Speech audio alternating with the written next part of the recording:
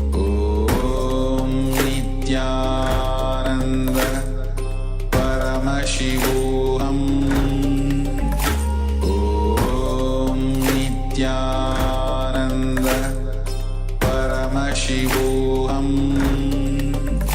Om Nityananda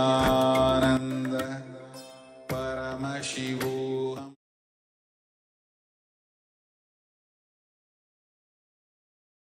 Yes, welcome back. You can relax now. So you've just had 2 rounds. The first round was an answer for a solution for a question for yourself. And in this second round, we have asked you to ask for a solution for a question that a partner had. So please share with us how you went. What was revealed to you by the Supreme Pontiff of Hinduism? So please take a moment to share.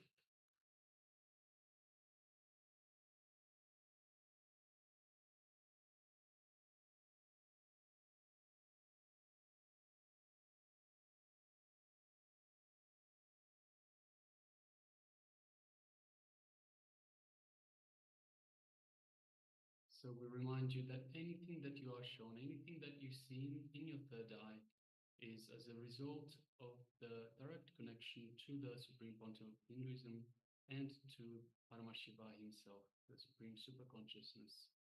So everything that you are shown, everything that you are told, that you are revealed is as is meant to be.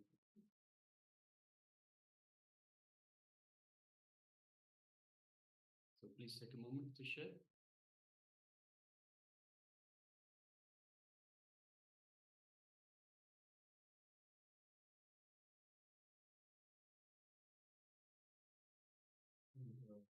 One more thing, can you mention your name in the Zoom?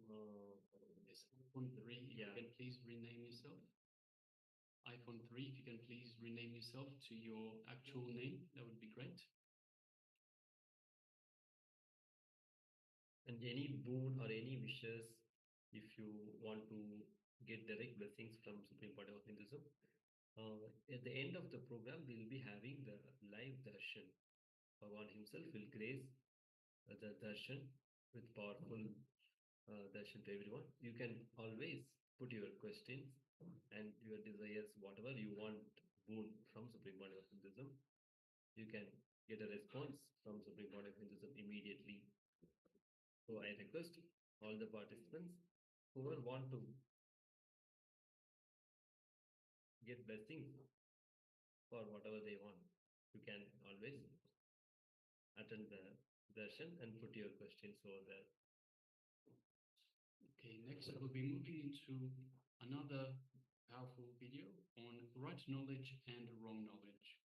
So Swamiji will take us through this video and help us identify right knowledge and wrong knowledge and how to use this knowledge in our life. Let us now come to the space of listening.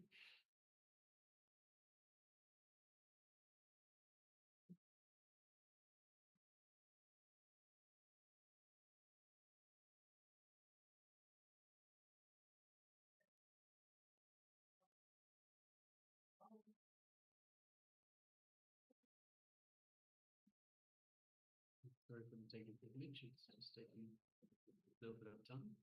Let us start. How to clean that state? How to remove the clutching with your thought patterns? How to remove the identification with your thought patterns? He is talking in the second 33, in the next language. Now starts all the theories, philosophies, are different ideas. The Sutra 5, Vriddaya Panchataya Klista Klishtaha. It's a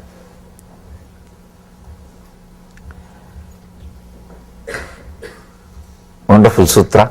Vriddaya Panchataya Taya Klishta Klishtaha. Let me translate. The modifications of the mind are 5. They can be either a source of anguish or of non-anguish. They can be source of suffering or joy. He says, now he is coming to theories. He says, the mental pattern is fivefold. The modifications of the mind are five. The fivefold thought patterns result in the alteration of anguish or of non-anguish, suffering or peace. Is coming down, is expressing a little different theory. He says mind consists of fivefold thought patterns. Now he's agreeing to your level. But when you say, no, this is there, that is there, clean it. Many times people come to me and say, Swamiji, I have all these problems, which meditation I should practice? I tell them, you yourself are diagnosed or you want me to diagnose you? Very rarely people surrendering, no, Swamiji, you diagnose and tell me what should I do. Then I tell them, you are on the right track. If you yourself are diagnosed, then nothing can be done. Even if I say this problem doesn't exist, please just come out. The simple technique is enough. You say, no, you don't know, only I know. Only I know. Big problem. And they have a set of ideas. They say, no, I have this problem, I have that problem, I have that problem, I have that problem. You don't know. Few years ago, I used to have outbursts.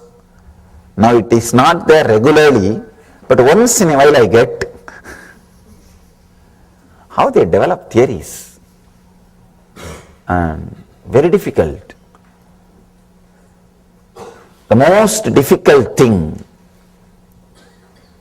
in the path of enlightenment is making the person trust that he is qualified for enlightenment. Nothing else is so difficult. Making him renounce the wealth, renounce the name and fame, renounce the power, prestige, all these things are not big job at all, because that gives so much of torture. Naturally people renounce. Naturally people throw that. That is not a big problem at all. All you need is making them understand. They renounce, they throw it away. Anything is very easy. The very difficult thing is making them understand they are qualified for experience. They are qualified for truth. That is the worst thing. Somehow you get into the mood, no way, at least not in this life. At least not in this life.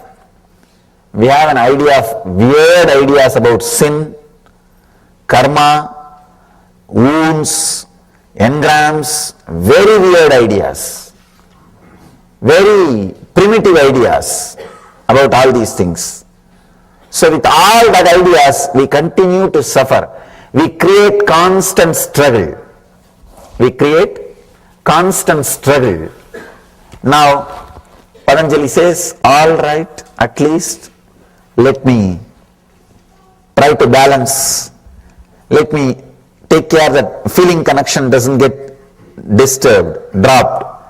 So if the feeling connection is there, at least I can lift that guy tomorrow. At least tomorrow, day after tomorrow, he can be lifted. If the feeling connection is also missing, he can never be lifted. It's like throw a rope.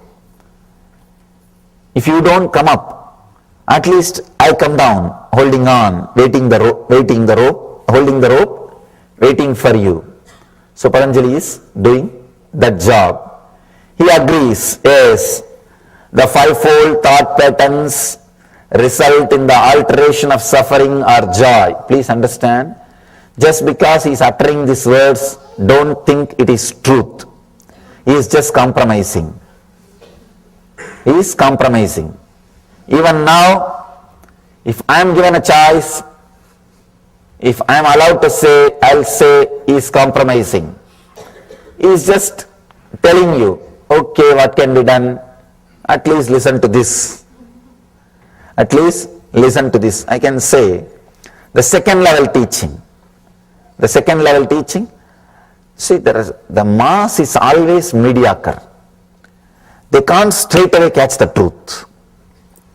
They need more words, beating around the bush. Then they think, oh, yes. People I have seen always, if the book is too big, they think this is very valuable.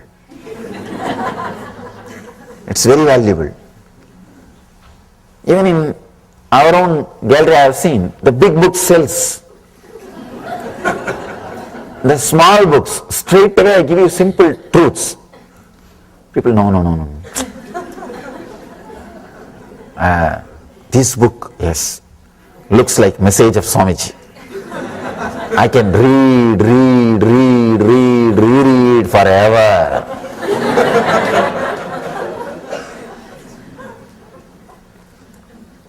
When you have a lot of material, your ego feels satisfied. And you feel you achieved something. You achieved something and you got something worthy for your money. No, really, that's what you feel. That is what here Patanjali is trying to do. The fivefold thought patterns, the modifications of the mind are five. They can be either a source of anguish or of non-anguish. That's a beautiful incident with Bernard Shaw. He wrote a book of 100 pages. Somebody asked him, what happened? Just 100 pages. He says, I don't have time. If I had time, I would have reduced it. I would have written only 40 pages or 30 pages. I don't have time. Please understand the paradox. He says, I don't have time, that is why I wrote 100 pages. If I had time, I would have written only 40 pages. I would have reduced, refined. Only when you don't have that much of patience, time or energy, you go on elaborating. I know Patanjali had intelligence, no doubt. But the disciples did not have intelligence. The disciples, I know what would have been the scene when Patanjali says, mind is not a thing, it is an action, just stop it. You would have been about to get up. And disciples said, no,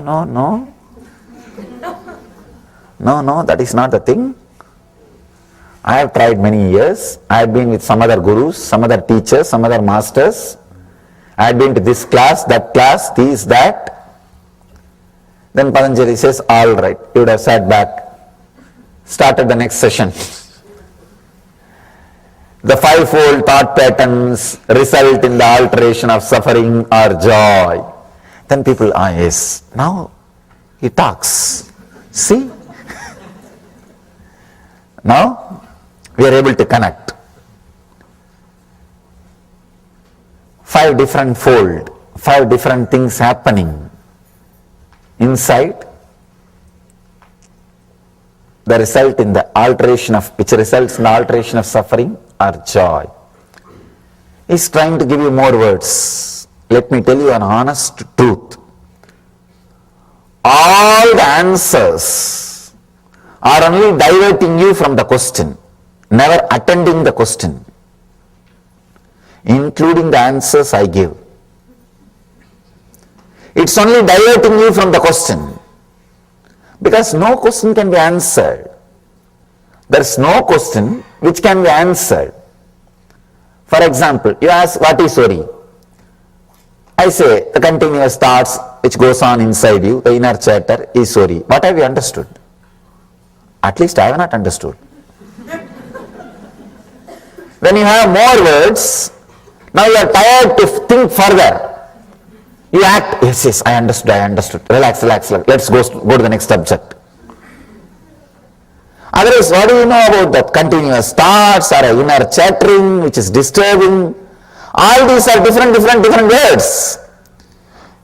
When familiar words are uttered, to explain unfamiliar words, you understand that as an answer. That's all. When I utter some familiar words, which you think you know already, as a response to the question of the unfamiliar words, which you think you don't know, You think I have answered your question. That's all. Otherwise, there is no question which can be answered. There is no question, no answer. Both are game. You act as if you are asking. I am acting as if I am answering. Just both of us are enjoying our company. That's all. Each other's company. Nothing else. Then directly we can enjoy. Why this game? That is the truth. That is the real truth. Without knowing this truth, we are continuously playing the game. We are going on playing. When you know this game, you realize we don't need this game and start sitting in silence, just in the presence. Till then, the game has to happen continuously. It has to go on and on and on. Asking questions, answers, and different questions. Actually, any answer will create further 10 questions.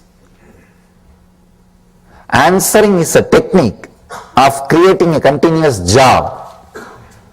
See, understand, whenever I answer questions, I am creating continuous questions so that I will have job security.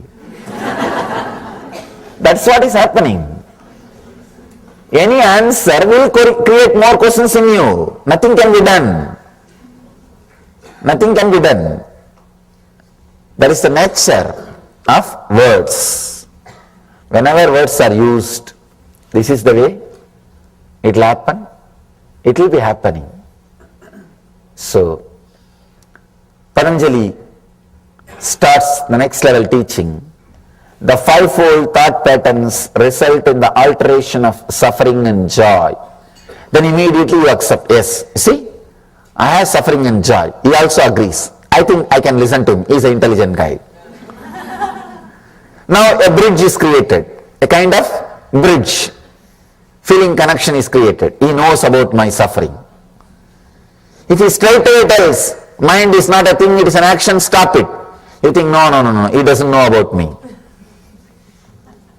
He doesn't know about you.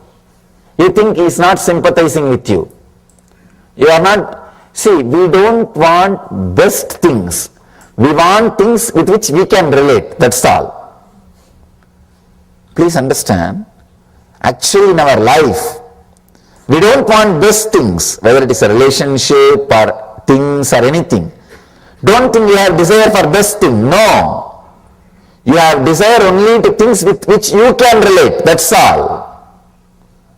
You want to be very comfortable with your mental setup. It is not that you want only best things. If you want only best things, naturally the moment you see the master, you will drop everything and go behind him.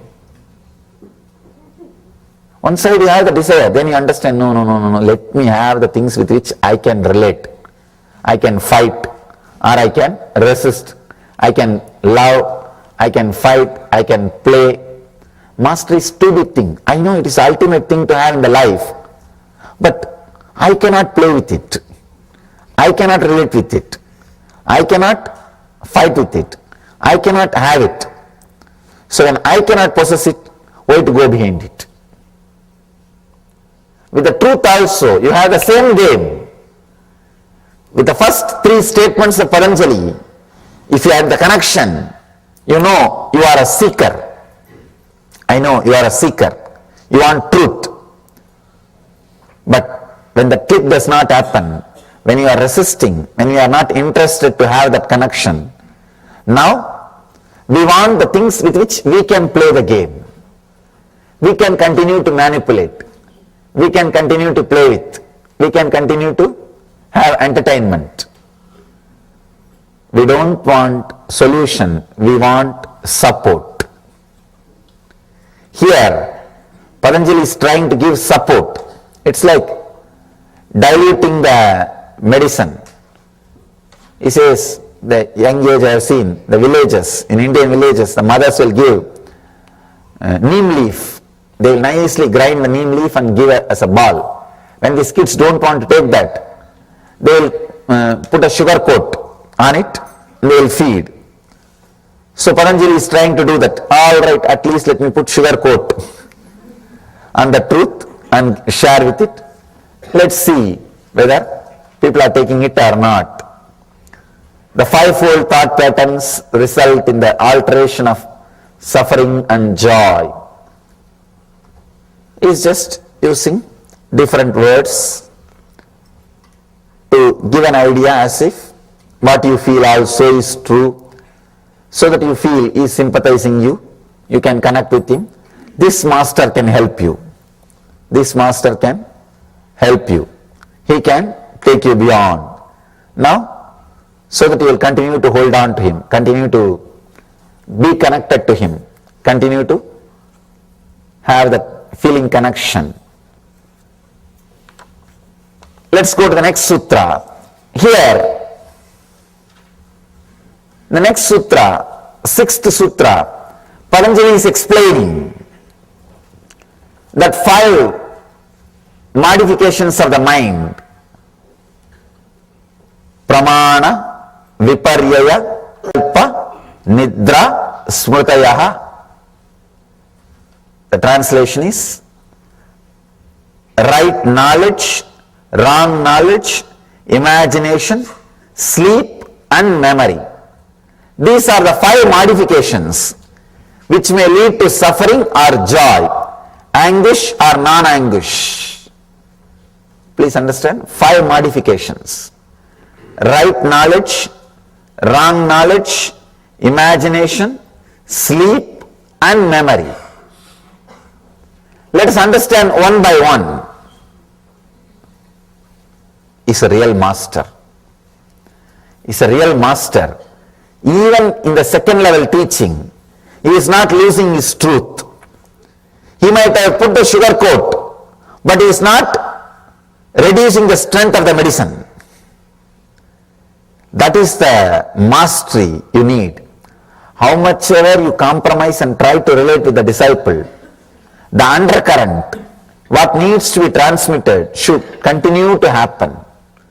Should continue to happen. So here, Patanjali is doing that job very beautifully. He says, right knowledge. First thing he says, which can lead to suffering or joy, first thing is right knowledge. You may think, right knowledge is also a binding. He says, yes, it is binding. Many times, even though it is right knowledge, even then, it's a mind. Even though it's right knowledge, it's a mind. Going beyond right knowledge and wrong knowledge, that is enlightenment. Even the right knowledge is bondage. There is a beautiful story by Ramakrishna. One guy was caught by 3 thieves in the forest. They robbed him completely. One thief said, let us kill him. Why to leave him? The second guy says, no, what is the need of killing? Unnecessary. Let us tie him in the tree and go away.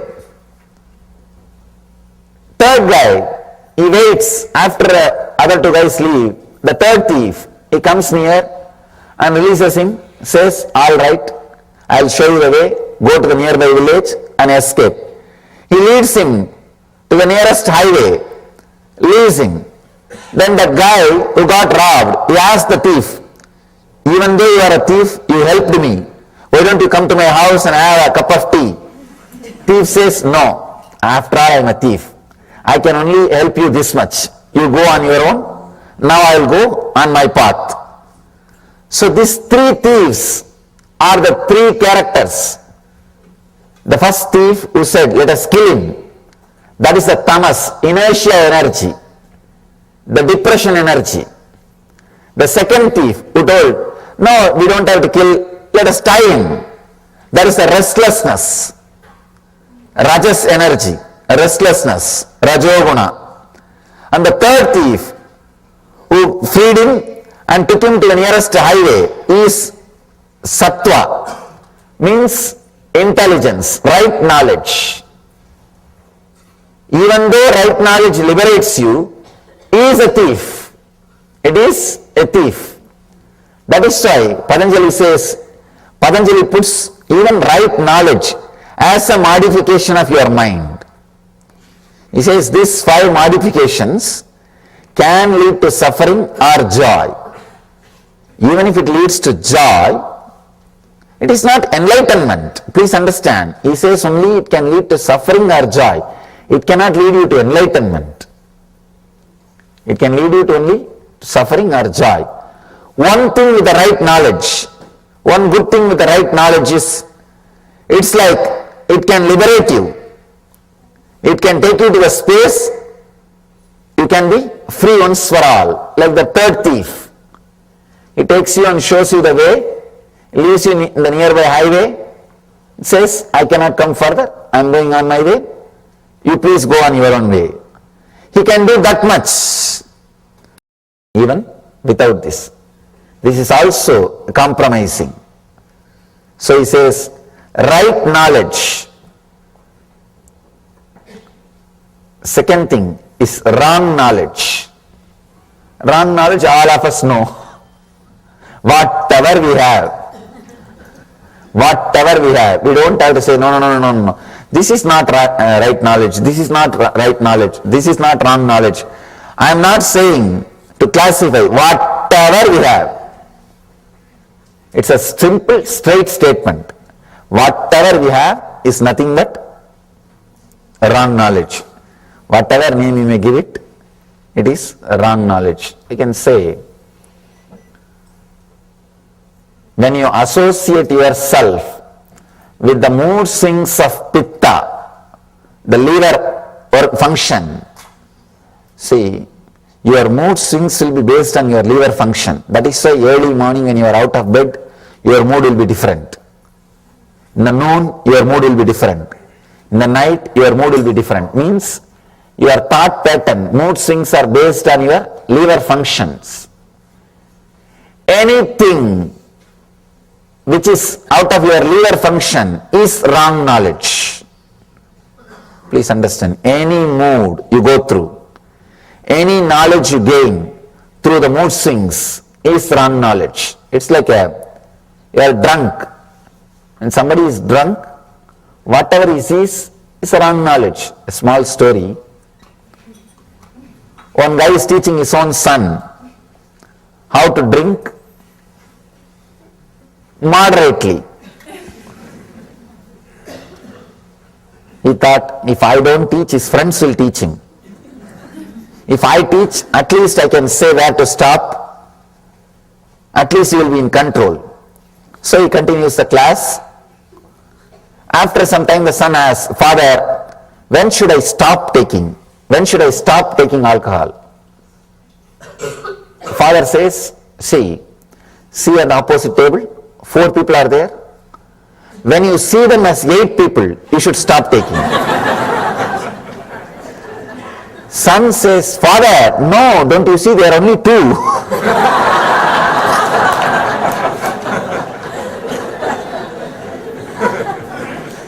So anything based on your pitta, means liver function, is wrong knowledge. See, that is why when you want the food, your feeling idea about food is different. After you finished eating, suddenly your mood, your idea about food is different. Same way with the lust. When you want the experience, your idea about the other person, your idea about the beauty, your idea about lust, everything is different. When you are finished, suddenly the idea about the other person, idea about the lust, idea about the act, everything is different. So knowledge based on your body hormones, same way taste, food or physical touch or anything, before having, your idea is different. After having, idea is different. It just changes. So anything based on the hormone, the pitta, is wrong knowledge. It is wrong knowledge. But people enjoy wrong knowledge. Please understand, really. They enjoy wrong knowledge. They don't want to be in the right knowledge, because the right knowledge sometimes hurts you. Really. It constantly reminding you to get enlightened. It's like a constant nagging. Get enlightened, get enlightened, get enlightened. You just want to switch it off. That is why so much of alcohol, understand, so much of alcohol in the humanity, well, you know, right knowledge awakens spiritual seeking in you, which is very costly. Your whole life will be different. You have to enter into a new zone, new space, which is risky. You may not know about that new zone. So you want to be in your old cozy field. You say, no, forget about it. This house is enough, this wife is enough, this car is enough, this office is enough, let me run. You are afraid to enter into that zone of seeking, because seeking is such, it will just take away your whole life. It is internal tsunami. It just changes you. Nothing else is required. You are new. You are washed. You are fresh. Whatever needs to be taken away from you, leaves you. Only whatever needs to be left is left. It's a very powerful internal tsunami. When you are afraid of that, the right knowledge means reality always leads you to seeking. In the world, there are only two categories. One, seekers. Another one, people who are addicted. That's all. You can't be between. Either you have to be a seeker or you have to be addicted. Because you have to escape from the right knowledge. You have to put that off. You have to switch it off. You have to divert yourself. You can't be constantly in the right knowledge. Because right knowledge constantly asks you to seek further, seek further, seek further. It doesn't let you rest. It doesn't say, no, you can lie down, I will come tomorrow. No. It's like credit card company. Constantly calling you. Constantly calling you. So seeking does not let you rest. That is why all over the world, why do you think all over the world, in all cultures, alcohol is like a habit? Alcohol is next to food, consumed next to food, because man wants to be in wrong knowledge. He wants to be in delusion. He wants to be deluded. He wants to be in imagination. He doesn't want right knowledge. He doesn't want to be in reality. How many laws? Almost all countries have laws about the alcohol. But no country is able to stop. No country is able to stop. All countries, all cultures, all civilizations, all of them tried to ban alcohol. At least few times they have tried. But the moment they ban through the law, more alcohol is consumed. It becomes a big problem. It becomes a big headache for the government, police, law enforcement departments. Then nothing can be done. They open it.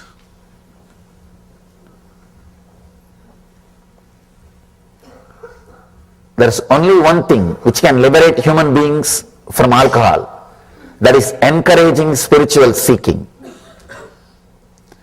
Just like we have so many insurances, we should create one more insurance. If you are doing spiritual seeking and lose something, they are insured. If a civilization can ensure spiritual seeking, if civilization can give you assurance, be a spiritual seeker, you will not lose anything. Our civilization, society setup is created in that way. In India they tried. And the experiment was really successful. If you are a seeker, you will never lose anything in that society. anything in that society. In my case, I lived cream of my life is youth. Between 17 to 25, I neither studied nor worked for the society. If I was in any other country, I would have been put in the homeless asylum, homeless shelter, or mad people asylum. They would have put me in all psychotherapy, psychiatry, psychopathy, all kinds of pathis and therapies and deprogramming programs. They would have put all possible medicines and doses on me. But the great civilization, the great society did not do that to me. When I was on my own, when I started seeking, it had sympathy, it had passions, it had compassion. Apart from that, it gave me food, shelter, clothes, everything with respect. Understand? Not saying you are an unwanted guy, but we have to maintain what to do. No. Not with that feeling, how the homeless people are served. The developed countries, how the homeless people are treated. We will give you food, you are unwanted guy, what to do? We will give you what you need. At least don't become a criminal. We will give you what you need. Just keep quiet. Not with that unwanted feeling. No. With encouraging. Please do it. You are right. You are right. Anywhere, if I am given food without they touching my feet, I am not supposed to accept. And that is the way I lived. Understand? You can't imagine giving food to a homeless guy and touching his feet with respect. Can you imagine? No. You can't imagine. In the developed countries, you will give food and shelter and clothes and whatever needed to a homeless guy and fall at his feet and do namaskar. Offer your respect. Saying you are right, please, you are encouraged, please do what you are doing. No. But the civilization did it. The society did it. When I go around all over the world, I understand. I am surprised. The civilization was built for enlightenment. It is built to create enlightened beings. Many times people ask me, why only in India so many enlightened masters are there? Why they are not spread all over the world? They should have been spread. God should have sent here and there. Why they are all completely concentrated in India? Please understand, it is not an accident. It is an incident. The civilization itself is prepared, trained, created for enlightened masters. Same way, there are many things missing. They don't have 911, as I told you yesterday. They don't have many things which developed countries have. But they have few things which no other civilization can produce. The insurance for seekers. The whole society is an insurance for seekers. Whole civilization is insurance for seekers. Billions and billions of rupees are spent in creating infrastructures, basic needs for the seekers who wander all over the country. Billions of dollars is spent by philanthropists. The first philanthropy activity in India is not creating education infrastructure or medical infrastructure. Infrastructure for seekers. That is the first priority. In India, any rich man, see in the developed countries, any rich man, if he is fed up with the money, if he wants to do charity, only when he feds up with the money, he will do charity. When he feds up with the money, and he wants to do charity, the developed countries, he may create an hospital, or he may create a school. But in India, if he is fed up with the money, and if he wants to do charity, first thing will be, he will create a monastery, or a temple. Means infrastructure for seekers. The whole civilization is directed towards enlightenment, towards seeking. So only if you give assurance and respect for seeking,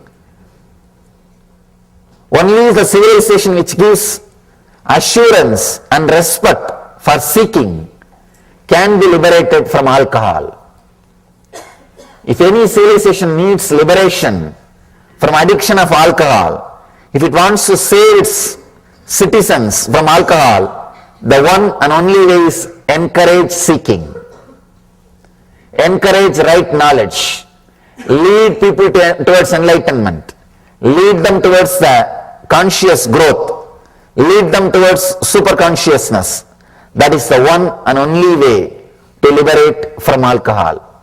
Till then, alcohol will continue to rule.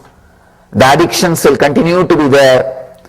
The drugs, the products which gives the kind of the illusory feeling will continue to exist either directly or indirectly, legally or illegally in the society or under cover. It will continue to exist because man cannot live without right knowledge or wrong knowledge.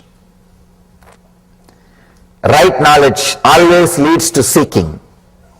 If that is not encouraged, that is not accepted in the society, if that is not the right track which he can take up, if he is not respected, taken care, if he takes up the right knowledge, naturally what he will do?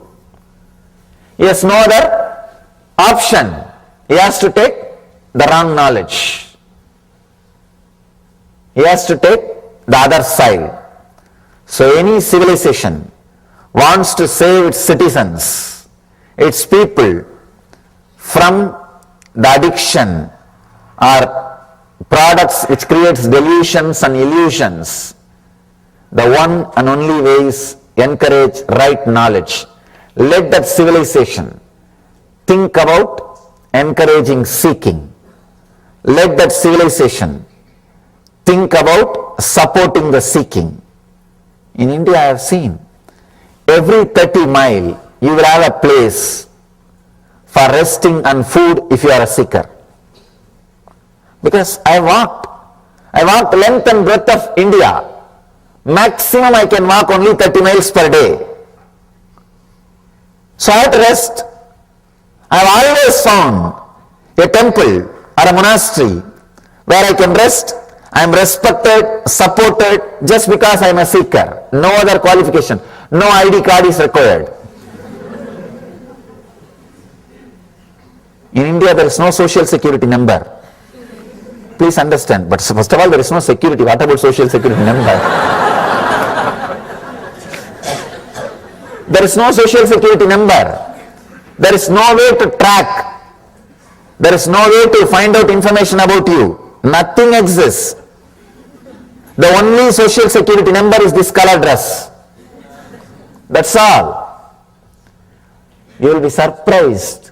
Even in the train, government trains, the government officials who are supposed to take care that whether TTs, ticket checkers, will not ask for a ticket. If you are wearing this cloth, I am giving you some tips to travel in India.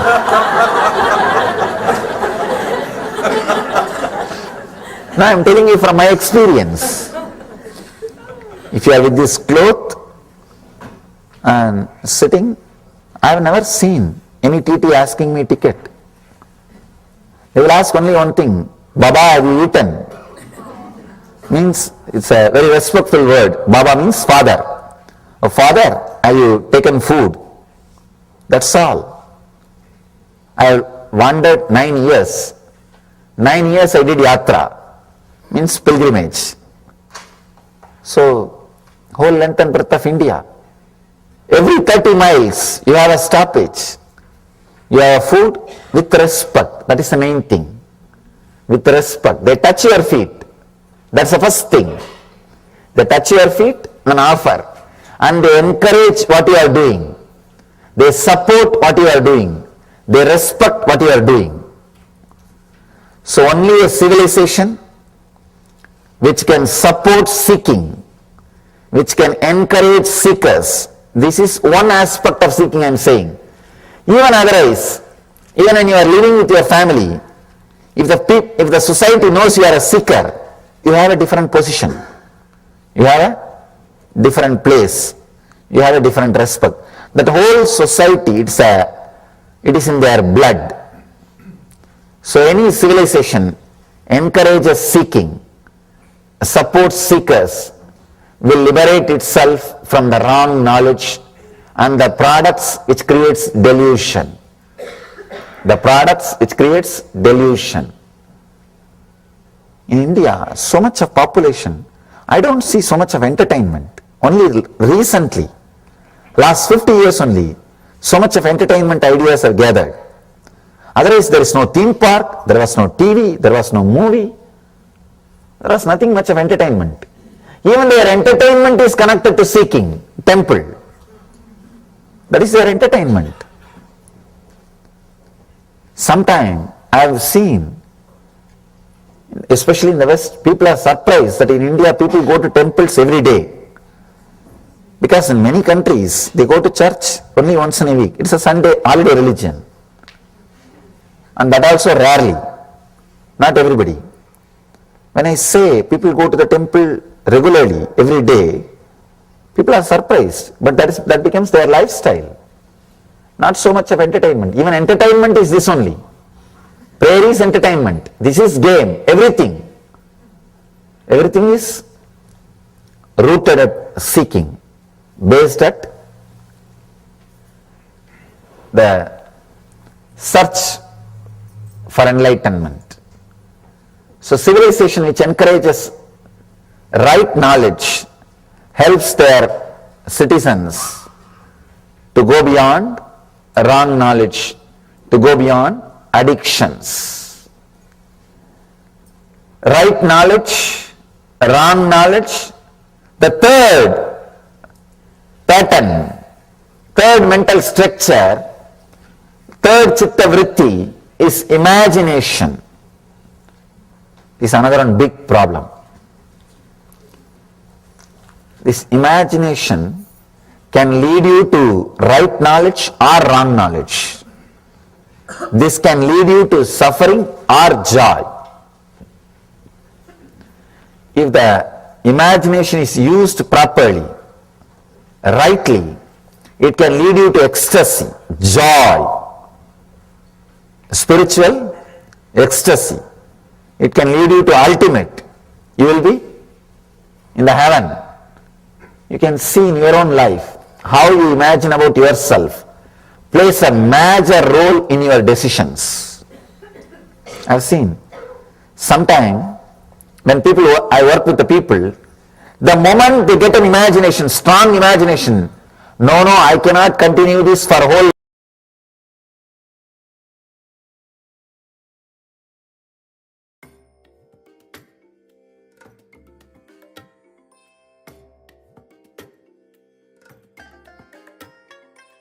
I bless you all. Let you all open all your three eyes and manifest the powers of Mahasadashiva. Om Nityananda Paramashivam. Om Nityananda Paramashivam. Om Nityananda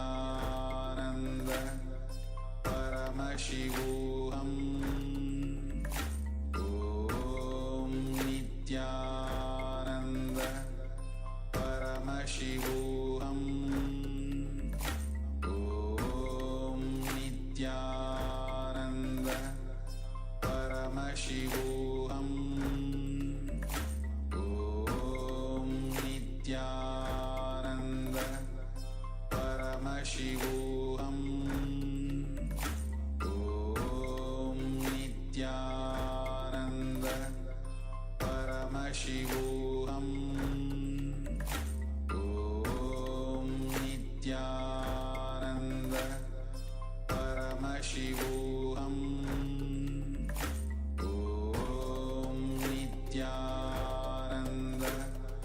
Paramashivam. Om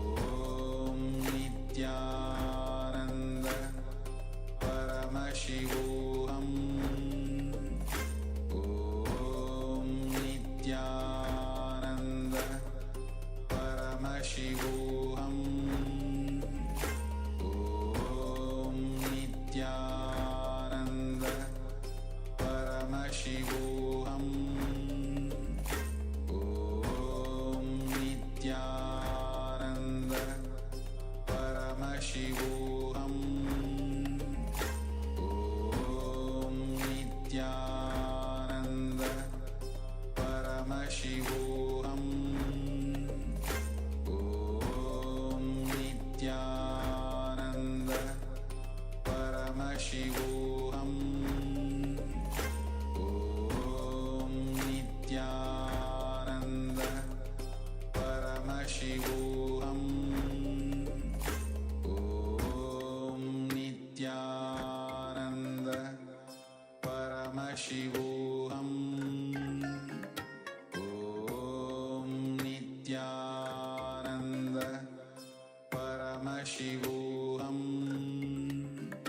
Om Nityananda Paramashivoham. Om Nityananda Paramashivoham. Om Nityananda Paramashivoham.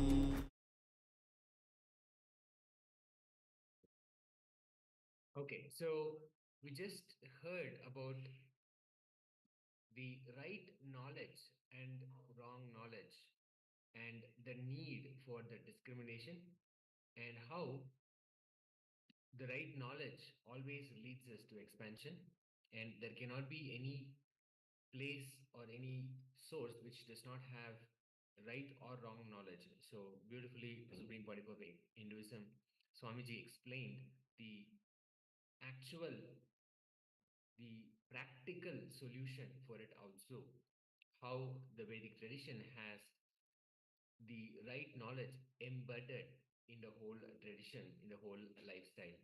So now we will now enter into a beautiful meditation guided directly by the Supreme Pontiff of Hinduism. We'll have the experience of the Hukara. In this meditation, what will happen is we'll enter into a very beautiful and profound, deep silence in our inner space. All our thoughts, all our samskaras, engraved memories, they will all melt down and you will enter into this beautiful meditative space. So let us now get ready, become available for Swamiji, the Supreme Pontiff of Hinduism, for this meditation.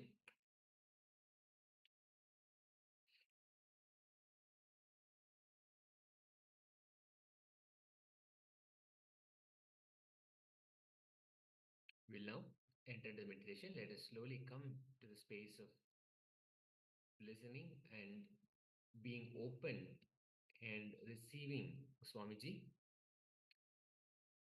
Not only the technique, but the direct experience of this meditation will be given by Swamiji. So let us now become available to the Supreme Pontiff of Hinduism as he takes us through the Hukara meditation. So let us start.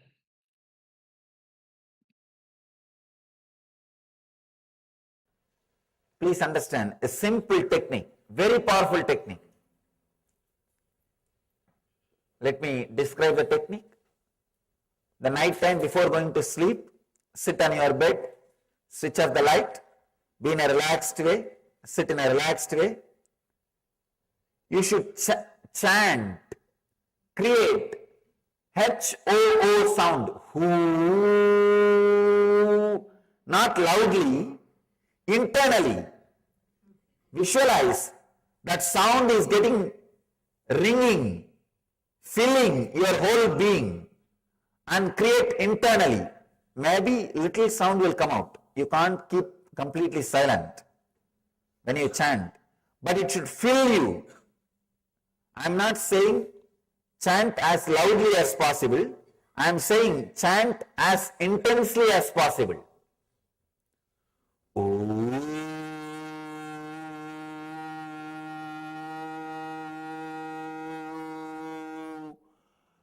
The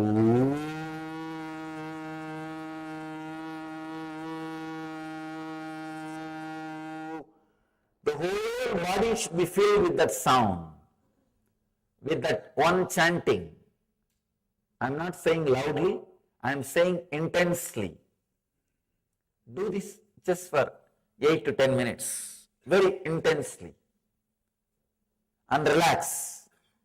You will see, you will be alive, aware, even during your sleep. When you are out of sleep, you will be fresh. You will be jumping out of your bed. Your walk from your bed to the bathroom will be a dance. It will not be just walk. It will be ecstatic dance. You will be fresh. It's a very powerful technique to move from sleep to samadhi, sleep to superconscious state. It's from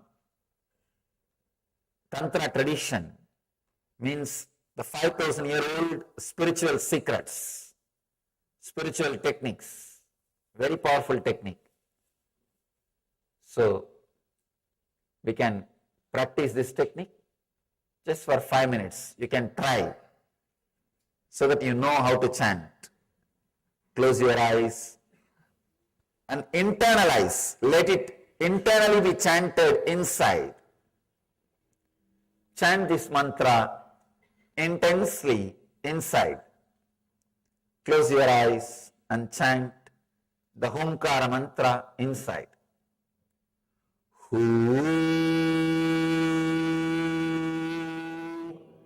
As intensely as possible.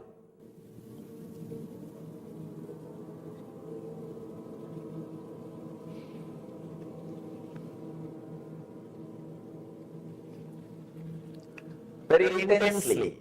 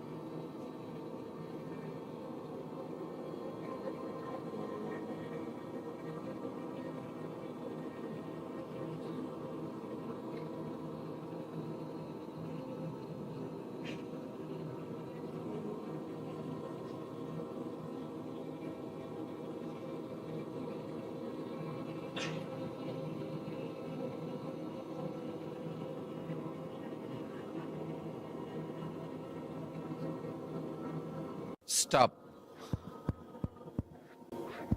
Stop. You can open your eyes. Try this technique before going to sleep.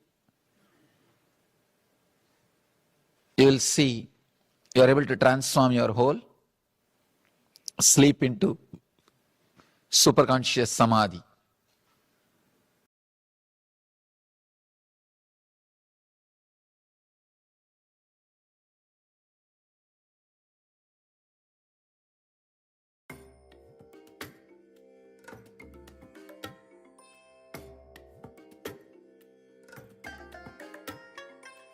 I bless you all. Let you all open all your three eyes and manifest the powers of Mahasadashiva. Om Nityananda Paramashivam. Let us slowly relax from the meditation. Such a powerful meditation directly guided by the Supreme Pontiff of Hinduism, Swamiji. From this beautiful meditative space, let us now enter into power manifestation.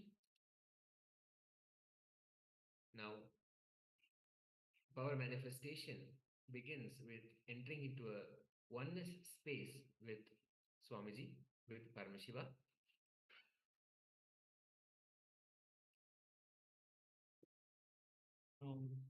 Sit with cross-legged posture or any posture which is comfortable for you, and keep your spine straight.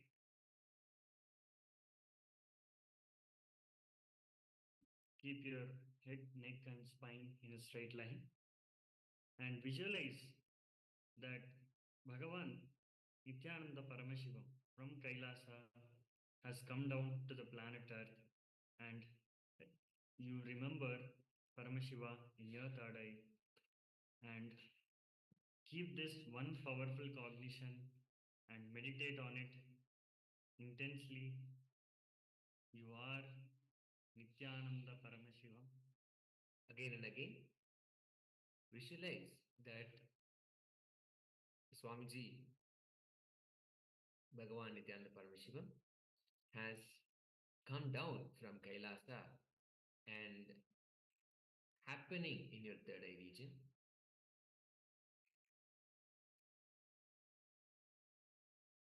Then intensely meditate on that powerful cognition that you are Nithyananda Paramashiva.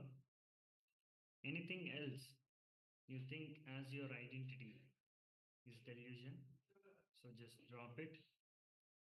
Only keep you are Nithyananda Paramashiva, and unclutch intensely to experience the state of Paramashiva, and complete completion to experience the space of Paramashiva, and oneness to experience the powers of Paramashiva,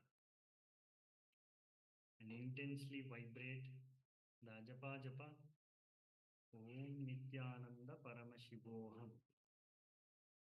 deeply, with a deep feeling connection to the Bhagavan Swamiji. We'll now play the oneness capsule, which will directly take us to the space of oneness with Swamiji. Let us now come back to that space.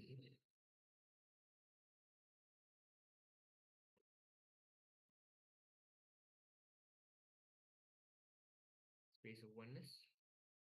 Let us slowly enter into that space of oneness.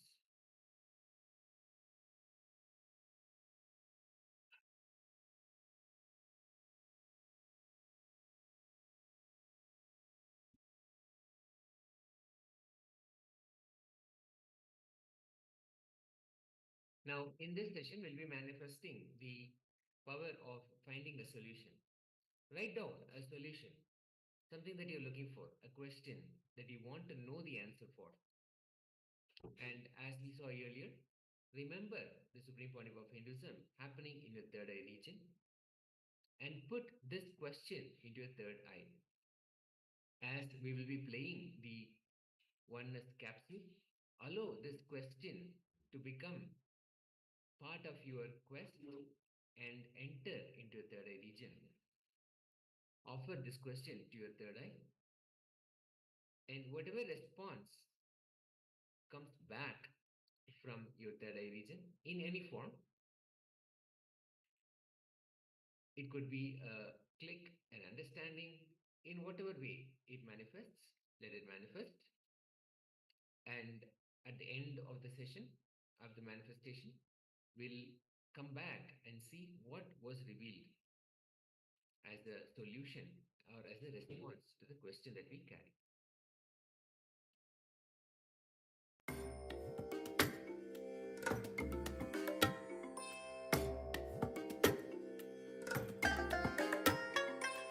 I bless you all. Let you all open all your three eyes and manifest the powers of Mahasadashiva. Om Nityananda Paramashivam.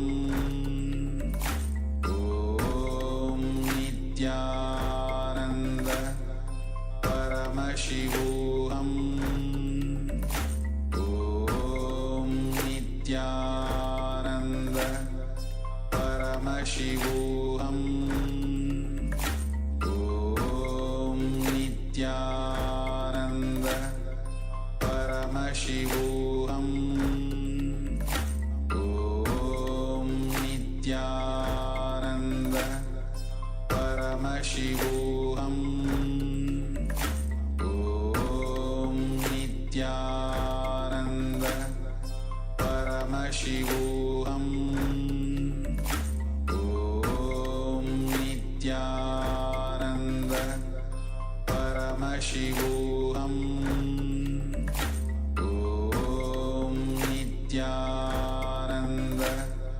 Paramashivam.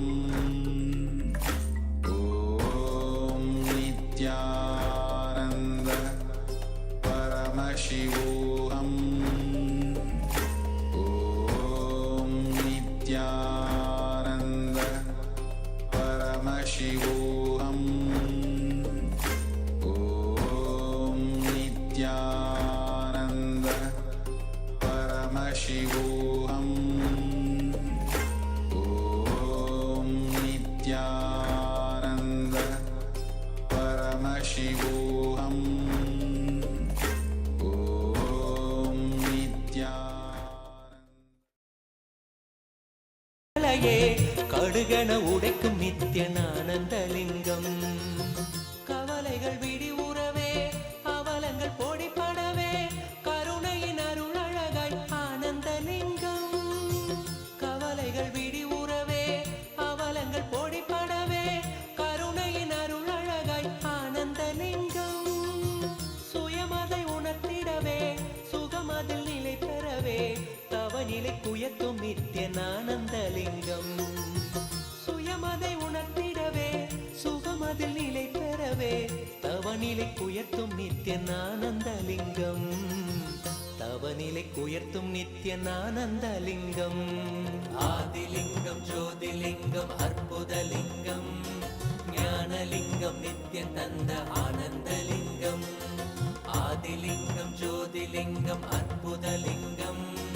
Gnanalingam நித்யம் தந்த ஆனந்தலிங்கம்.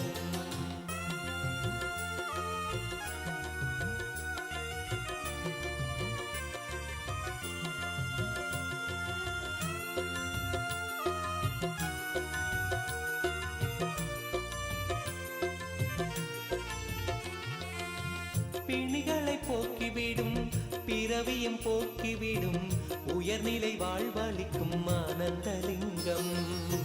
பிணிகளை போக்கிவிடும், பிறவியும் போக்கிவிடும், உயர்நிலை வாழ்வளிக்கும் ஆனந்தலிங்கம்.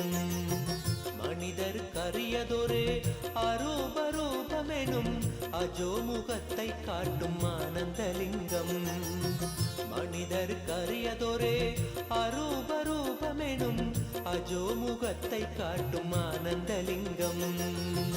அமரர்கள் உலகமெல்லாம் அருள் பெற விரதம் கொண்ட 1008 நித்யனானந்த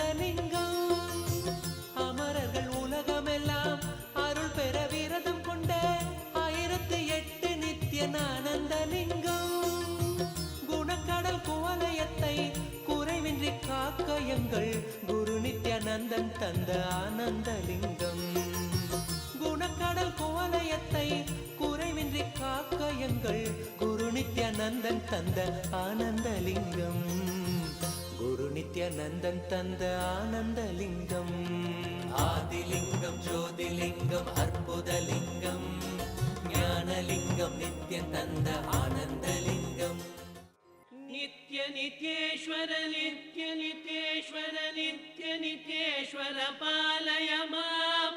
நித்ய நித்யேஸ்வர நித்ய நித்யேஸ்வர ஆனந்தேஸ்வர பாலய மாம். நித்ய நித்யேஸ்வர நித்ய நித்யேஸ்வர நித்ய நித்யேஸ்வர பாலய மாம். நித்ய நித்யேஸ்வர நித்ய நித்யேஸ்வர ஆனந்தேஸ்வர பாலய மாம். அருணாச்சல சிவ சரணம் சரணம் அருணாச்சல சிவ சரணம் சரணம். நித்ய நித்யேஸ்வர நித்ய நித்யேஸ்வர நித்ய நித்யேஸ்வர பாலய மாம். நித்ய நித்யேஸ்வர நித்ய நித்யேஸ்வர ஆனந்தேஸ்வர பாலய மாம். ஆனந்தேஸ்வர சரணம் சரணம் ஆனந்தேஸ்வரி சரணம் சரணம். நித்ய நித்யேஸ்வர நித்ய நித்யேஸ்வர நித்ய நித்யேஸ்வர பாலய மாம். நித்ய நித்யேஸ்வர நித்ய நித்யேஸ்வர ஆனந்தேஸ்வர பாலய மாம். மூலதர சக்ரே சரணம் சரணம் கணபதி ரூபே சரணம் சரணம். நித்ய நித்யேஸ்வர நித்ய நித்யேஸ்வர நித்ய நித்யேஸ்வர பாலய மாம். நித்ய நித்யேஸ்வர நித்ய நித்யேஸ்வர ஆனந்தேஸ்வர பாலய மாம். ஸ்வாதிஷ்டான சக்ரே சரணம் சரணம் சந்தரூபே மம சரணம் சரணம்.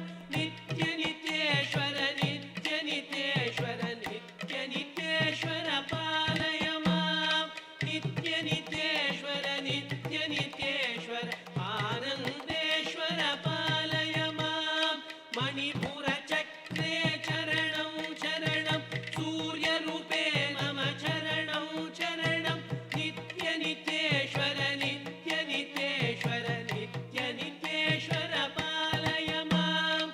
நித்ய நித்யேஸ்வர நித்ய நித்யேஸ்வர ஆனந்தேஸ்வர பாலய மாம். அனஹத சக்ரே சரணம் சரணம் விஷ்ணு ரூபே மம சரணம் சரணம். நித்ய நித்யேஸ்வர நித்ய நித்யேஸ்வர நித்ய நித்யேஸ்வர பாலய மாம். நித்ய நித்யேஸ்வர நித்ய நித்யேஸ்வர ஆனந்தேஸ்வர பாலய மாம். விசுத்தி சக்ரே சரணம் சரணம் சக்தி ரூபே மம சரணம் சரணம். நித்ய நித்யேஸ்வர நித்ய நித்யேஸ்வர நித்ய நித்யேஸ்வர பாலய மாம். நித்ய நித்யேஸ்வர நித்ய நித்யேஸ்வர ஆனந்தேஸ்வர பாலய மாம்.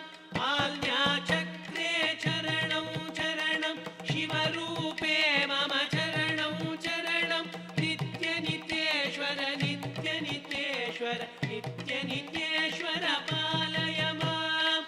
நித்ய நித்யேஸ்வர நித்ய நித்யேஸ்வர ஆனந்தேஸ்வர பாலய மாம்.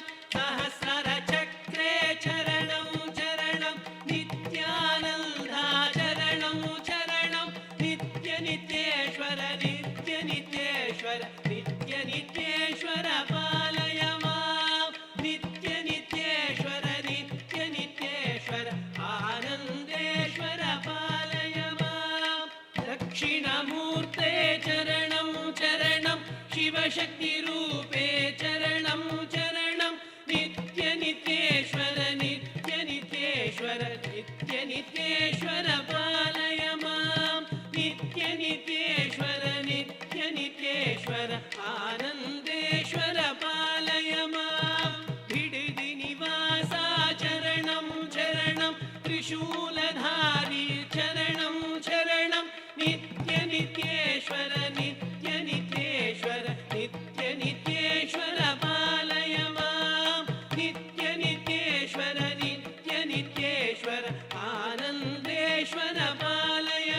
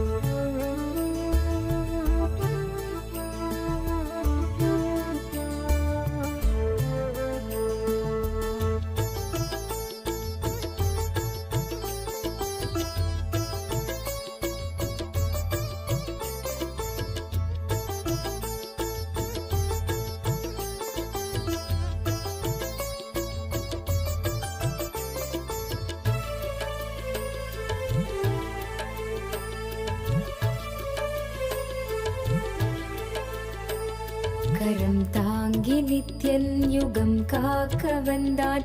வரம் தந்து எம்மை வளம் காண செய்தான். உளம் கொண்ட மாறான எண்ணங்கள் நீக்கி என்றும் நித்யானந்தம் கொண்டாடச் செய்தான். சரணம் குரு நித்யானந்தா, கருணை பொழிவாய் நித்யானந்தா. சரணம் குரு நித்யானந்தா, கருணை பொழிவாய் நித்யானந்தா.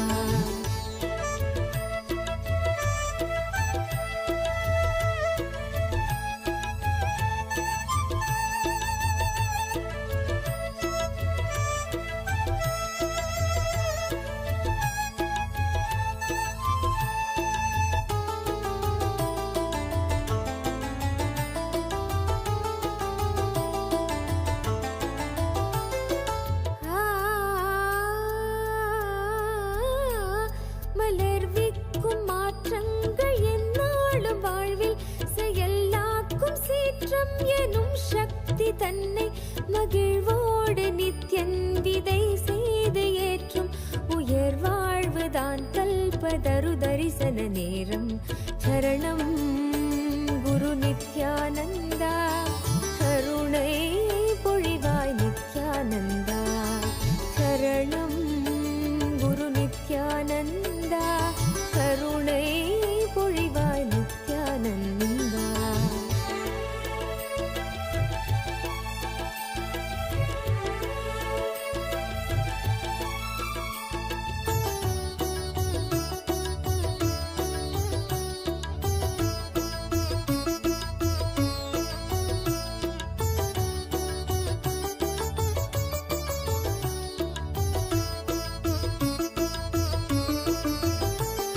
யுகந்தோறும் மாறாதவை யாவையும் நாம் உணர்வாலே ஏற்கும் உயர் புத்தி தந்து. யுகந்தோறும் மாறாதவை யாவையும் நாம் உணர்வாலே ஏற்கும் உயர் புத்தி தம்மை இனம் கண்டு கொண்டு இறை வாழ்வு காணும். இனம் கண்டு கொண்டு இறை வாழ்வு காணும். நிறைவான காலம் கல்பதரு தரிசன நேரம். நிறைவான காலம் கல்பதரு தரிசன நேரம். சரணம் குரு நித்யானந்தா, கருணை பொழிவாய் நித்யானந்தா. சரணம் குரு நித்யானந்தா, கருணை பொழிவாய் நித்யானந்தா.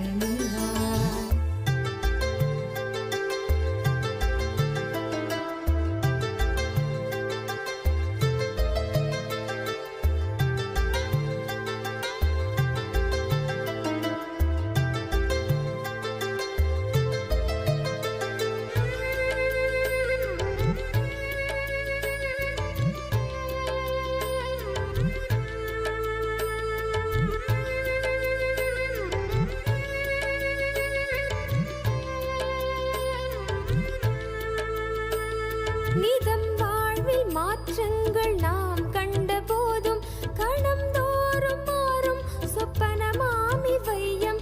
நிதம் வாழ்வில் மாற்றங்கள் நாம் கண்ட போதும் கணம் தோறும் மாறும் சொப்பனமாமி வையம். எனும் யுக்தி தன்னை உணர்வுள் நிறுத்தி, எனும் யுக்தி தன்னை உணர்வுள் நிறுத்தி ஜீவன் முக்தனாக்கும் கல்பதரு தரிசன நேரம். ஜீவன் முக்தனாக்கும் கல்பதரு தரிசன நேரம். சரணம் குரு நித்யானந்தா, கருணை பொழிவாய் Nithyananda.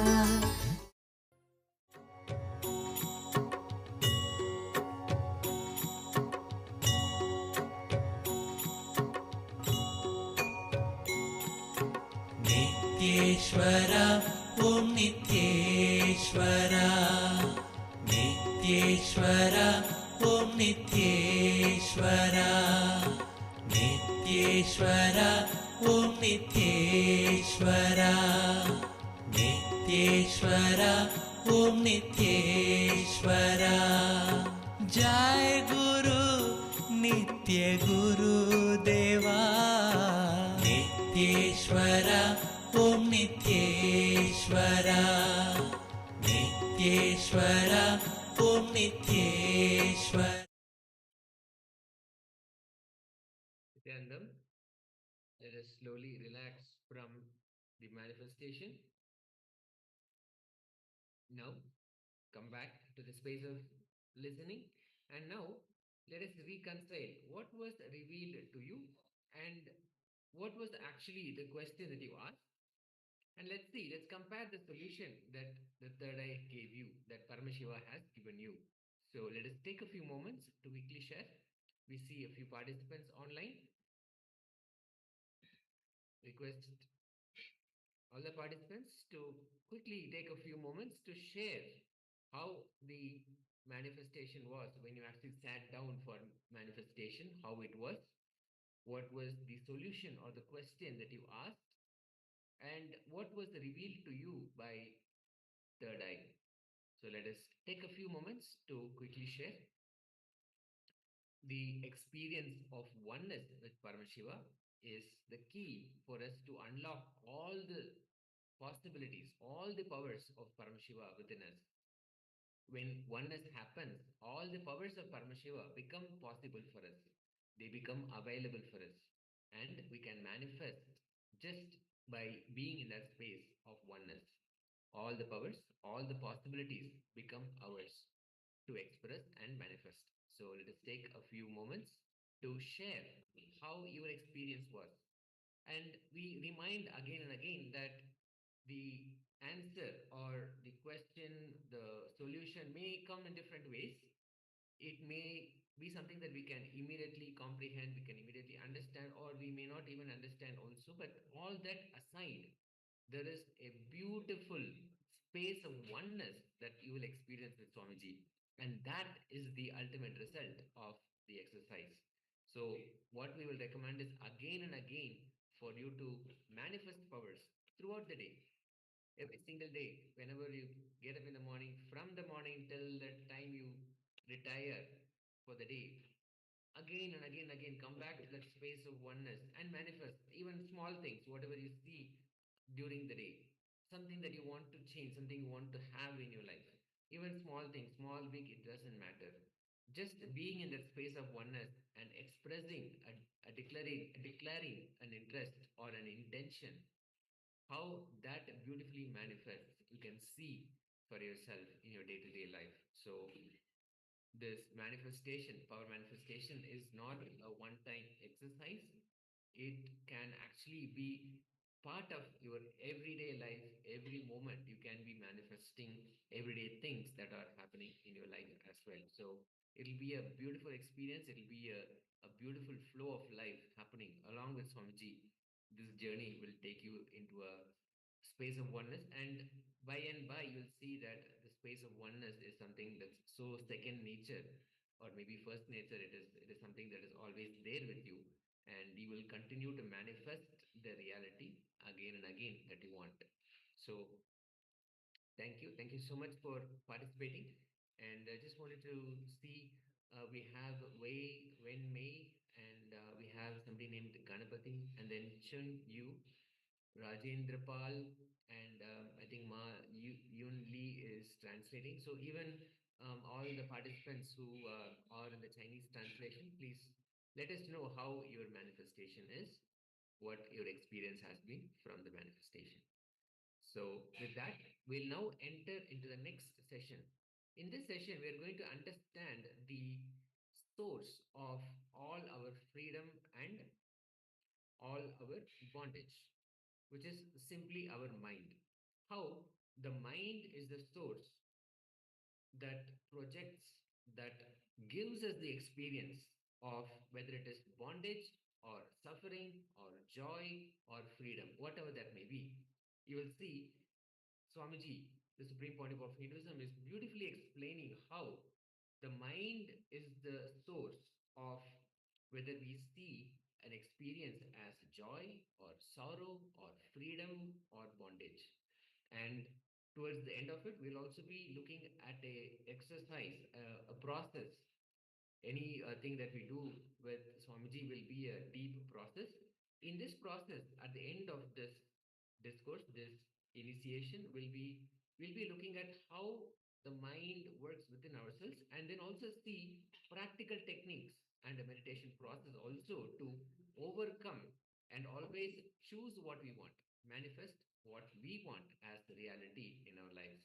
So let us come back to the space of listening and listen to the Supreme Pontiff of Hinduism.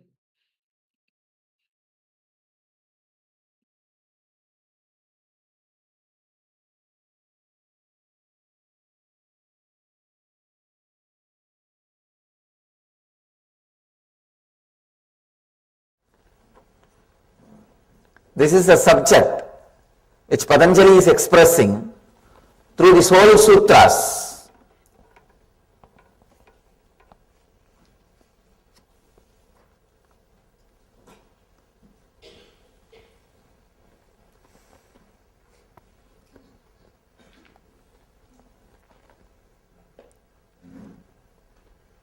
Illumining your comprehension means seeing things properly, with a proper light, with awakened vision. Your mind is your bondage. Your mind leads you to freedom. Mind can make anything out of anything. Any situation can be experienced as any situation. It can either enjoy or suffer the same situation. It can experience joy or being defamed in the same situation. It can comprehend pleasure or pain in the same situation. It can make you experience anything out of anything. I have seen people coming to me for healing. After 2 days they will come.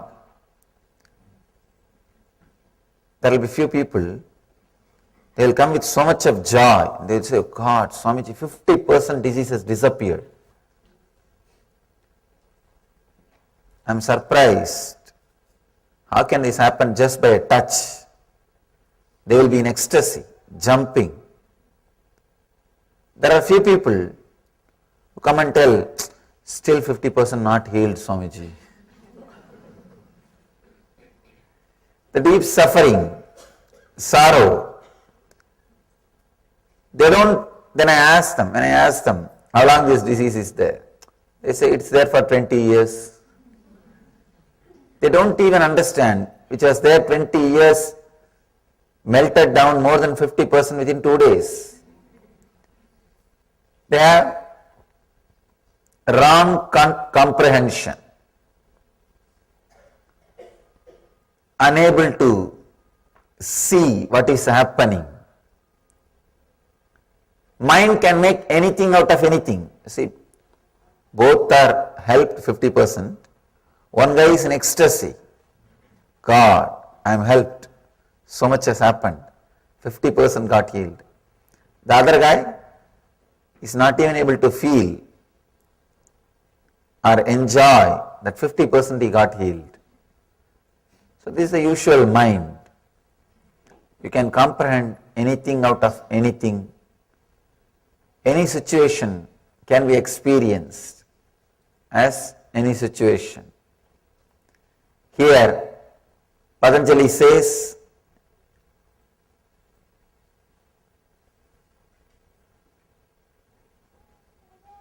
these 5 modifications: right knowledge, wrong knowledge, imagination, sleep, and memory. These 5 can be the reasons for your pleasure or pain, for your anguish or joy, for your peace or restlessness. You can use these 5 towards anything. Sometimes people ask me, how can right knowledge be the reason for suffering, Swamiji? How can we use right knowledge for suffering? Here Patanjali says all these five can be reason for suffering or joy. Please understand, many times I have seen people creating guilt out of right knowledge. I told you a story a few days before. People understand an enlightened person should be very calm, cool, collective, balanced. This is a kind of a right knowledge. But they use that knowledge and start creating guilt, expectations, difficulties inside them. Even right knowledge in the wrong hands can create suffering, can create difficulties. I have seen people having some idea about how life should be, this, that. Actually, if you see, it will be right knowledge, just like this situation. I was telling you a story, one Zen master crying when his master died. We have an idea, enlightened person should not cry. He is supposed to be balanced. It's a kind of a right knowledge only. But when you apply, misunderstand, misuse, it can create agony inside you. You can use that same idea to create guilt in you, or questions in you, doubt in you. Even right knowledge in the hands of wrong person can create suffering. Of course, wrong knowledge always creates suffering. People ask me. One more question. Patanjali says here, all these five can create right, can create joy or suffering. How can wrong knowledge create joy? Can create suffering, we know. How can wrong knowledge create joy? Sometimes, accidentally, even wrong knowledge leads you to joy. Even wrong knowledge leads you to next level, next step. I have seen many instances. They may not know the reason, the right reason, but they do the right act. Without knowing right reason, without having the knowledge about right reason, but doing right act. That kind of situations, even wrong knowledge leads you to joy. Wrong knowledge leads you to pleasure.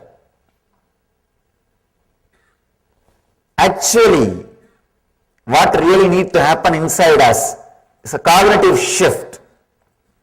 Means your comprehension should be illumined. Straight away able to relate with the truth without difficulties, complications, torturing, straight away ability to relate with the truth. I have seen many times in my experience, people can neither resist the joy and ecstasy of being in my presence, but nor they can drop their arrogance, nor they can come out of their ego. They continue to come and continue to criticize something. I tell them, if you are feeling like criticizing, don't come, relax, be where you are. They are not able to, no. That we can't do. They will continue to come, but continue to criticize something. They can neither keep themselves away, nor completely able to surrender or relax. Means the wrong comprehension. The cognitive shift has not happened. Here, Patanjali emphasizes on cognitive shift. Let us understand all these 5 modifications: right knowledge, wrong knowledge, imagination, sleep and memory. Yesterday we understood right knowledge and wrong knowledge. Today we will enter into imagination. Imagination, same way, can lead you to joy or pain, suffering or ecstasy. See, almost all meditation techniques are based on imagination, except very few techniques. The clicks, what I call initiations, except the initiations directly from the master, all other techniques use imagination. For example, the unclutching, the science of unclutching, or the first technique which Patanjali spoke, your mind is not a thing, it is an action, stop. This is not using your imagination. This is a straight initiation. Straight initiation, straight click. Except this kind of initiations, this kind of clicks, all other techniques are using your imagination. When the imagination is used to lead to pleasure, to make you experience ecstasy, it is called meditation. The same imagination is used to lead you into suffering, it is called mind. There are only two things. Either your mind can continuously condition you, or it can continuously liberate you. Your imagination can either go this way or that way. It cannot stand still. It cannot stand still. We need to understand this one fact. We always think, I may not be progressing spiritually, but I am stuck somewhere where I am. No. Either you progress or you are going down. There is no such thing as stuck. Please be very clear. There is no such thing as stuck. Either you are going up or going down, like skiing. There is no such thing that you can stop or stand stuck. No. It doesn't happen in the inner field. If your imagination is used by you to liberate yourself, to uncondition yourself, it is called meditation. If your imagination is used to bind you more and more, to create more and more bondage, it is called mind. Conditioning. I have seen even the great knowledge about yoga, people start using it for one more conditioning. I have seen thousands of people reading Yoga Sutra, they will be depressed because they misuse this knowledge, they abuse this knowledge, they misinterpret this knowledge, they start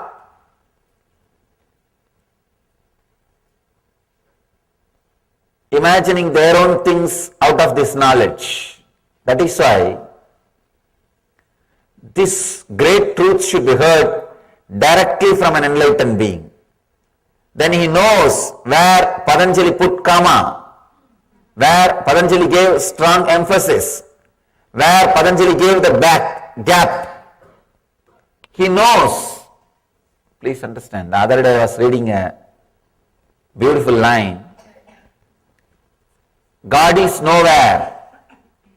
Somebody put a comma next to W. Then it says God is now here. Sometime you need an enlightened person to put the comma, to create the gap. Only he knows where Patanjali gave gap, where Patanjali put the comma. The other slogan I read, there is only one God. One guy put the comma, next to the word there is only one. then it reads, there is only one God. First line it says, there is only one God. It's more like a moral science, uniting all the religions, creating peace. The second line, there is only one, God. It's a spiritual experience. It's a spiritual truth. These two statements may look similar, but it has tremendous different significance. Its significance is totally different. See, there is only one God. It can be uttered by anybody. Everybody utters the same thing. But they say in the end, there is only one God, that is my God. Not your God. That is where the problem starts. Everybody accepts there is only one God, no doubt. But everybody says that God is only my God, not your God. The path to that God is only my path, not your path. That is where the problem starts. So if you put one comma, there is only one God, there is only one comma, God, then it's a spiritual experience. This statement means there is only one thing, nothing else. So, when you listen to these great truths from an enlightened master, you know where to put the comma, you know where Patanjali gave the gap, you know where he emphasized, you know where he was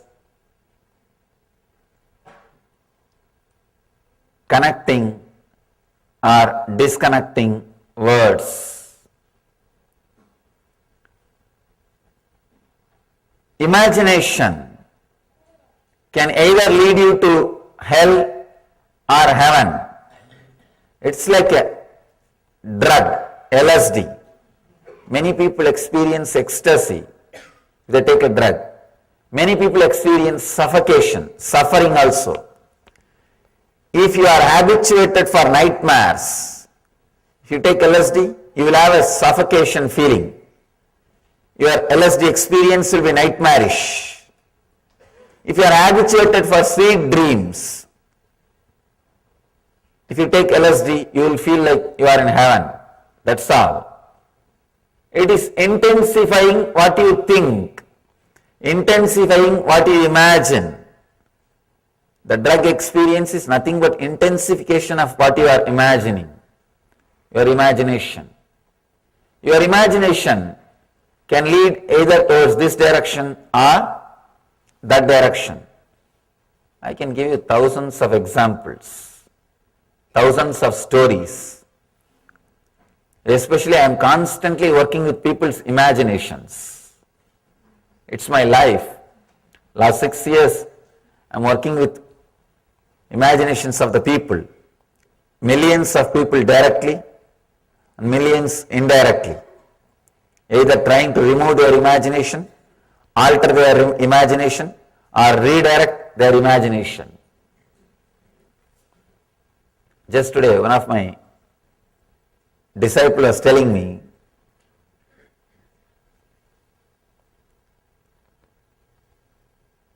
before she used to come regularly to the ashram, her daughter will always object. Why are you going there? You are not attending us. You are not caring for us. The family pressure. Now, daughter also attended the program. Now she says, how could you come back? How could you be away from him? I am not able to. I am not able to be away from him. Earlier, how are you able to come back even after being around him? So her imagination, when she had wrong imagination, she was not able to relate with the mother. She was fighting with her, saying, why are you going? Now when she has the right imagination, she is fighting with her. Why did you come back? It's a mind. It is imagination. Continuously, I am working with imaginations of the people. Many times, the imaginations become so strong they can either completely move from the spiritual path or completely get enlightened. People sometimes ask me, how can imagination lead to enlightenment? After all, it is mental activity. How can that lead you to enlightenment? It's like somebody taking poison. Taking poison is an action, but that can lead them to death beyond actions. Same way, the right imagination is taken, the mind will disappear, you will be beyond the mind.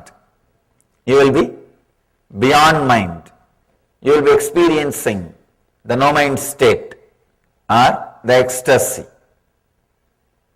The next thing, sleep. Patanjali says, sleep can lead you to joy or suffering, anguish or non-anguish. Almost 1/3 of our life we spend in sleeping. So if you understand the right technique for sleeping, 1/3 of your life you can spend in samadhi.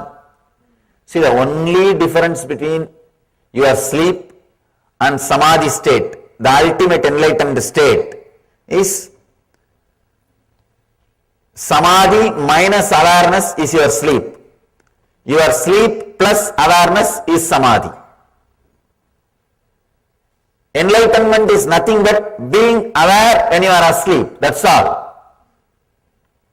When you are asleep, there are no samskara, engrams active. There are no memories active. You are completely silent, relaxed, settled. In that state, but only one thing, one difference, you are not aware. See, in the deep sleep, you are entering into the same space in which Buddha is living, in which Ramakrishna is living, in which Meera is dancing, in which Chaitanya is singing. You are entering into the same space where they are all living. Only one difference.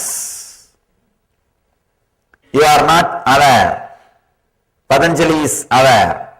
Chaitanya is aware. Krishna is aware. Buddha is alive. In that space, if you know how to be alive, if you learn how to be aware, you have done everything. Nothing else needs to be done. All you need to do is how to be alive when you are asleep. How to be aware when you are asleep. Now our problem is, forget about how to be aware when you are asleep. How to be aware when we are awake. How to be aware when we are awake. That is a big problem. That itself is a big problem. Today we will practice a technique to convert your sleep into samadhi. Convert your sleep into samadhi. Please understand. When I say being aware during your sleep, I don't mean sleeplessness. I am not saying be sleepless. No, that is sleep disorder. That is a disease. I am not saying be sleepless or sleep disorder. You will be sleeping, but your whole awareness will be alive. Means there are no engrams, there are no thoughts, there are no memories, but the pure I will be alive.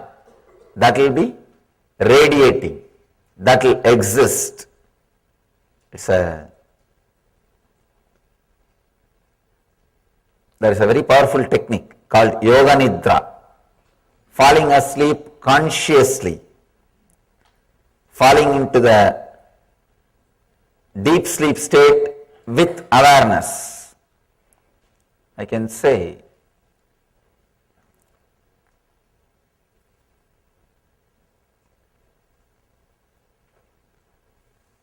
if you can drop into that state with awareness and come back, suddenly your whole system will be new. Your whole system will be different. Your whole system will respond to the world in a completely different way. If you fall asleep, if you sleep very deeply, if you have a good sleep and come out, your system will be fresh. It will respond to the world in a very different way. If you are stuck in the dream state and come out, your system will be different and it will not respond properly to the life, to the day. If you fall into the samadhi and come out, if you fall into that deeper state than the deep sleep and come out, you will eternally respond to this world only through joy, only through bliss. That is why we call that state as eternal bliss. If you experience that state and come out, you will see you are radiating eternal bliss, eternal joy. Sleep is one of 5 modifications Patanjali speaks about. There is so much we can talk about sleep. So much can be said about sleep. Maybe instead of saying, we'll use a technique by the end of today's session. A very powerful technique. How to relax with awareness. How to go into deepest states of sleep with awareness. Usually we don't sleep more than 20 to 25 minutes. Then we come back, continue to dream, play in the dream world, then again fall asleep. After 20 to 25 minutes, come back and move in the dream state, have some dreams, then again fall asleep. That is why early morning when we get up, we don't feel we had a good rest. Because you have never rested. You are continuously playing the game. Your body might be resting or your body might be relaxing, but you are not in a relaxed mood. You are not completely resting. You are not aware. You are not in peace. The sleep can be used for suffering or joy. That state can be manipulated to reach samadhi state or to be in suffering state. I have seen people using sleep to lead to suffering. Either they oversleep or they continue to suffer without sleep, sleeplessness or oversleeping. If they don't sleep in the night time, the chronic fatigue will be there in their body. It will continue to disturb their creativity. Whole day, they will be constantly disturbed. The creativity will not express. Or if they sleep whole day, there is no time for creativity. There is no possibility for creativity. Sometimes people wake up only sun comes through the window. Sometimes the bad part of this whole thing is windows in the west side.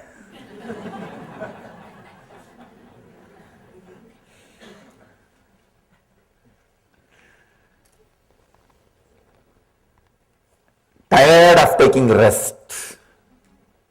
Human being is the only animal who are tired of taking rest.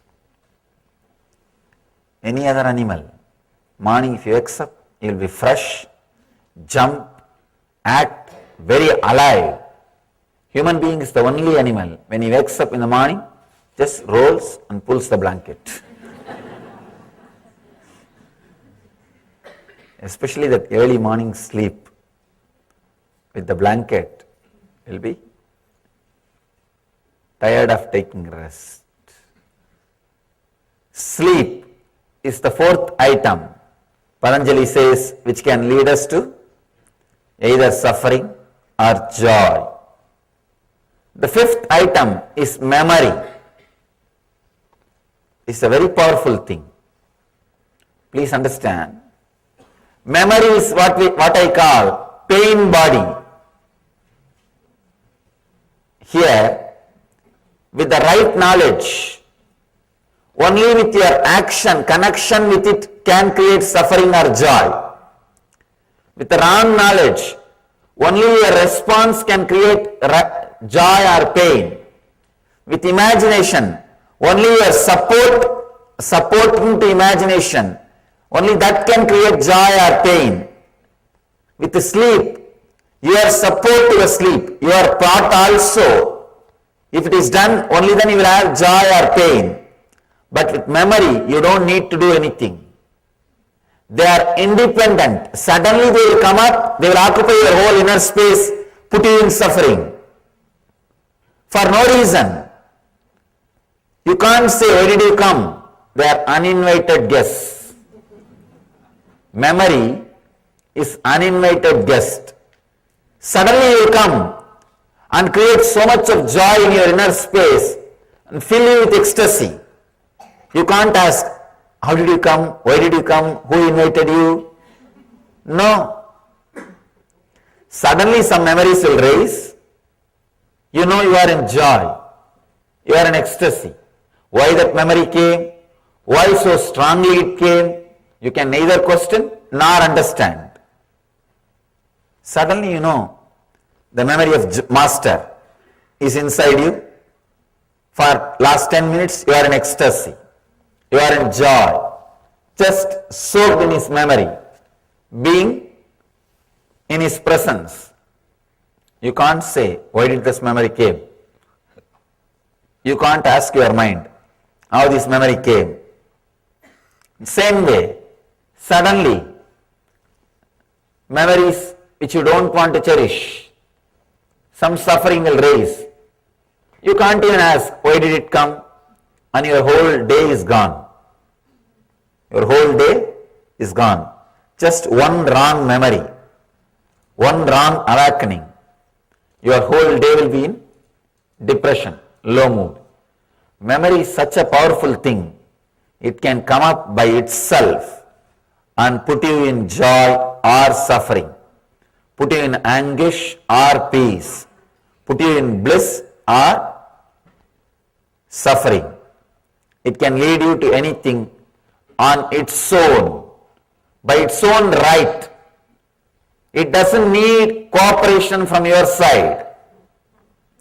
Right knowledge, wrong knowledge, imagination and sleep needs cooperation from your body and mind. All the other four things, your body and mind needs to cooperate. But with imagination, with memory, you don't need to cooperate at all. It will just erupt and you don't know why it is there. You can't ask why it is there. You can't even question why did you come. But you are in suffering or joy. That is the power of memory. Memory means the ideas, thoughts, imaginations, visualizations collected, which is still alive inside your system. One important thing, if your memory is complete, it won't lead you to suffering, it will lead you to joy. But it is not complete. If your memory about your past, if it is complete, you will have knowledge about your future. Please understand. I am not giving you false promise. I am stating simple, straight truth. If your memory about past is clean and pure, complete, you will have a clear idea about your future. Because your future is nothing but the reproduction of the past in different dimension, that's all. Maybe some of the quantity will be different, but basic structure will be the reproduction of your past. The earlier you might have had one car in the past, in the future you may have few cars. But the future is going to be the reproduction of the past. But the big problem is we don't even have the right idea about our past. We remember our past only after editing. If you think your whole life is suffering, as we usually think, you will edit and connect only all the suffering incidents. And you will think your whole life past was suffering. That one idea is enough to feel, to imagine, to visualize, to think your whole life was suffering. The memory, it is not a right memory, it's a wrong memory. Same way, if you think your whole life is joy, again you will edit, cut, fix, paste and see your whole life as joy. You will connect all the joyful incidents, memory, and start seeing your whole life as joy. We never comprehend. We don't have the complete memory. We don't look at the past as it happened. We don't smell the past as it happened, as it is. If you have a simple, straight idea about the memory, past, a simple, straight, clear idea, you will have simple, straight, clear idea about the future. Your miscomprehension, your wrong idea about the past is responsible for the wrong idea about the future. If you think you are not able to plan your future, be very clear, you don't have a vision about your past. Any incident happened in the past adds some juice to your being, understanding to your being, awareness to your being, knowledge to your being, experience to your being. So if you are aware of all those memories, that knowledge, that essence which is added to your being will continue to guide you in the future. But when you forget those incidents, those memories, when memory loss happens, which is happening in all of us, that juice of that experience, knowledge of that experience, memory of that experience will not express itself in the future. So confusion. Understand, right knowledge, wrong knowledge, imagination, sleep and memory. These are the 5 modifications leads you to suffering or anguish. Suffering or anguish. So realize all these 5 can be either used or abused. Just this knowledge, this understanding that it can be used or abused, it can lead to joy or suffering is enough. That is enough. You will start using them rightly. Whenever all this 5 is leading you to suffering, you are abusing it. You are misusing it. Whenever it is leading you to joy, you are using it properly. So, whenever you are in suffering, understand, one of these 5 is misused by you. So, decide you will use that properly. Whenever you are in joy, understand these 5, any one or all the 5 are used by you rightly.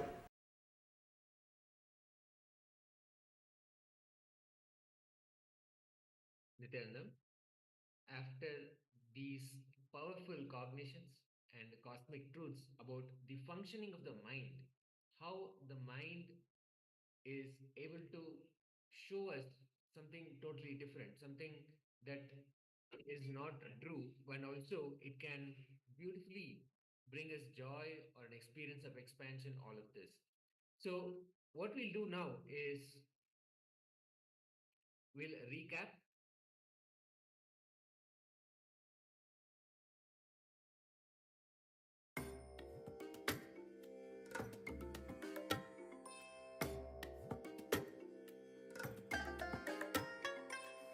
bless you all. Let you all open all your three eyes and manifest the powers of Mahasadashiva. Sorry about that. So we have now a set of instructions that we can go through from the discourse that Swamiji has given, from the cosmic truths that Swamiji revealed, and the cognitions he gave us to internalize the powerful cognitions that Swamiji has given. So let us start with coming back to how this can be understood, how we can be established in our own nature. Imagination, for example, can either lead us to hell or it can lead us to heaven. It can lead us either towards this direction or it can lead us to a completely opposite direction as well. Our mind is our bondage. We need to understand that mind is the only bondage. The mind leads us also to freedom. Mind can make anything out of anything, and this is the key. We need to understand that any experience can be projected by the mind as anything else also. Any situation can be experienced as any situation. It can either enjoy or suffer the same situation. The mind can also experience joy or experience being defamed or whatever a lower emotion in the same situation. The mind can comprehend pleasure or pain also from the same exact situation. As Swamiji beautifully said, it can make us experience anything out of anything. So now we'll look into 5 situations. We're going to analyze 5 situations in our life where imagination caused suffering. The incident happened, the situation was there, but just our imagination caused the suffering. It could be something that you thought of something else. You looked at the situation and immediately it caused the suffering, and then it turned out that reality was not exactly the same thing. It could be something as you lost something. You thought that you will lose it forever, you will never have that anymore. But then somebody just came and handed over to you.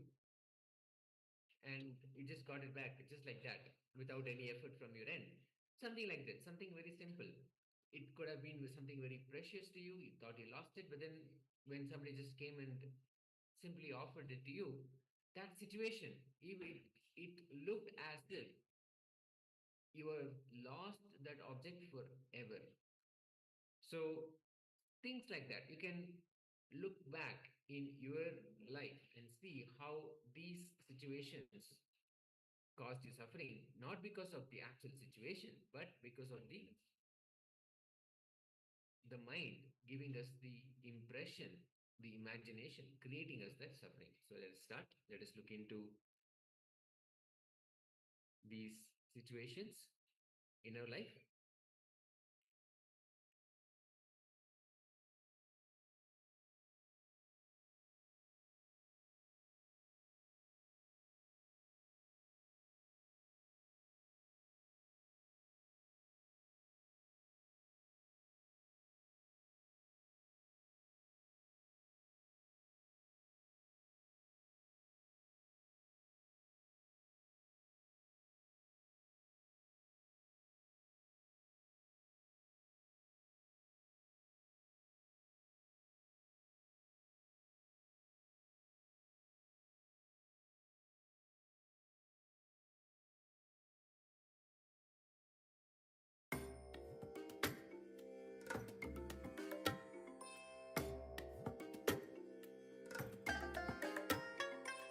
I bless you all.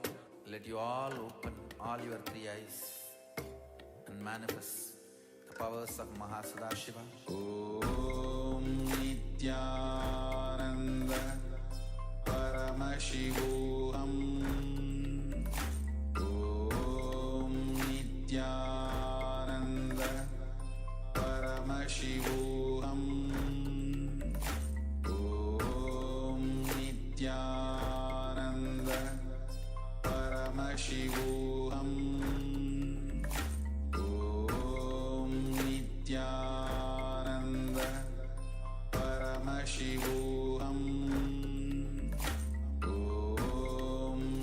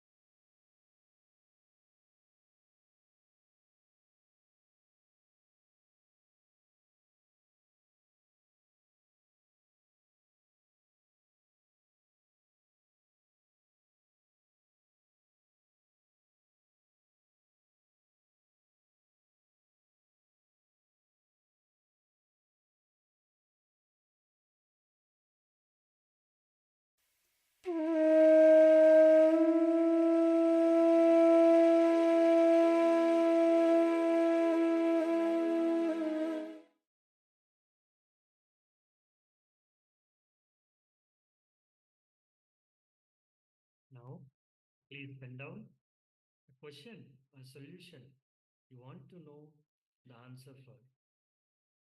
Remember the Supreme Pontiff of Hinduism in the third eye and put your question to the third eye. And then chant Mahavakya, experience the superconscious energy manifesting through the third eye, and experience the shift, the click, understanding, or any powerful cognition manifesting in you, and then pen it down and celebrate Swamiji is manifesting through you. So beautifully, when we go through this, when we enter into the space of oneness and sit with that question or quest, whatever you're looking for a solution, you will see the cognition or a click or a shift in understanding something in some form. The response happens within you. Write it down as you are sitting in power manifestation, whatever it is, whatever has come through, write it down. And towards the end, we will again come back and share how the manifestation experience was. So for now, let us ask a question, whatever question that may be a burning question for you, that you're looking for a solution and you've been looking for a solution. It could be in any form, any aspect of your life. It could be something related to your health. It could be something related to wealth or your relationships. It could be anything. Whatever that may be, ask that question into your third eye and then see. Let the third eye, which is the seat of Paramashiva, the seat for Swamiji to land and be available for you, radiate through you. Ask the third eye, and whatever the solution that comes through, write it down. Let us start. We'll now be playing the oneness capsule, so we can enter into the space of oneness with Swamiji, and from that space of oneness, ask the question, the solution that you're looking for, and pen it down.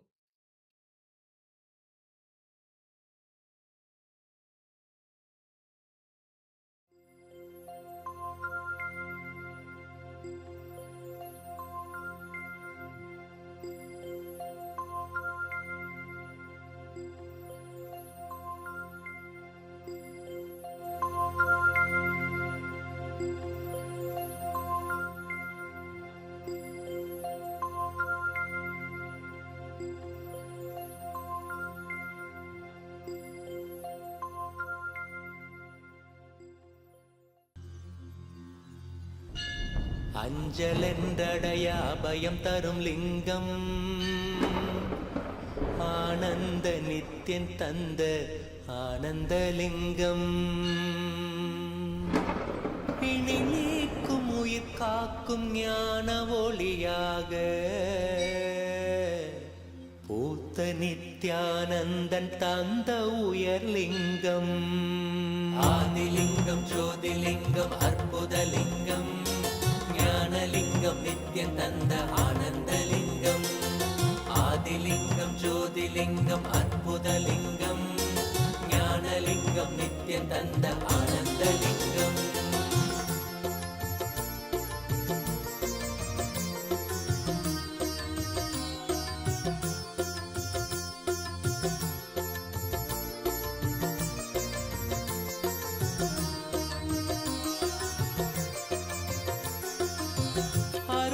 பதிதனிலே மலைவல வழிதனிலே அருமையாய் அமர்ந்த நித்யன் ஆனந்தலிங்கம், அருணயம் பதிதனிலே மலைவல வழிதனிலே அருமையாய் அமர்ந்த நித்யன் ஆனந்தலிங்கம், கருதிடும் அடியவரின் மலையெனும் துயர்களையே கடுகன உடைக்கும் நித்யன் ஆனந்தலிங்கம், கருதிடும் அடியவரின் மலையெனும் துயர்களையே கடுகன உடைக்கும் நித்யன் ஆனந்தலிங்கம், கவலைகள் விடி உறவே அவலங்கள் பொடிப்படவே கருணையின் அருளழகாய் ஆனந்தலிங்கம், கவலைகள் விடி உறவே அவலங்கள் பொடிப்படவே கருணையின் அருளழகாய் ஆனந்தலிங்கம், சுயமதை உணர்த்திடவே சுகமதில் நிலை பெறவே தவநிலை குயத்தும் நித்யன் ஆனந்தலிங்கம், சுயம உயர்த்தும் நித்யனானந்தலிங்கம் தவநிலைக்குயர்த்தும் நித்யனானந்தலிங்கம் ஆதிலிங்கம் ஜோதிலிங்கம் அற்புதலிங்கம் ஞானலிங்கம் நித்யம் தந்த ஆனந்தலிங்கம் ஆதிலிங்கம் ஜோதிலிங்கம் அற்புதலிங்கம் ஞானலிங்கம் நித்யம் தந்த ஆனந்தலிங்கம்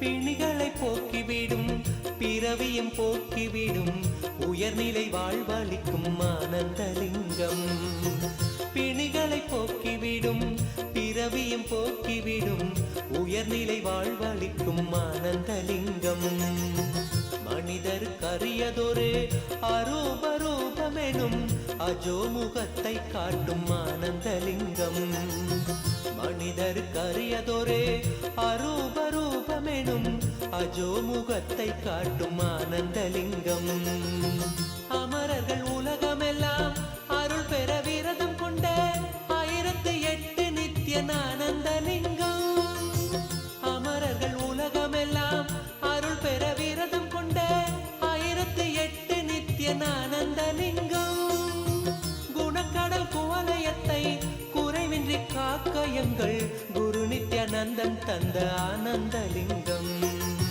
குணக்கடல் குவலயத்தை குறைவின்றி காக்க எங்கள் குரு நித்யானந்தன் தந்த ஆனந்தலிங்கம் குரு நித்யானந்தன் தந்த ஆனந்தலிங்கம் ஆதிலிங்கம் ஜோதிலிங்கம் அற்புதலிங்கம் ஞானலிங்கம் நித்யம் தந்த ஆனந்தலிங்கம் नित्य नित्येश्वर नित्य नित्येश्वर नित्य नित्येश्वर पालय मां नित्य नित्येश्वर नित्य नित्येश्वर आनन्देश्वर पालय मां नित्य नित्येश्वर नित्य नित्येश्वर नित्य नित्येश्वर पालय मां नित्य नित्येश्वर नित्य नित्येश्वर आनन्देश्वर पालय मां अरुणाचल शिव शरणं शरणं अरुणाचल शिव शरणं शरणं नित्य नित्येश्वर नित्य नित्येश्वर नित्य नित्येश्वर पालय मां नित्य नित्येश्वर नित्य नित्येश्वर आनन्देश्वर पालय मां आनन्देश्वर चरणं शरणं आनन्देश्वरि चरणं शरणं नित्य नित्येश्वर नित्य नित्येश्वर नित्य नित्येश्वर पालय मां नित्य नित्येश्वर नित्य नित्येश्वर आनन्देश्वर पालय मां मूलाधार चक्रे चरणं शरणं गणपतिरूपे चरणं शरणं नित्य नित्येश्वर नित्य नित्येश्वर नित्य नित्येश्वर पालय मां नित्य नित्येश्वर नित्य नित्येश्वर आनन्देश्वर पालय मां स्वाधिष्ठान चक्रे चरणं शरणं सन्तरूपे मम चरणं शरणं नित्य नित्येश्वर नित्य नित्येश्वर नित्य नित्येश्वर पालय मां नित्य नित्येश्वर नित्य नित्येश्वर आनन्देश्वर पालय मां मणिपुर चक्रे चरणं शरणं सूर्यरूपे मम चरणं शरणं नित्य नित्येश्वर नित्य नित्येश्वर नित्य नित्येश्वर पालय मां नित्य नित्येश्वर नित्य नित्येश्वर आनन्देश्वर पालय मां अनाहत चक्रे चरणं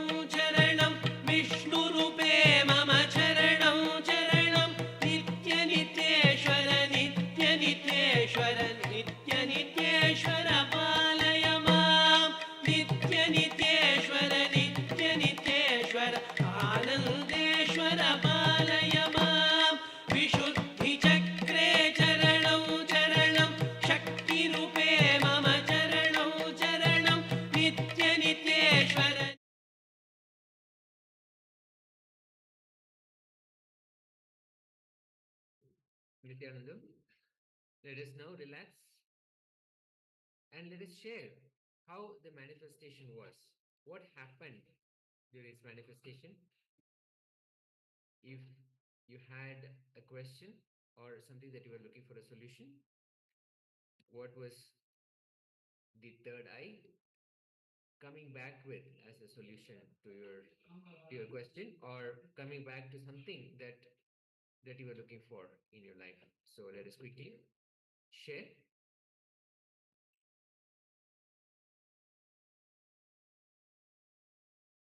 We are now going to enter into a powerful session with the Supreme Pontiff of Hinduism, where we're going to look at how the past conditioning, which is the source of everything that is happening in our lives, how we see things, how we experience situations in our life, all of that, it's all the outcome of our past experiences, our past conditioning.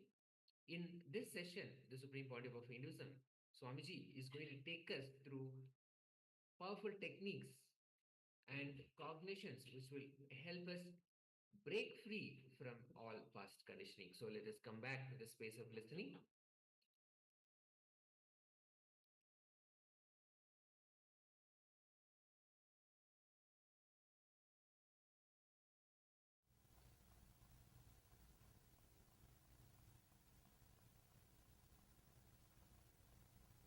Unclutching.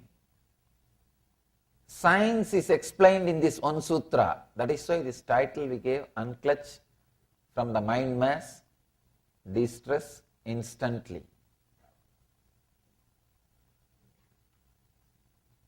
This one sutra can completely turn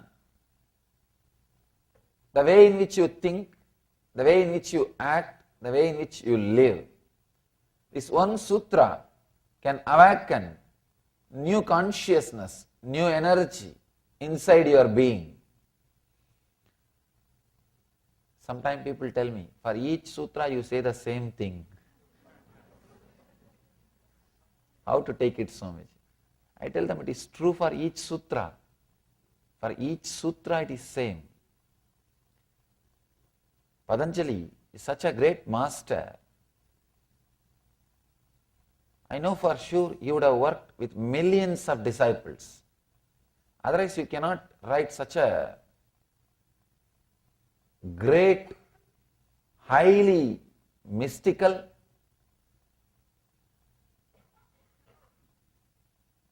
just unimaginable work. I read a story. Bernard Shaw wrote a 100-page book. Somebody went and asked him, what happened? You didn't have time? You wrote only a 100-page book. He says, no, if I had time, I would have written only 40 pages. If I had time, I would have written only 40 pages. Means to write little and convey what needs to be conveyed needs more energy and time and intelligence. Here, Patanjali is so sharp, is making everything into just 2-3 words, just few words, is putting everything together. Even to read the sutra, it's such a wonderful experience.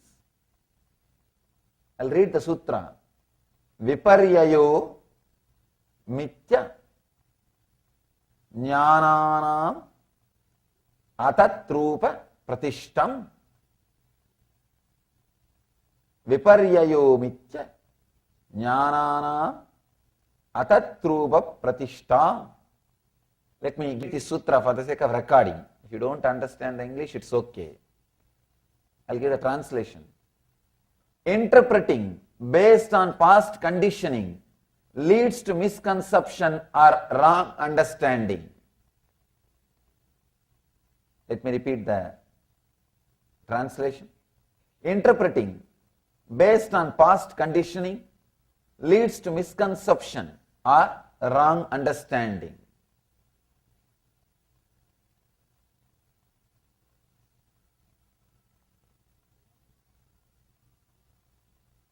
The Upanishads, Zen koans, Sufi mystics' poems, everything expressed by the enlightened masters are again and again repeating what is reality.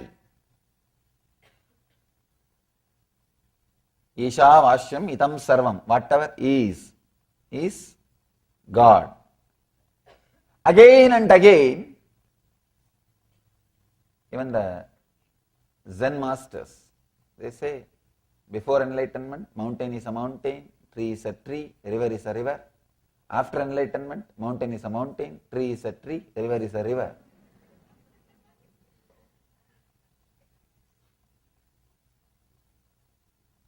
Then what the hell are we doing? Sorry, no, what the heaven are we doing? Working for enlightenment.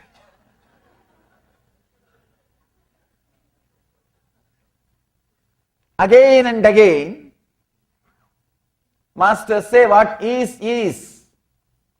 Buddha beautifully says, tatata. The word needs to be understood, the isness. Then what is the problem? Where problem starts? Problem starts with our wrong understanding, as Patanjali puts it here, viparyaya. Please understand, it's an important word. I can say the key. Just today morning, the press meet, one of our journalists asked me, Swamiji, how do you ask us to meditate? What are we supposed to do? You speak about meditation. Should we close our eyes and sit and meditate? What we should do? I replied him, in the initial level only you need a technique. You may need to close your eyes and sit for half an hour or 45 minutes, do something. But actually, the real essence of spiritual life is not even meditation.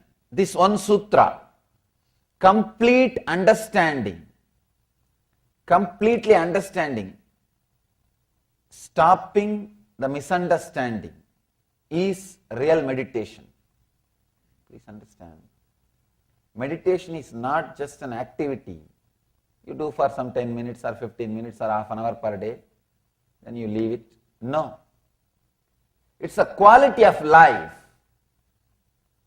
In the initial level, maybe it is necessary for you to create a concentration and center yourself.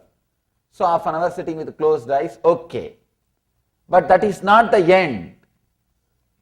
Techniques are like boat. But this teaching, what Patanjali is giving in this sutra, is like a river. Boats are okay in the initial level, but boat is not life. That is not life. Life is river. Here, Patanjali is giving a very beautiful technique, amazing technique. I can say the essence of spiritual life. When I read each sutra, I feel like this is enough, nothing more is required. You don't need anything else. Any single sutra, if you take up one sutra and contemplate that's enough. Nothing else is required. Nothing else needs to be done. One sutra, if you can internalize, that seed is enough. It will bear its fruit. The fruit will be your enlightenment. Sometimes I feel you should not read more than one sutra per day. Because if you read too many sutras, your mind will skip from here to there, and you will not internalize. You will not meditate on them. But if you read only one sutra, your whole mind will be working on it. Or that sutra will be working on your consciousness. Your whole being will be filled with that one sutra. You will see that sutra starts expressing itself inside you. It starts expressing itself inside you. Interpreting based on past conditioning leads to misconception or wrong understanding. The whole thing, whatever problem you have, can be solved with this one key. Because your whole thing, whatever problem you have, everything is just because of one reason. That interpreting based on past conditioning leads to misconception or wrong understanding. Please understand. All your fear, all your greed, all the things which you think as your identity, all your worries, whatever you think as disturbance, misfortune in your life can be sorted out with this one understanding. If you look with a little sympathy, little compassion, little sympathy and compassion towards this moment will completely open a new door. You will have a new understanding. When you don't have compassion to this moment, you always judge this moment with your past experience. Please understand. I am giving you a new key. Have compassion towards this moment. Have compassion towards sympathy, towards present moment. We never have a compassion towards present moment. We are always violent with the present moment. That is why we kill it with the past. We kill the present moment with the past. We are constantly waiting for present moment to come so that you can kill it with your past. You can destroy it with your past. You can abuse it with your past. Abusing the present with the past is what I call hell. Continuously we torture, we disturb the existence by killing the present moment. Please understand. The eternity comes in front of you, presents itself to you in the present moment. You can touch the eternity only by touching the present moment. You can see very clearly, you can't touch the past, you can't touch the future. You can touch the eternity only by touching the present moment. The present moment is the only way you can connect with the eternity. But when you don't connect with the present moment, if you are constantly torturing it with your past, you are creating misconception, wrong understanding. Sometimes we are strongly stuck with the wrong understanding, with the wrong concepts. That is why Patanjali gives a very beautiful, actually just before the sutra, he has given wonderful concept. I wanted you to know that sutra also. You will understand this 8th sutra if you know the 7th sutra. Actually both of them are in a way interconnected. He says, he describes about knowledge, pratyaksha, anumana, agama. These three are right knowledge. In the 8th sutra, he speaks about wrong knowledge. In the 7th sutra, he speaks about right knowledge. Both are interconnected. That's why I wanted you to understand the 7th sutra also. If you understand the 7th aphorism, 7th sutra, you will understand the 8th sutra in much better way. In the 8th sutra, he says what should not be done. The 7th sutra, he says what should be done. What should be done. Please understand. He says, pratyaksha anumana agama pramanani means perception through senses, conclusion arrived at through that cognition, and the words of an enlightened master are the three ways to gain correct knowledge. That are the three things which gives you the right knowledge.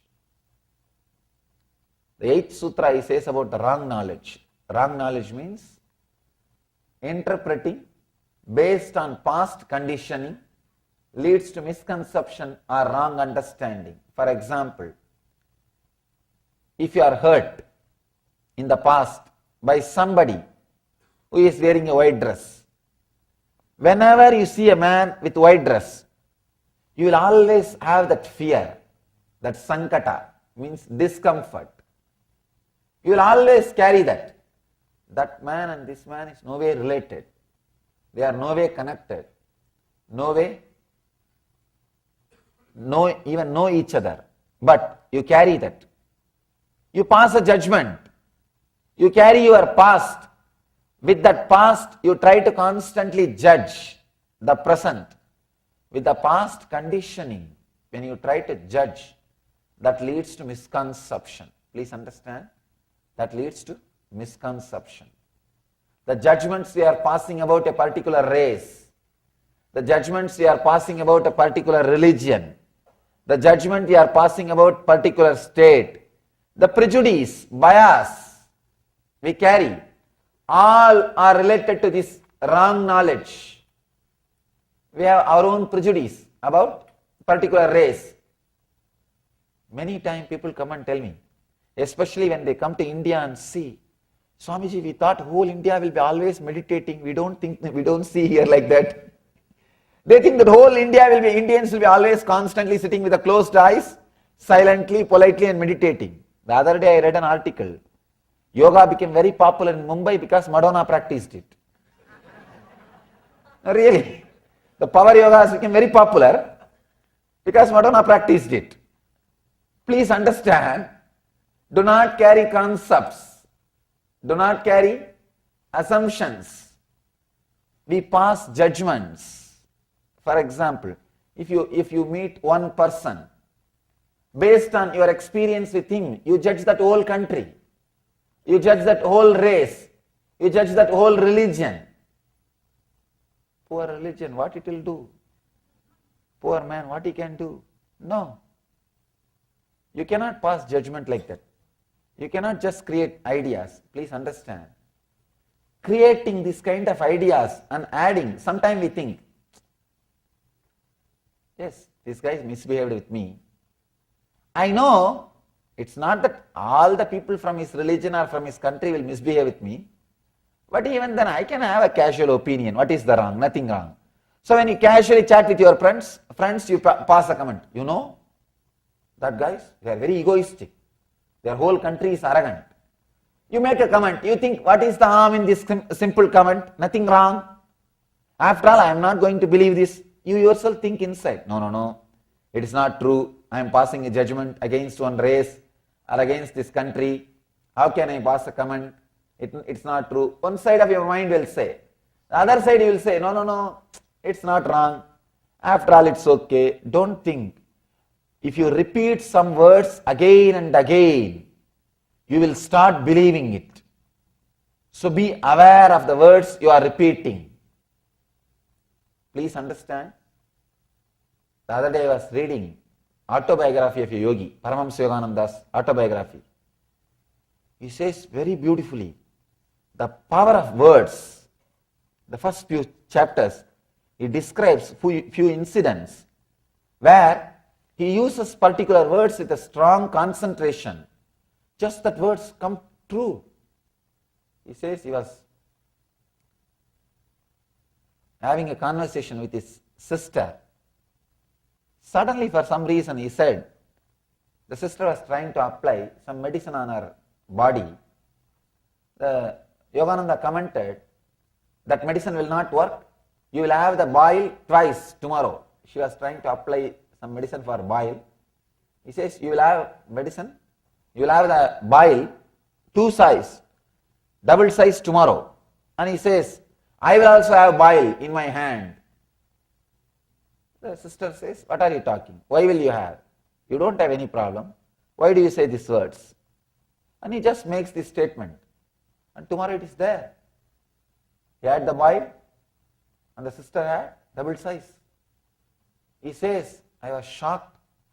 Just the mere word, the power of mere word. Please understand, never utter words like, they are wrong, this race is wrong, that country is wrong, this religion is wrong. The more and more you utter, you will start believing the same words. You will start strongly feeling that same words. One more important thing, the world is too small. Don't think, oh, If I make a comment about that country, it's okay. Even if I think that country is bad, it's okay. I'm not going to go to that country. Don't think. You may not physically go to that country, but any news you hear about that country will start kindling different emotions in you. I have seen many people suffering with unnecessary lust, unnecessary anger. I always tell people, keep the lust which you need for your day-to-day life. Keep the anger which you need for your day-to-day life. That is okay. But we suffer with unnecessary lust, unnecessary anger. Unnecessary anger means the anger which is no way going to help you, or the anger which you can no way exhibit. For example, you read some news about some country's president. In some country you say, these guys are killing their citizens. You carry a strong anger. This fellow is doing all these things. You carry a strong anger. Will you be able to do anything against him? No, you can't. You can't directly interfere in his life. You have neither right nor power, nothing. You can't do anything in his life. What you will be doing? You will be just sitting with that anger.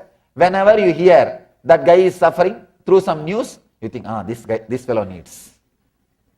You feel your anger is fulfilled. Your violence is getting fulfilled.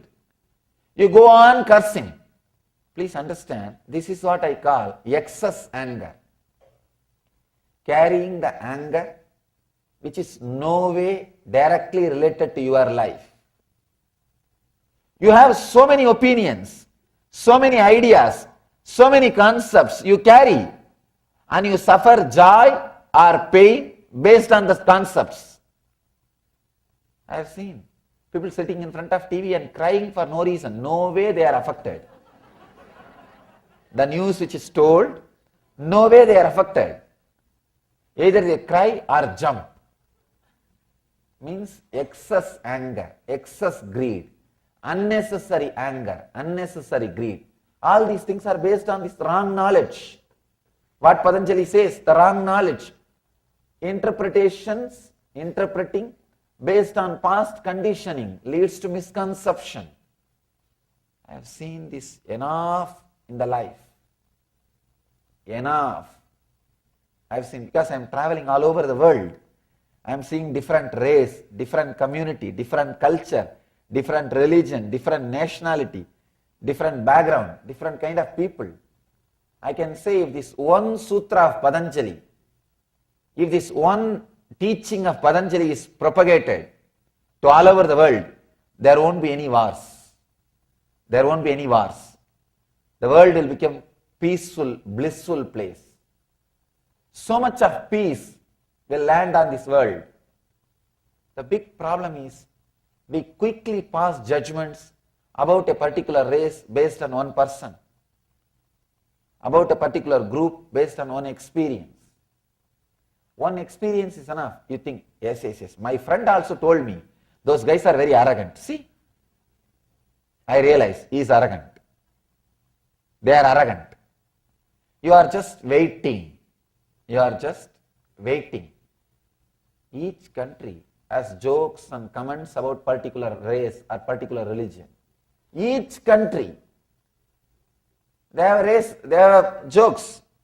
In India, especially about Sardarjis. No, they have so much of jokes. And to tell you honestly, in my experience, they are the most devoted, spiritual and intelligent people. So deeply devoted, so deeply committed, giving nature. I wandered length and breadth of India, I tell you. I wandered length and breadth of India. I have seen so much that giving nature. The big problem is you pass comments easily. You pass comments easily. Not only that, after 2-3 times if you pass the comment, you start believing it. You start internalizing it. We need to understand an important truth. We are not that intelligent not to believe the lies which we are promoting. In the initial, you may start promoting some lies knowing that it is lies. After a few days, you yourself will forget it's a lie. So be very clear, do not start a lie. Do not start a rumor. You will be suffering with it. You will be suffering with it. A small story I read somewhere in a book. One journalist who writes all tabloids goes on, actually lies can be sold, rumors can be sold much easily. Negative news can be sold very easily. It sells like hotcake. Negative news sells like hotcake. Just write some 10 positive things. One enlightened master came, he did so many good things and he is doing so much service. Who will read? No. But write some news about the drug or some news about the murder, some news about some criminal activities, paper will sell. Negative things can always be sold. So this guy who lived his whole life by creating and maintaining rumors, creating and sustaining rumors. This guy dies and goes to the court for judgment, the upper court. There Saint Peter is standing. He says, oh, tabloid journalist, no. We don't let you inside heaven, go to hell. That guy says, no, give me just one day. I'll go around and come back. I'll just see the heaven only once. This guy says, no, you have no work here. You have no business here. Here no news comes. All saints are happily sitting in the cloud and singing hallelujah. There is no news. Everybody is completely settled. Here nothing happens. Go to hell, you will have a lot of news. All famous people are there. You will have enough news. This guy says, no, I wanted to just see one day. Saint Peter says, it is impossible. We can't allow you inside. Then this guy tempts Saint Peter. This guy is an intelligent guy. He says, give me 24-hour time. If I can convince any one of your journalists to go to hell, will you let me stay here? Saint Peter says, this is too much. How can you do that? He says, that and all you don't ask. If I can convince any one of your journalists to go to hell, will you let me stay here? He says, all right, I can try. Okay, deal. Come inside. This guy goes. They had only 10 journalists because nothing much happens. God comes and sits in the court in the morning and judgments are given. Evening he goes back. Nothing much is happening. All the saints are there enjoying. What is there? The same routine. And this guy, they have only 10 journalists. This guy goes to the heaven, goes round. By the end of the day, evening, he comes back to the pearly gates. Saint Peter says, no, now you cannot go back. You have to be here. This guy says, what happened? No, I have to go to the hell. Saint Peter asks, why? Why do you want to go? What this guy did, this guy created a rumor that in the hell they are starting a new magazine. They want editor. He spread a news and all the fellows fled. Because how many days, especially journalists, you can't be sitting without news. It's really boring. Even in the heaven, they want some news. And without news, even heaven looks like a hell for them. So they thought, better let us go to hell. They all ran away to hell. And this guy is also running. This guy who created the rumor, this guy is also running. Saint Peter stopped and said, what happened? You only created the rumor. All of them are already in the hell. Now you are the only journalist we have. We can't afford to lose you also. You have to be here. This guy says, no, I only started the news that is true. If so many people are believing, there must be some truth in it. If so many people are believing, there must be some truth in it. Understand, Don't start rumors. Don't start rumors, even in a jovial way. You will be caught by your own rumors. You will be caught by your own words. The words which you create, I have seen many times. People casually create simple words in the relationships. They very casually create simple words. He is bad. He is torturing me. Very simple words for no reason. For very simple incidents. But those words gets imbibed, engraved, and you start thinking that's the truth. Please understand, words can just stop your thinking. Words can just stop your perception. Words can just stop your conscious flow. For example, if you are in a particular situation, if you are open, fresh, alive, without the past conditioning words, you can handle that situation directly. You can live that situation directly. You can experiment with that situation directly. You can experience it directly. You don't do. You have some idea. You have some idea. You think, no, I know. I know. This is what is going to happen. I know. You see, I was telling you the other day, this guy is like this only. Your mind comes to a confirmation and immediately you jump and start taking actions. Look into yourself. All your suffering, I can say capital letter A-L-L. All your suffering is just with this one problem, carrying, interpreting based on the past conditioning leads to misconception or wrong understanding. Wrong understanding means wrong decisions. Suffering. You can see in your life.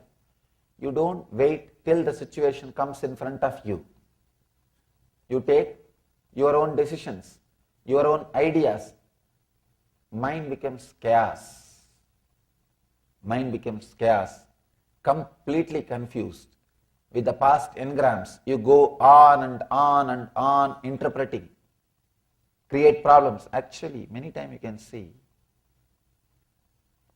By the time you create a whole problem in your imagination and be ready with all the weapons to attack the other person, he comes, when he starts talking to you, suddenly you realize, oh God, there is no problem at all. He did not even think about it as a problem. Here you are waiting with a high BP, with all the weapons. If he utters that word, I will utter this word. If he talks that word, I will talk this word. If he says that word, I will say this word. If he brings up that argument, I will bring this argument. You are ready with all the arguments, weapons. That guy makes the whole thing simple. Suddenly you feel empty. But now you feel, what is this? How can this be? I prepared so much. All this preparation has become waste. You start the fight. Because you don't want to feel that you wasted so much time preparing for the fight. You can see this many times in your life. With your spouse you can see. You can see by the time she or he comes back from the office, you are ready with all your arguments. Sometimes you even start taking notes on the refrigerator. There will be white paper and these guys take all the notes not to miss the points. You are ready with all the arguments. But when the other person comes back, he doesn't even remember the whole fight. Doesn't even remember the subject. But what to do now? It is too much for you. You cannot leave what you prepared. Now whatever you prepared, you have to express it. You start. That's the way life goes on. Understand? Our judgment based on generalization, we need to understand an important truth. We think in a generalized way, but we live in a localized way. Our day-to-day life is dealing with one person, one situation, but your mind always generalizes. Always generalizes. I have seen many times.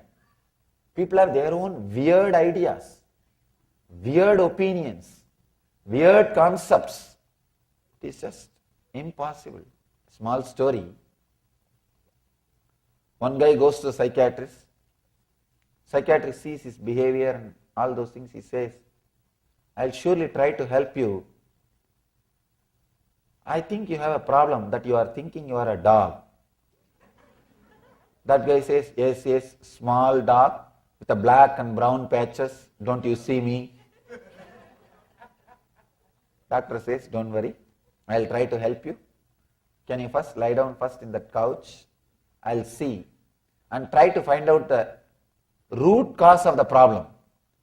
That guy says, no, I cannot do that. Doctor asks, why? No, I am not allowed up in the furnitures. Understand? If you are convinced about something, you are too strong. Instead of going to the roots of the problem, you go on, hold on to the surface. You hold on to the surface. You know, if you go to the root, the problem may disappear. But the problem is your companion. You may feel lonely. If you don't have anything to worry, suddenly just think. Suddenly if all the worry from you is taken away, what will happen to your life? You will feel empty. Alone. Lonely. I think that will become a big worry. That will become a big worry. So you don't want to look into the roots of the problem. Here Patanjali is analyzing very beautifully. With this one sutra, he describes all our problems. Just sit and contemplate on this one sutra. This one sutra can lead you to enlightenment.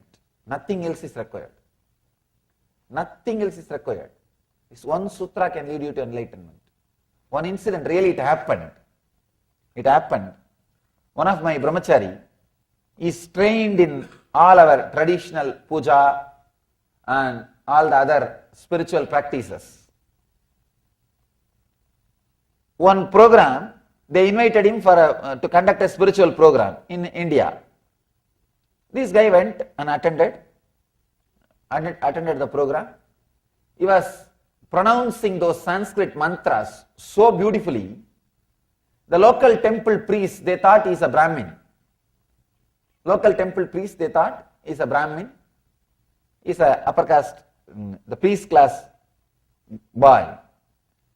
So when they saw him, he beautifully sits and his body language is very graceful. When he does the puja and rituals and chants the mantras, they thought he is a Brahmin. They gave him all the respects and touched his feet and did the namaskar and everything. All the program was over. They took him to the nearby temple, gave him all the honor. He finished everything and came back. Somebody who went to the temple next day told that priest that he is not a Brahmin. That's all. Till yesterday evening, this guy was honoring that brahmachari, feels blessed that he is able to receive him and touch the feet, all the things. Now this fellow suddenly is in depression. He is in depression. He is continuously taking bath for 3 days. 3 days he is taking bath. And 3 days he did not enter the temple. And 3 days he has to do all the rites to clean himself. I was shocked. If that inauspiciousness is supposed to come by touching that non-Brahmin, it should have come when you touched, not when you heard. Not when you hear the news. It should have come when you touched. When you touched, you don't have a problem. You felt blessed, auspicious, graceful, blissful. But when you hear the news, it means what? The concepts, the past conditioning. The past conditioning. That poor guy, he suffered so much, just that conditioning. I shouldn't have touched the feet of a non-Brahmin. Just that one conditioning. Many times we suffer with conditioning, not with situation. Please understand, 99.9% of our sufferings are not related to situation. It is related to conditioning. The 0.01% suffering is not a suffering at all. All our sufferings are related to conditioning, not related to situation. You have an idea. Your mind is programmed. Your biocomputer is programmed from the young age. What is desire? What is joy? What is pain? What is fear? You are programmed.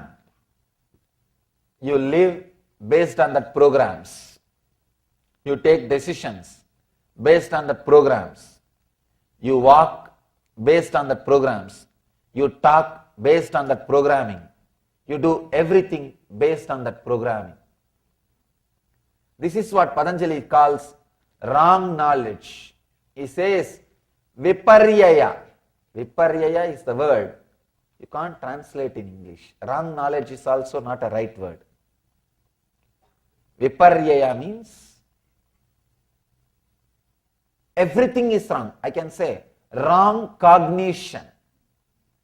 The very intake is wrong. The way in which you process the data is wrong. The way in which you deliver your result is wrong. The word wrong knowledge does not give the right meaning of viparyaya. Viparyaya means every step is wrong. How you receive the data, how you internalize the data, and how you process it, how you take a decision. Whole thing is wrong. Please understand. Again and again, Upanishads are declaring. Again and again, all enlightened masters are declaring, whatever is divine, God. If you see anything other than the divine, any other experience other than bliss in the life, you are having this problem. You have this problem. You need this sutra. Contemplate on this sutra. You don't have to, I am not saying you need to by heart or you need to repeat. I am saying internalize this idea. Internalize this idea. Sometimes people start repeating this sutra. Viparyaha, viparyaha, mityaha, mityaha, viparyaha. Finally they do the wrong thing. I am not saying you need to repeat. I am saying internalize. Constantly contemplate on this mantra, on this sutra, on this idea. Interpreting based on past conditioning leads to misconception or wrong understanding. Do this as an exercise, homework. Just sit for 1 hour in the house today.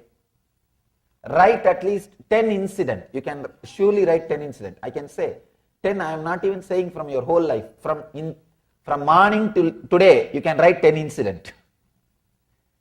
10 incidents where you did the same mistake of interpreting with the past conditioning.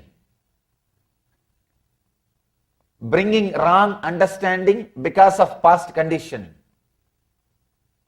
Just write 10 incidents. See how your mind is behaving, how your life is happening. You don't even have to bother or struggle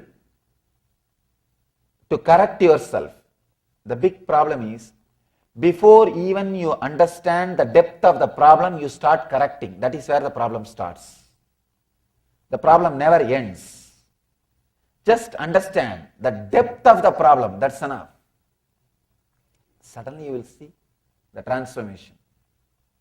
Depth of the problem. Just today, sit, work for half an hour or 1 hour.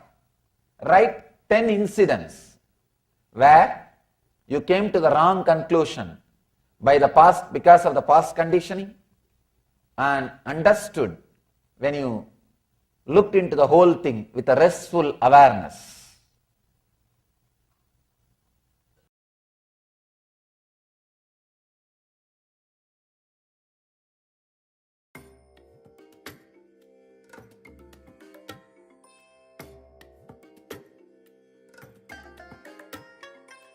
I bless you all. Let you all open all your 3 eyes and manifest the powers of Mahasadashiva. Om Nityananda Paramashivam.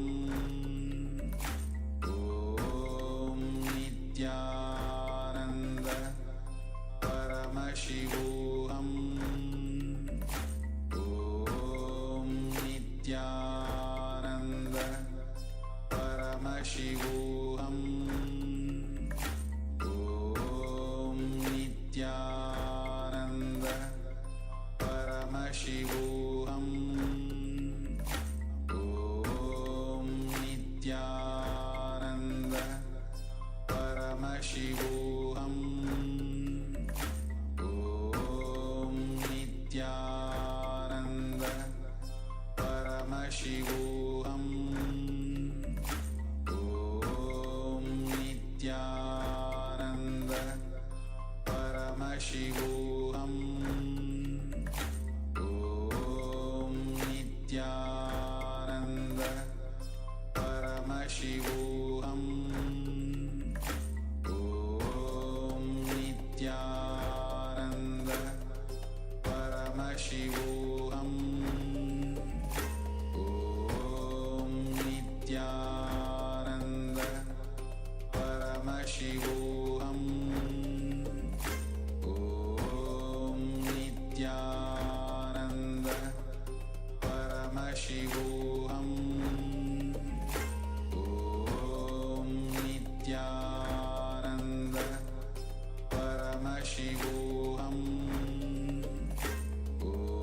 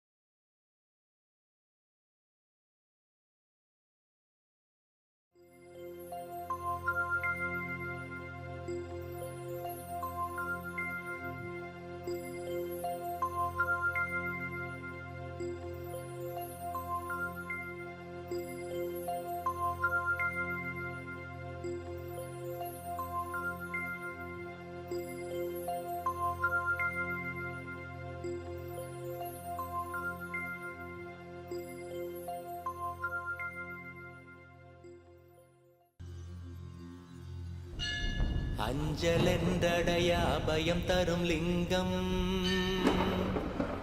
ஆனந்த நித்தியன் தந்த ஆனந்தலிங்கம் பிணி நீக்கும் உயிர் காக்கும் ஞான ஒளியாக பூத்த நித்யானந்தன் தந்த உயர்லிங்கம் ஆதிலிங்கம் ஜோதிலிங்கம் அற்புதலிங்கம் ஞானலிங்கம் நித்யன் தந்த ஆனந்தலிங்கம் ஆதிலிங்கம் ஜோதிலிங்கம் அற்புதலிங்கம் ஞானலிங்கம் நித்யன் தந்த ஆனந்தலிங்கம்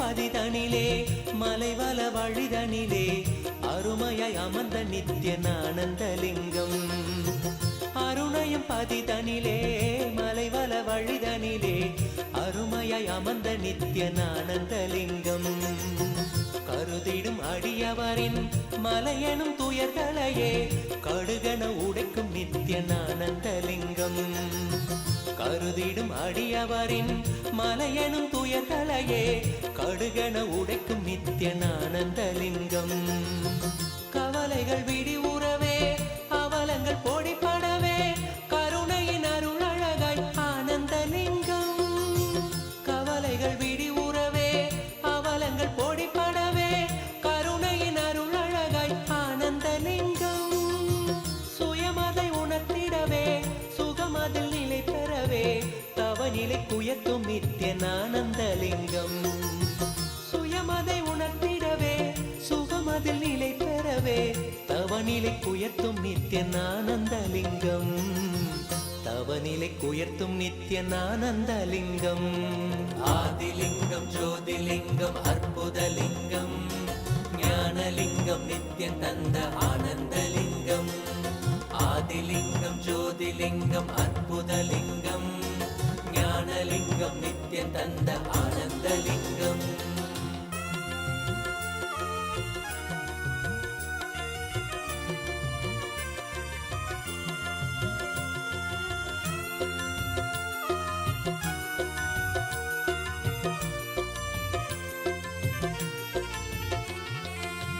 பிணிகளை போக்கிவிடும் பிறவியும் போக்கிவிடும் உயர்நிலை வாழ்வளிக்கும் ஆனந்தலிங்கம் பிணிகளை போக்கிவிடும் பிறவியும் போக்கிவிடும் உயர்நிலை வாழ்வளிக்கும் ஆனந்தலிங்கம் மனிதருக்கு அரியதொரு அரூபரூபமெனும் அஜோமுகத்தை காட்டும் ஆனந்தலிங்கம் மனிதருக்கு அரியதொரு அரூபரூபமெனும் அஜோமுகத்தை காட்டும் ஆனந்தலிங்கம் அமரர்கள் உலகமெல்லாம் அருள் பெற விரதம் கொண்ட 1008 நித்யன் ஆனந்தலிங்கம் அமரர்கள் உலகமெல்லாம் அருள் பெற விரதம் கொண்ட 1008 நித்யன் ஆனந்தலிங்கம் குணக்கடல் குவலயத்தை குறைவின்றி காக்க எங்கள் குரு நித்யானந்தன் தந்த ஆனந்தலிங்கம்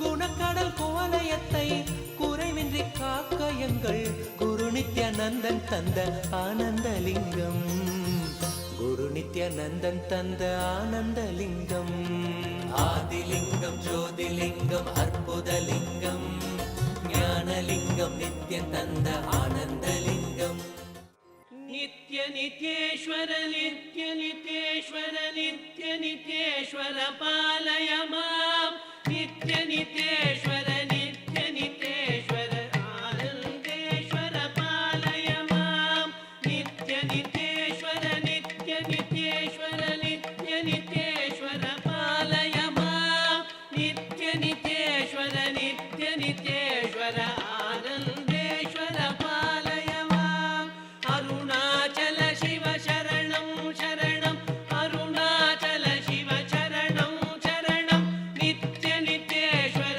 நித்ய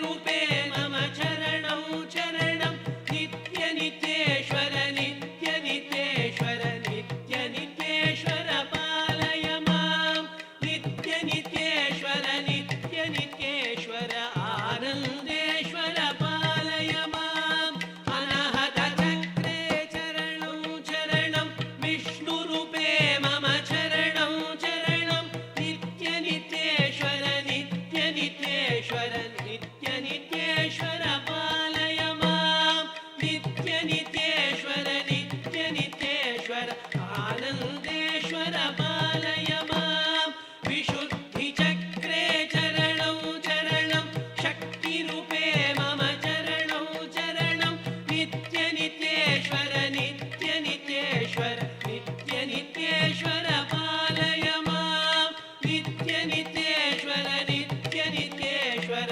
आनन्देश्वर पालय माम् आज्ञाचक्रे चरणं चरणं शिवरूपे मम चरणं चरणं नित्यनित्येश्वर नित्यनित्येश्वर नित्यनित्येश्वर पालय माम्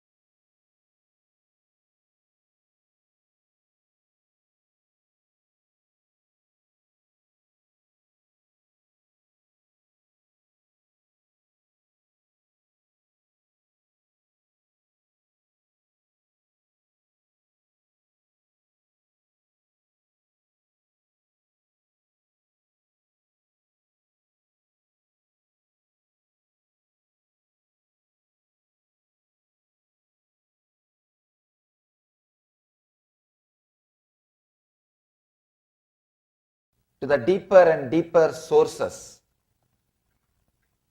I can use even the other word, forces, which are inside us, which can either lead us to joy or pain. It can lead us to anguish or non-anguish. He's leading us, Patanjali is leading us at 5 major modifications of the mind. Subtler and subtler is describing one by one. The purpose of the description is how to use this modification to lead us to joy, to lead us to bliss. I can say it can lead only to joy, then bliss suddenly happens. He is beautifully guiding us step by step. First, he described right knowledge. Second, wrong knowledge. Third, the beautiful vigalpa, imagination. Now fourth, he is talking about sleep. Step by step, he is leading us.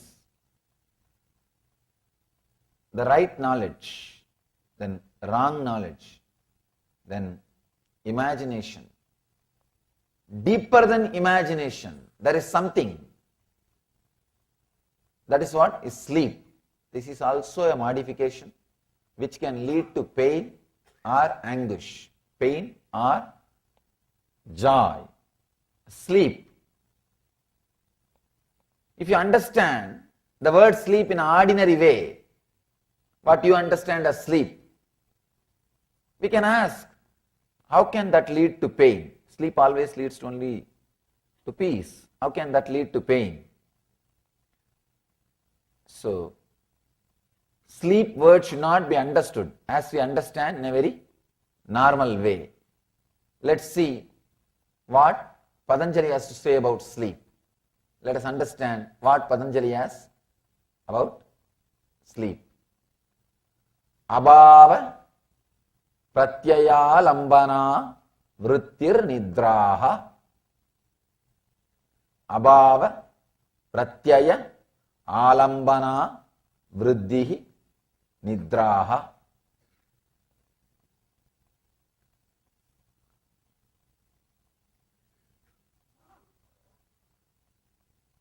When I read each sutra,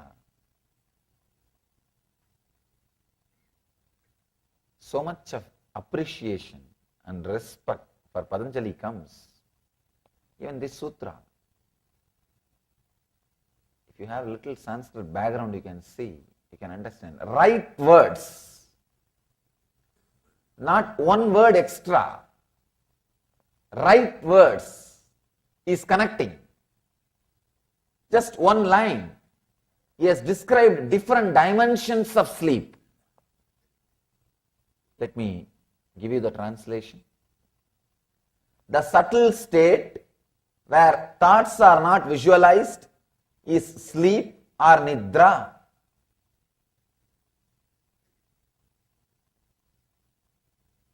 Abhava pratyaya alambana vriddhi nidraha.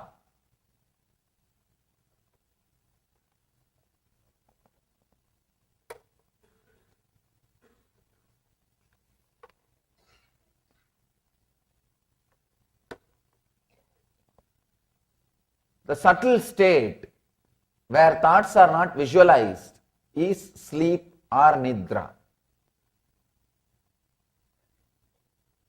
The moment I translate, I can very clearly feel I am able to translate only one dimension of that sutra. That sutra can be translated from different dimensions. Here I have a beautiful book by a research scholar, Salvatore. He has beautifully created a book giving 12 different translations. I wanted to give a credit for his great work. 12 different translations. When I see all the 12 different translations, I can say very clearly, each one of them are approaching Patanjali from different level of consciousness and different angle. I'll try to give you the deeper truths, what Patanjali is trying to express, what Patanjali wants to say about sleep. One important thing,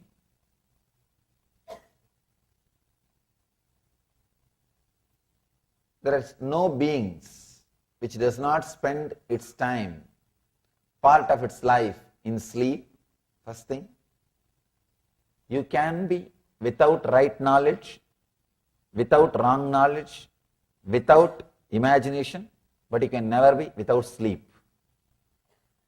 You may be able to avoid those three, but you can never avoid sleep.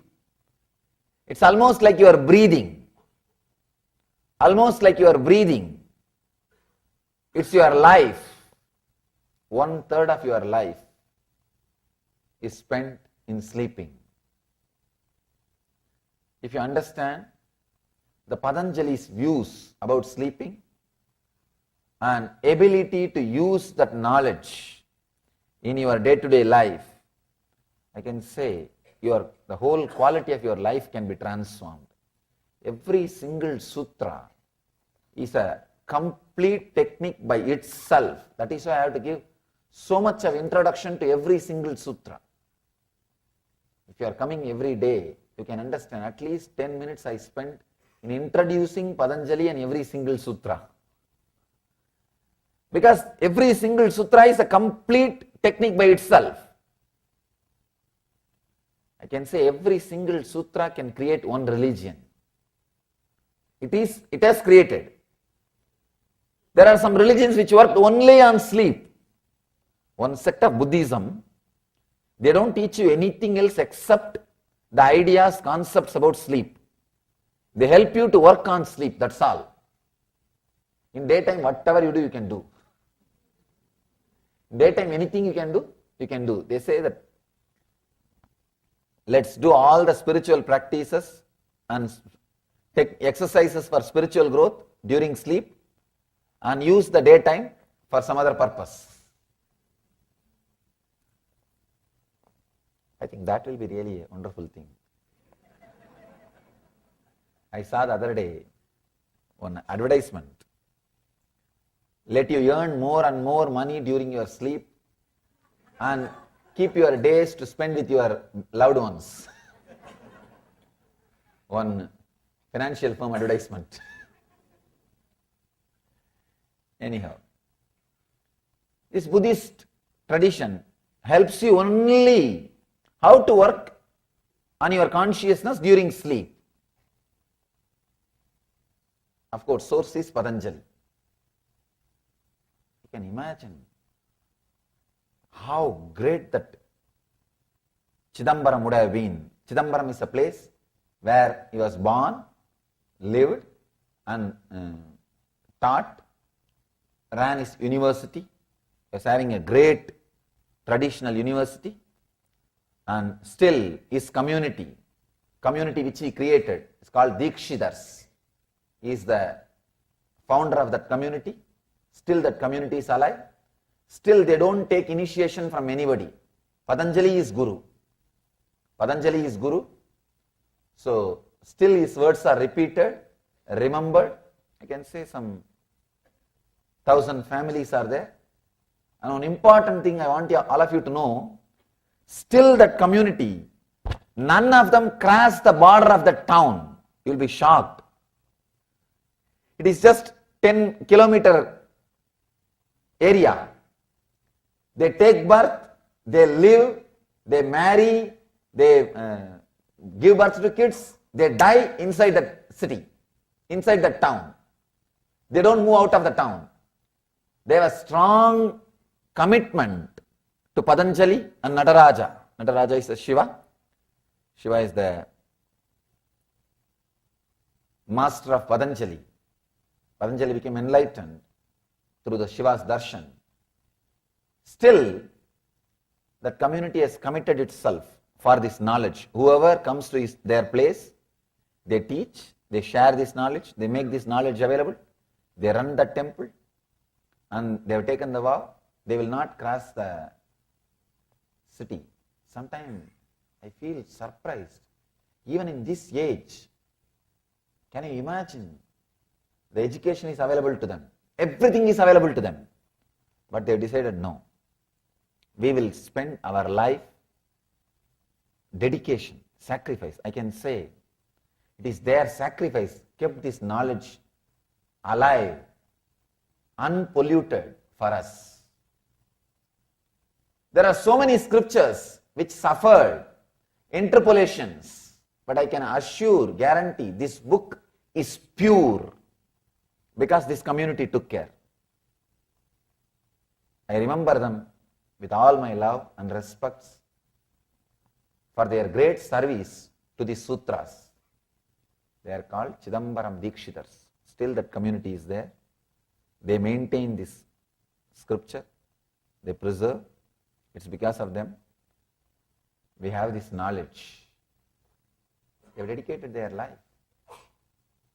It's unimaginable, not moving out of one city from birth till death. And there are so many things to see in the world. Even the youngsters, this generation, I have met many of them. I ask them sometime, don't you feel like going outside, or your elders are stopping you? They said, no, we decided to dedicate. Our elders are not saying, they say, if you want to go, you can go. No problem. There are very few, I can say 0.1% went out for some purpose. They also go out to run some temples there, that's all. Here and there, if Nataraja temples are built, they go outside and run the temples. I asked them, why don't you guys feel like going out? They say, no. They call Nataraja as Ambalavanar. Means the Lord of that Chidambaram, Lord of the stage. No, he is enough for us. They feel he is the father of the whole community. And father is here, where else to go? That's such a strong feeling connection, commitment. It is they who preserve this whole knowledge. Not a single extra word.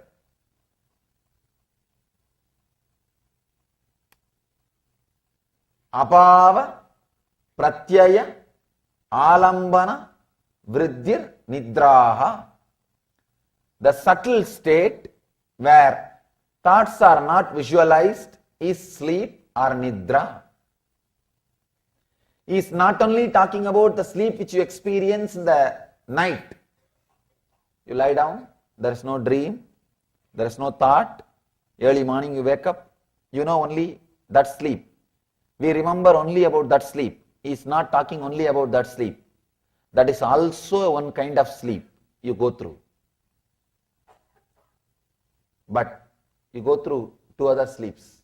The sleep which you experience during waking state. The sleep which you experience during dream state. The sleep which you experience during deep sleep state. 3 sleep. Waking sleep, dream sleep, sleep sleep.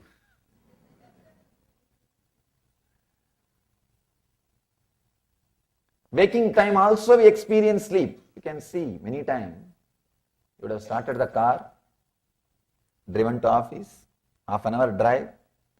When you park your car in the office and get out of the car, only then suddenly you will remember you drove for half an hour. Half an hour you drove. You turned right, left, stopped in a signal, gave a break for a cop. You did so many things. You did so many things. But you don't remember. Means sleeping during daytime. It's not only, see, I'm not talking about the people who have disorders, who sleepwalkers. I'm saying whole humanity is sleepwalking.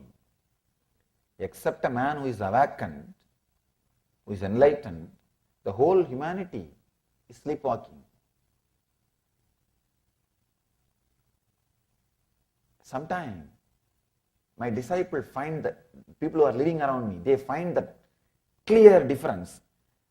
They will not be able to cope up with my clarity. They will not be able to cope up with my awareness. I tell them this. They can't grasp. Sometimes I struggle with them. Then suddenly I remember this sutra. Till you are enlightened, no other way. You will have part of your waking state sleeping. You will have part of your waking state sleeping. No other way. Absent-mindedness is one side effect or byproduct of this, what Patanjali calls as nidra. Being absent-minded. Please understand. Not being alive in the state in which you are is what I call sleep. Not being available or not being alive in the state which you are. Otherwise, all problems you face, you have solution. There is no problem which can't be solved. Please understand. I am very clear when I say this. I really mean this. There is no problem which can't be solved. all problems can be completely solved. The only one thing, you need to be available. You need to be available there. All problems are created when you are not available. When you are not available, you mess up the whole thing. It's absent-mindedness. Absent-mindedness, I can say it is very superficial word. Even that can't be the right description.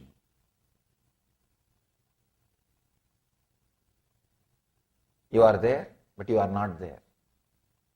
You are there, but you are not there. Many times you can see, especially when you are watching TV, when you are reading a book, suddenly, for a few minutes, gap. Suddenly, few minutes gap. It's as if the pause has happened. As if a pause has happened. And you, at least with the book, you wake up and you can go back. That is why still no media is able to outdate books. See, no media is able to outdate books.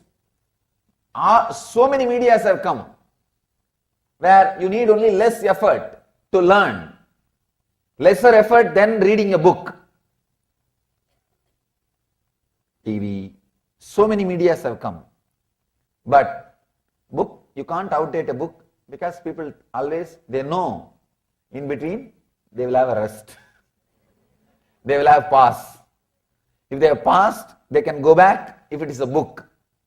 That is why people believe, trust, rely books more than any other source. Absent-mindedness. Suddenly you are absent. You are not there. Suddenly you are not there. See, your body is moving, you are walking, you are talking, you are going, you are doing this, you are doing that. It is showing all the medical symptoms of you being alive. Clinically you are alive. Medically you are alive. But you are not there. The reflection of consciousness is not there. Body is a mirror which has ability to reflect the superconscious state. The sun is a superconsciousness. Human body is the only body which is polished and directed towards that sun. The reflection is what we call soul, individual soul. All other bodies, they may be alive, but they are not that sharp, they are not that polished, they are not that sophisticated that it can reflect that pure consciousness, that sun. The reflection of sun itself cannot happen. That is why human body is so highly respected in the Vedic tradition. Even the devas, the angels, demigods, even if they want enlightenment, they have to take a human body. Please understand, you are in a blessed zone because the possibility is there for you. If somebody dies after having human body without becoming enlightened, that is the ultimate stupidity he can do. Sorry for the strong word. I am not saying, Shankara says.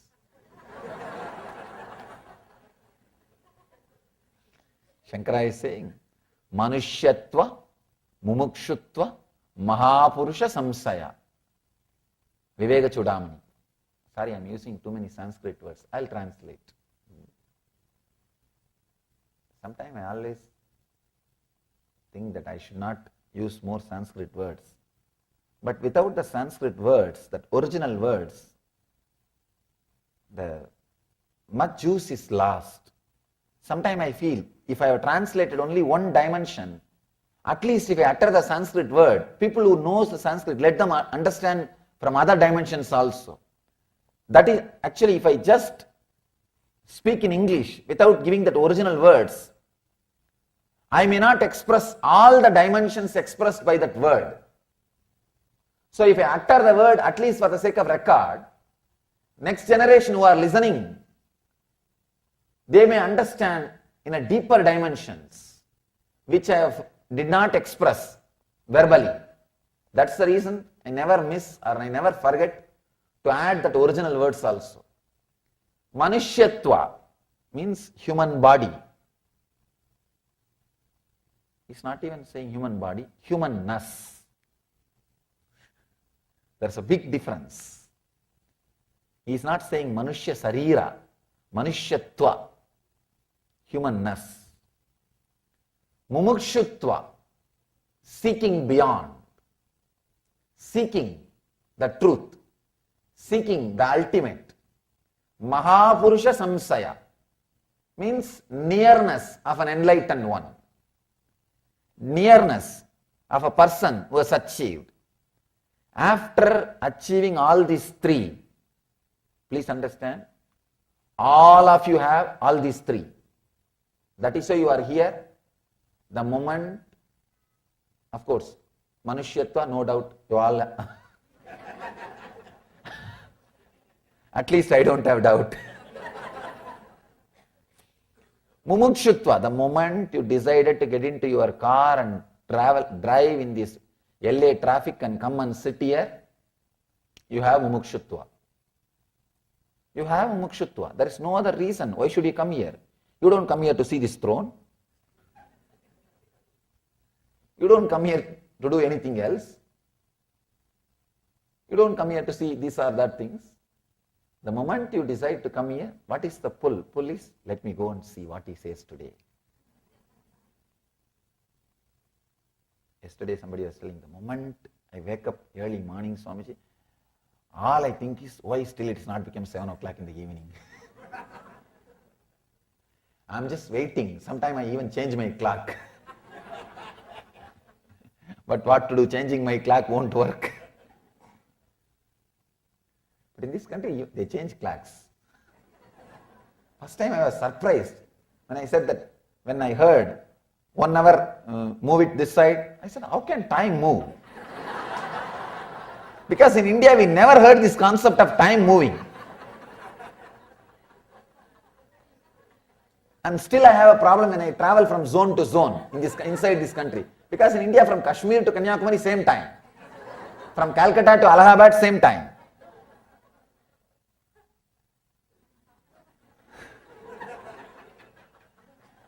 I always feel, how can time move? Anyhow, at least time zone also we can understand. But suddenly 1 hour move this side.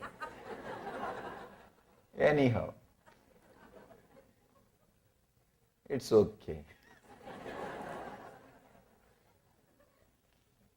The moment you decide to drive and come and be here, you have mumukshutva.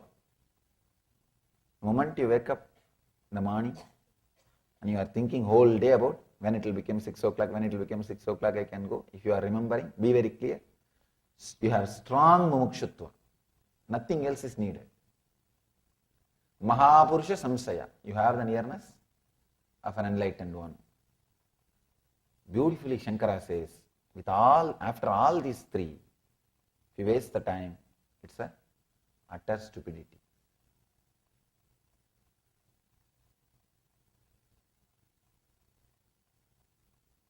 Again, the whole thing boils down to this one sutra.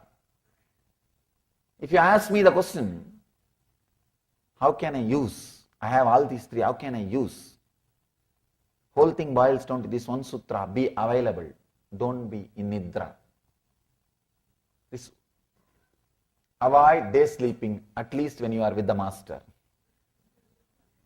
Avoid day sleeping, at least when you are with the master.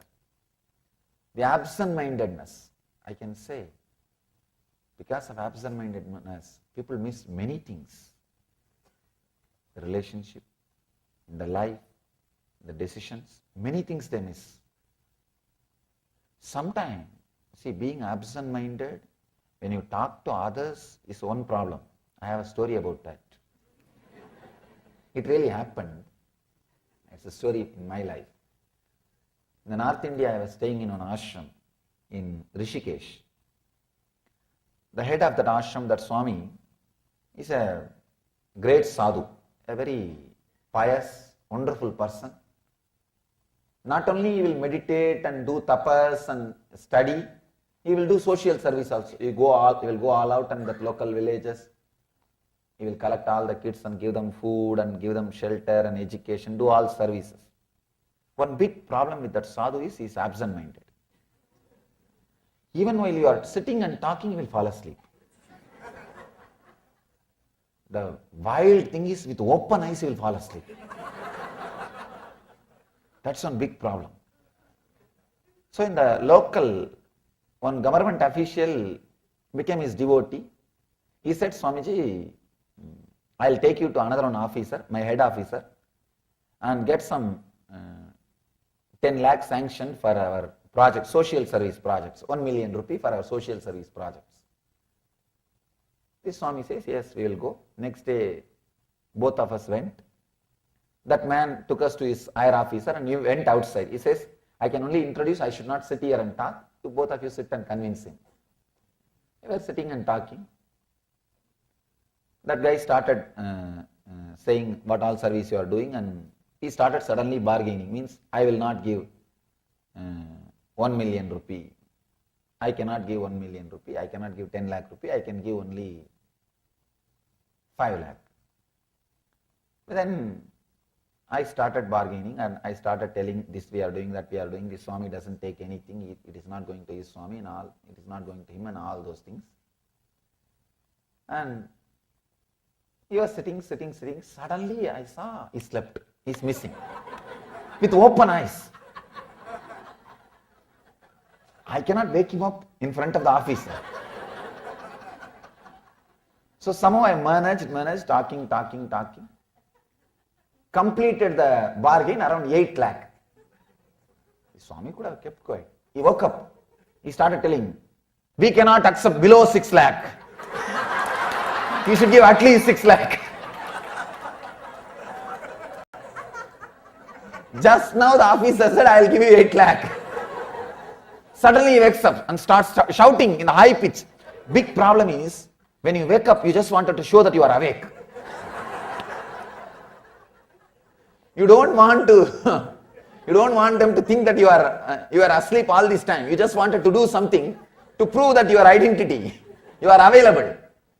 This guy suddenly woke up and started shouting, no, at least 6 lakh you should give. You cannot stop with 5 lakh. The officer got completely confused. What happened just now? I agreed for 8 lakh. It's absent-mindedness. Big problem. Absent-mindedness during talking with others or your activity, you will lose outer world. Absent-mindedness during your inner planning, inner visualization, inner thinking, understand, that is the worst part. You will suddenly miss some links. You will be thinking, I should start seeking sincerely. I should read this book. Suddenly there will be pause. And after a few minutes, I think I should watch TV. Time is going. I did not go to this show. I should go for that show. I should do that. Suddenly, there is a big pause. The thing which was happening inside you is missing. Please understand. The absent-mindedness which happens internally, I can say that is the worst thing. Nidra which is happening in the internal flow of consciousness, flow of thoughts, is worse than the nidra which is happening in your outer activities. Absent-mindedness in the outer world, you may have only 1 or 2 problems outside. I have a story about that. I'll read it out. Because sometimes with my accent, people miss the punchline. The big problem is when they miss the punchline, they ask the next person. It looks very foolish. Then I have to elaborate on a joke. If a joke has to be elaborated, that is the worst joke. The joke needs to be elaborated. Something is seriously wrong with the joke or the person who told. Or the person who heard. An absent-minded professor was moving to a new house. Further along the same street, his wife knew that he was prone to forgetting things, so she wrote down the new address on a piece of paper. Before he went to college, she handed him the paper and the key to the new house and reminded him not to go back to the same old address. That morning, one of his students asked him a complex question, and the professor wrote the answer down on the back of the slip of that same paper. Student asked whether he could keep the same paper. Forgetting what was on the other side, professor said, certainly. In the evening he returned out of habit to the old house, tried the key and could not get in.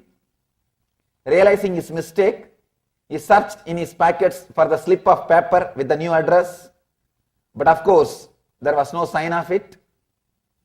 So he wandered along the street and stopped the first personable looking lad whom he saw.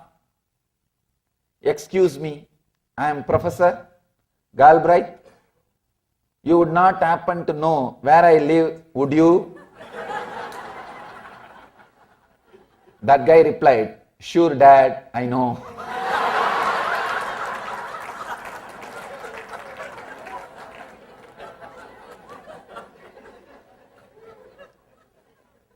Understand?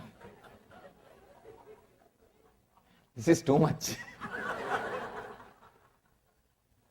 This is too much. Absent-mindedness in the outer world. Even with that, you lose only things of the outer world. Look inside, the serious problem, absent-mindedness in the inner world. See, forgetting to take your hat back, forgetting to take your glasses back, these are all just simple mistakes. You lose only simple things. But forgetting to keep the seeking, forgetting to keep the things which you really need in your life, that is where you lose too many big things. In the mind, many times, I have seen, whenever I come, a big group gathers and they are all inspired terribly about the seeking, and they pick up all DVDs, all books, all cassettes. It will be lying down in the cupboard till I come back again. No, it really happens. It's like people prepare for when they read some books about exercise, or when they see some show in the TV, or when doctor says you have to exercise, they go to the shop and buy all kinds of instruments and all kinds of books, and it is lying down in the garage for next 2 years. Till they see the doctor again, until the doctor says you have to exercise. Till the doctor again says, insists, it is lying down in the garage. Means, inside your thinking, absent-mindedness. Please understand. Whenever I put a fire inside you, you decide, yes. I think from today, I am going to leave what Swamiji says. I think I wasted too much of time. You create all kinds of vows, all kinds of ideas, all kinds of thoughts. By the time you reach your house, that mental setup slowly, it's not there. The break. Inside your thinking system, you slept. The absent-mindedness, that nidra has happened in your energy flow, in your thought flow. See, just the sleep which you go through in the night time is no way going to lead you to anguish, pain. I can say it's a power, it's energy. You go back to the state, you go back to the source from which you created this body. See, this body was created when your mother was fast asleep. That is why still in India there is a tradition. Pregnant lady, if she is sleeping, she will not be disturbed. They won't sleep, they won't disturb her during sleeping.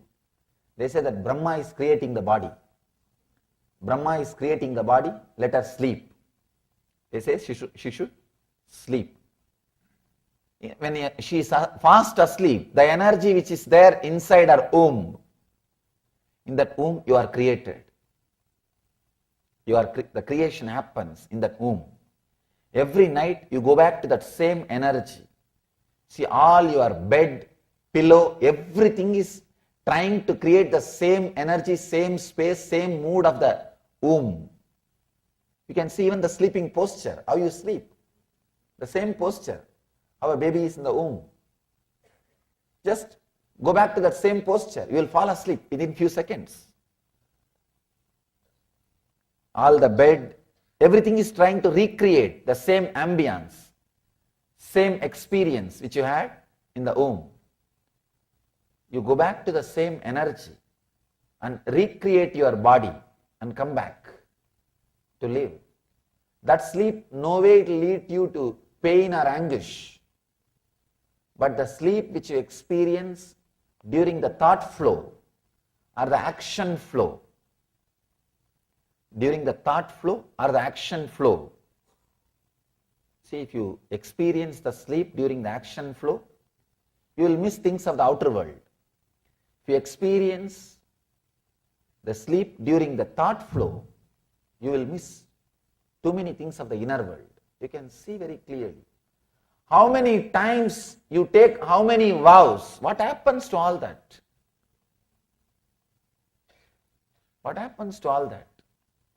After all, your mind, you took the vow. The other day somebody came and told me, Swamiji, in last 2 months, 20 times I quit smoking. Means what? 19 times you started again.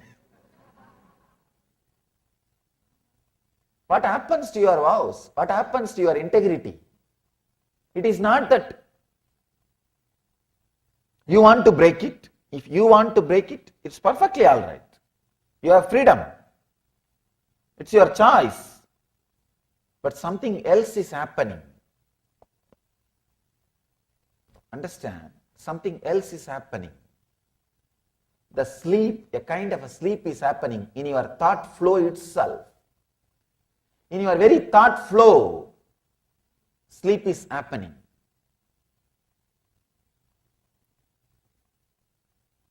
There are two kinds of repairing.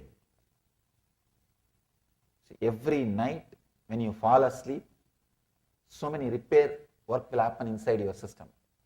It gets rejuvenated. It gets rejuvenated. That's one kind of repairing. The other kind of repairing, it has to be done only when you are awake. You can't be put to sleep and the repairing cannot be done. The physical repair, you can be put to sleep and the repairing can happen. Your tiredness, if you are tired, you can be put to sleep and the tiredness can go away, repairing can be done. It's like an auto mechanic repairing a car. But the conscious repair, it's like a doctor doing bypass surgery. You can't be put to sleep. The repair work has to happen when you are alive. Doing conscious repair is what I call meditation. Sleep and meditation, both are almost same. The difference between auto mechanic and surgeon. Surgeon always gets paid more because he has to repair while the machine is running. You need to understand, you need to repair while inner chattering is happening. Many times when the inner chattering is happening, suddenly there is a break. Suddenly there is a break. People come and ask me how to repair. The awareness itself will heal half of the problems. One big problem, one big important thing you need to know, the moment you know you are sleeping, you will be out of sleep. The moment you know you are sleeping, you will be out of sleep. The moment you know you are breaking in your thought flow, you will be connecting it. If you know you are breaking, you will be connecting it. People come and tell me, they repent really. Swamiji, how much ever I tried unclutching, my mind sometimes goes here and there. I am not able to unclutch. I tell them, the moment you remember, unclutch again. Come back again, that's enough. Don't bother about few moments which you lost. When you come back again and again without creating guilt, the moments which are lost will be reduced, drastically reduced. But you lose confidence over you if you miss 2-3 times. If you miss 2-3 times, you lose confidence. No need. As Patanjali says, you slip. You slip while you are awake. Even in the conscious flow, you slip. He says beautifully. Again and again I wanted to repeat that sutra in every level. The subtle state where thoughts are not visualized is sleep. It not only happens during the sleep, it happens during waking sleep also. The waking sleep also two kind. One is with outer world actions. Another one is the inner world thought flow. Be aware of different kind of sleep. That's enough. Then you can start being awake. You can start being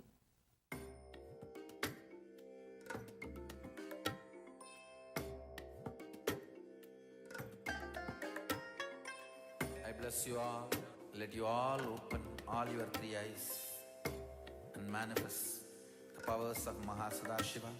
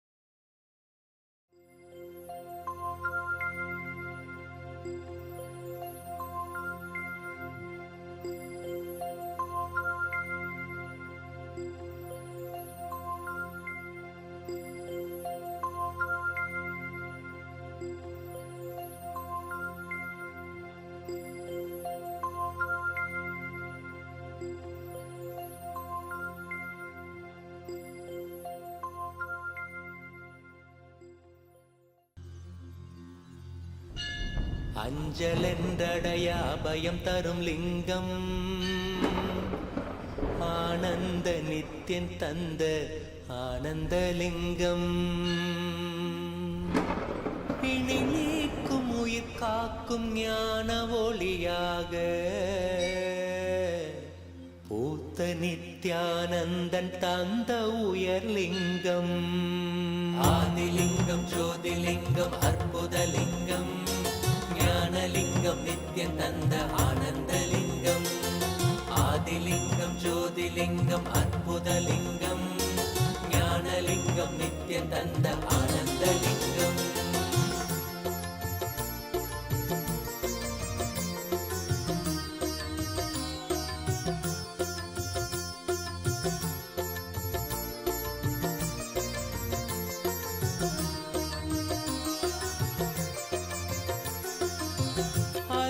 பதிதனிலே மலைவல வழிதனிலே அருமையாய் அமர்ந்த நித்யன் ஆனந்தலிங்கம் அருணயம் பதிதனிலே மலைவல வழிதனிலே அருமையாய் அமர்ந்த நித்யன் ஆனந்தலிங்கம் கருதிடும் அடியவரின் மலையெனும் துயர்களையே கடுகன உடைக்கும் நித்யன் ஆனந்தலிங்கம் கருதிடும் அடியவரின் மலையெனும் துயர்களையே கடுகன உடைக்கும் நித்யன் ஆனந்தலிங்கம் கவலைகள் விடி உறவே அவலங்கள் பொடிப்படவே கருணையின் அருளழகாய் ஆனந்தலிங்கம் கவலைகள் விடி உறவே அவலங்கள் பொடிப்படவே கருணையின் அருளழகாய் ஆனந்தலிங்கம் சுயமதை உணர்த்திடவே சுகமதில் நிலை பெறவே தவநிலை குயத்தும் நித்யன் ஆனந்தலிங்கம்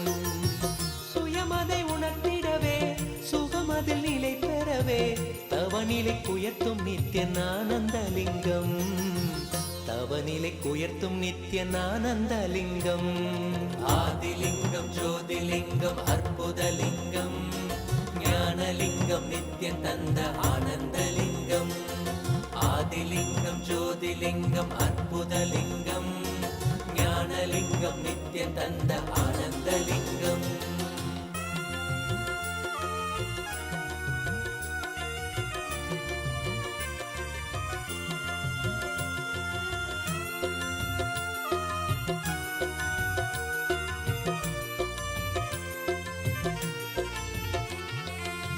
பிணிகளை போக்கிவிடும் பிறவியும் போக்கிவிடும் உயர்நிலை வாழ்வளிக்கும் ஆனந்தலிங்கம் பிணிகளை போக்கிவிடும் பிறவியும் போக்கிவிடும் உயர்நிலை வாழ்வளிக்கும் ஆனந்தலிங்கம் மனிதர் கரியதொரு அரூபரூபமெனும் அஜோமுகத்தை காட்டும் ஆனந்தலிங்கம் மனிதர் கரியதொரு அரூபரூபமெனும் அஜோமுகத்தை காட்டும் ஆனந்தலிங்கம் அமரர்கள் உலகமெல்லாம் அருள் பெற விரதம் கொண்ட 1008 நித்யன் ஆனந்தலிங்கம் அமரர்கள் உலகமெல்லாம் அருள் பெற விரதம் கொண்ட 1008 நித்யன் ஆனந்தலிங்கம் குணக்கடல் குவலயத்தை குறைவின்றி காக்கயங்கள் குரு நித்யானந்தன் தந்த ஆனந்தலிங்கம்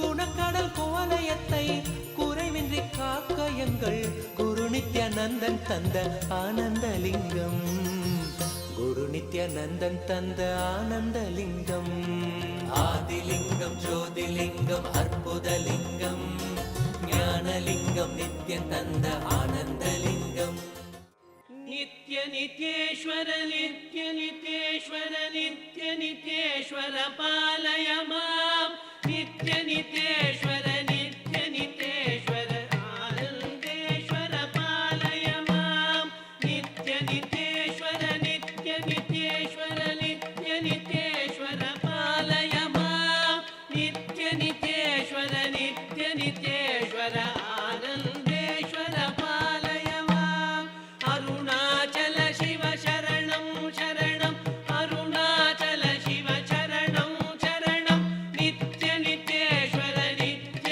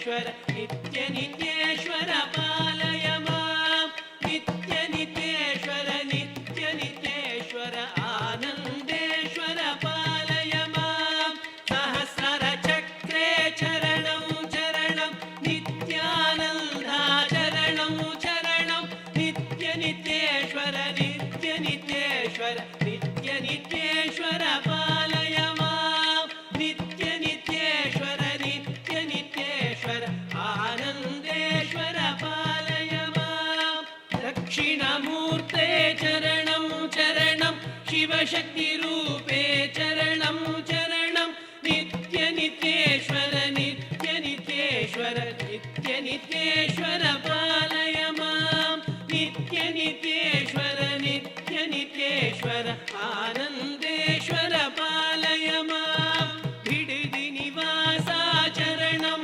चरणं त्रिशूलधारी चरणं चरणं नित्यनित्येश्वर नित्यनित्येश्वर नित्यनित्येश्वर पालय मां नित्यनित्येश्वर नित्यनित्येश्वर आनन्देश्वर पालय मां नित्यानन्दा चरणं चरणं नित्यानन्दा चरणं चरणं नित्यानन्दा नित्यानन्दा नित्यानन्दा चरणं चरणं नित्यनित्येश्वर नित्यनित्येश्वर नित्यनित्येश्वर पालय मां नित्यनित्येश्वर नित्यनित्येश्वर आनन्देश्वर पालय मां नित्यनित्येश्वर नित्यनित्येश्वर नित्यनित्येश्वर पालय मां नित्यनित्येश्वर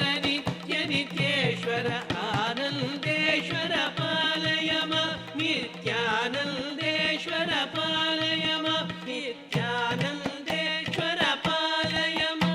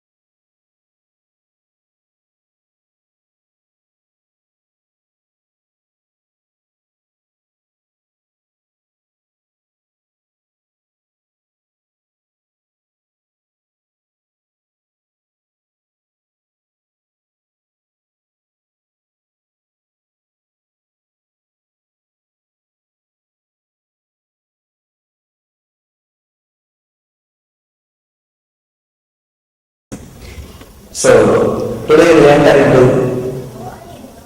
the 12th sutra, the 12th aphorism. Abhyasa vairagyabhyam tannirodha. Translation says, relaxing from these patterns through constant and intense practice of unclutching This is the continuity of last sutras. In the last few sutras, Patanjali has explained the 5 modifications of the mind which can lead to suffering or joy. The 5 modifications is right knowledge, wrong knowledge, imagination, sleep and memory. These are the 5 modifications. Please understand. Right knowledge, pramana. Wrong knowledge, viparyaya. Fantasy, imagination, and fantasy is vikalpa. Sorry, imagination is vikalpa, and fantasy is not the right word for vikalpa. Imagination is the right word for vikalpa. And sleep, nidra, and smriti, memory. These are the 5 things, 5 modifications of the mind which can lead to either pain or suffering. So Patanjali is saying in this sutra, relaxing from these patterns through constant and intensive practice of unclenching. He says relax from these 5 patterns by constant and intense practice of unclenching. Abhyasa Vairagyabhyam, that's the key. I can say, we moved out of Jivanmukti culture, Jivanmukti tradition because of these 5 modifications. Especially the imagination, sleep and memory. These 3 modifications. These 3 put together, we call it as wrong knowledge. Many times, we have wrong knowledge about the world, about us, and about the universal energy. Because of wrong knowledge, we move out of this great Jivanmukti tradition, this great living enlightenment truth. Patanjali says, come back. Relax from these patterns through constant and intensive practice of unclenching. People ask me, what is the solution, Swamiji? Here Patanjali gives the solution. Abhyasa vairagyabhyam. That's the key. Abhyasa means again and again and again practice. Vairagya means having the strength. Raga means attachment. Vairagya means beyond attachment and detachment. Raga means attachment. Araga means detachment.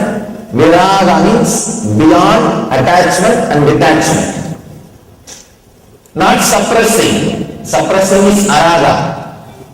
He says viraga, vairagya, understanding. Evolving yourself to a different consciousness, to higher consciousness. Please understand. At the age of 7, you are attached to your toys. Now, do you say you are detached from your toys? No. You are neither attached nor detached. You are evolved. You have evolved yourself from playing with toys. Now you don't say, oh, it's so difficult for me to pronounce my toys. No. You don't say, it's very difficult, I have to suppress myself, control myself, and throw toys, hide it, or I have to escape to the country where toys are not sold. No. You just evolve yourself to higher plane, to higher consciousness. You evolve. So, vairagya with the toys happen. Same way, raise yourself to higher consciousness by constant practice, constantly remembering, constantly living these great tools, this great tradition, these great ideas. I can say, the ultimate technique for achieving the truth is intensity. That is what Patanjali is saying here. Be intense.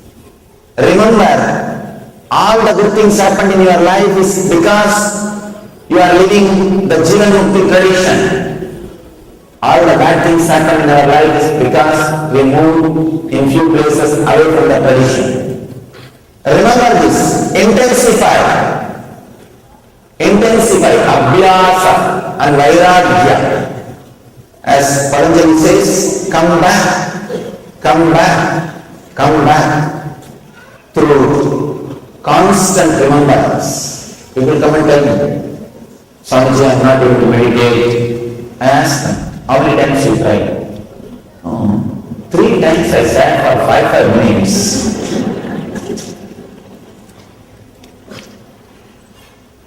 40-50 years you did not bother to control your mind, it was running around as it wants.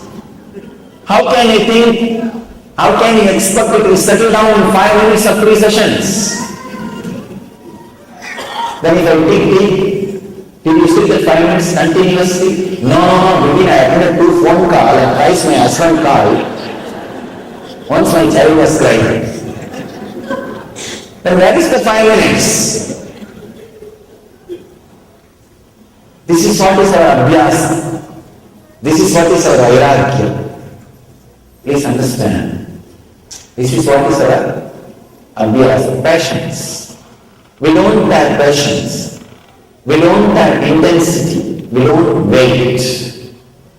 We don't wait and attend the whole thing. We don't wait and imbibe the whole thing. Small story about the passions. Wife calls husband. Husband picks up the phone between the work and he says, I am doing my work, I don't have time to chat with you. She said, no, I'll just take 2 minutes. I want to tell you something important. This guy says, no, I don't have time. I don't have patience. Quick! She says, I have good news and bad news. Which one you want? He said, I don't have much time, tell the good news. She said, I found out the airbag in our car works.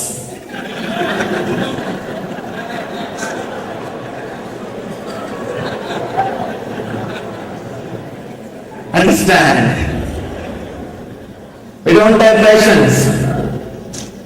We don't have patience to look into the situation, to look into our mind, to live with it. We are suffering too much. We are suffering too much without having passions, abhyasa and vairagya. Without having that abhyasa and vairagya, we are suffering too much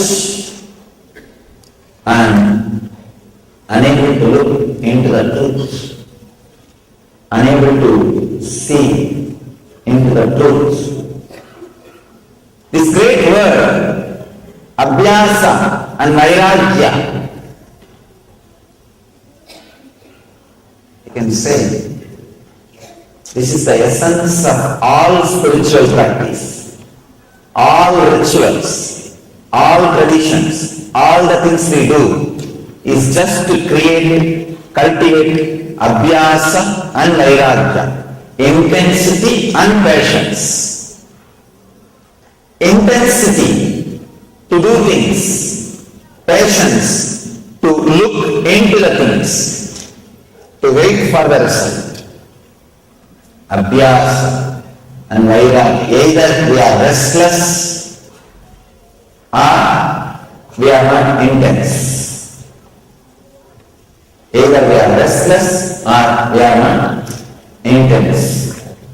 The great truth Patanjali is trying to express today is abhyasa and vairagya, the passions. Again and again, impatience cannot be the right word. Intensity and again, trying, constant and intensive practice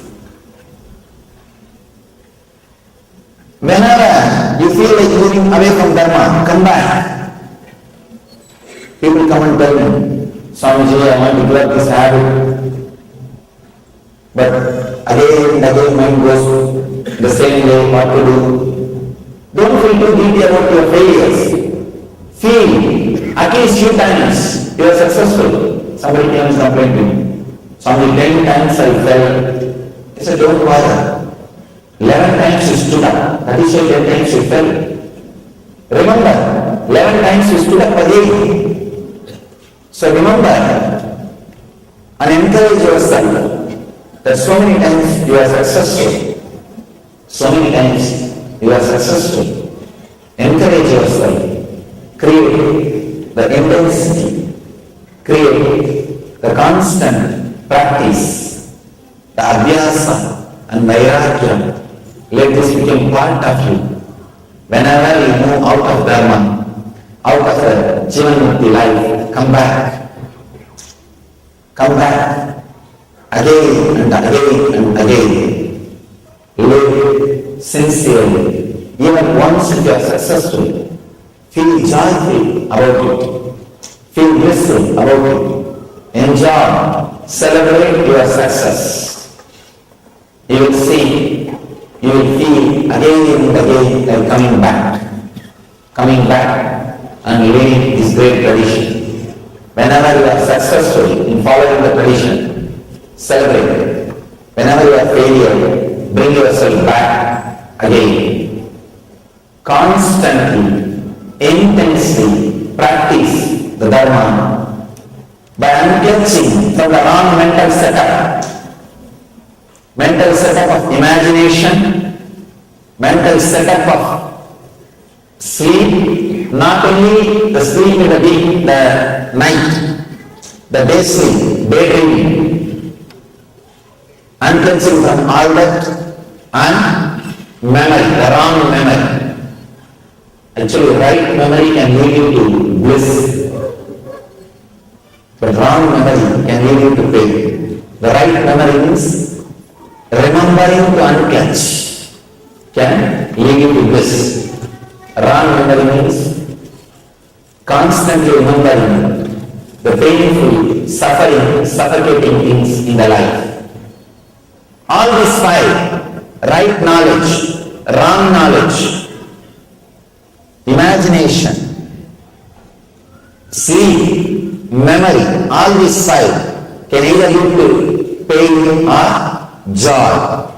So use all the five to go to the joy, to reach the bliss by constantly, intensely practicing unclutching from all these five modifications. Practice continuously unclutching. Let me describe this unclutching. This is the ultimate technique from our Vedic tradition. Whenever a thought comes, don't be mean to it. Just remember to come back to the source from which the thoughts are coming. Relax into the silence from which the thoughts are arising. This is the ultimate meditation technique also. I have explained in many discourses, like we unclutched, many programs, this unclutching technique. It's available even in YouTube. If you spend a little time and study this technique and practice, it will really lead you to deep peace and bliss. You will live Vedic tradition. Please understand. Unless you yourself internalize our tradition, live the joy of our living enlightenment, Jivanmukti, you cannot hold on to tradition, you cannot pass it on to the next generation. All the parents come to me and say, Swamiji, please give me some way, I should be able to teach this tradition to my next generation. I tell them, first you internalize. The big problem is we don't believe and we expect our next generation to believe. Our next generation is more intelligent than us. What to do? They are ready to do only things which you do, not what you say. If they see you are joyful, internalizing this tradition, you are living Jivanmukti life, they will naturally take up. The other way, one boy, 14-year-old boy was brought to me by the mother. The mother's complaint is, Swamiji, please tell him to listen what I am saying. First Brahman, I told God, how to tell him. Anyhow, I told slowly, why don't you tell by yourself? She said, no, you have to tell. Finally, I asked her, why don't you listen to your mother to see even I am listening?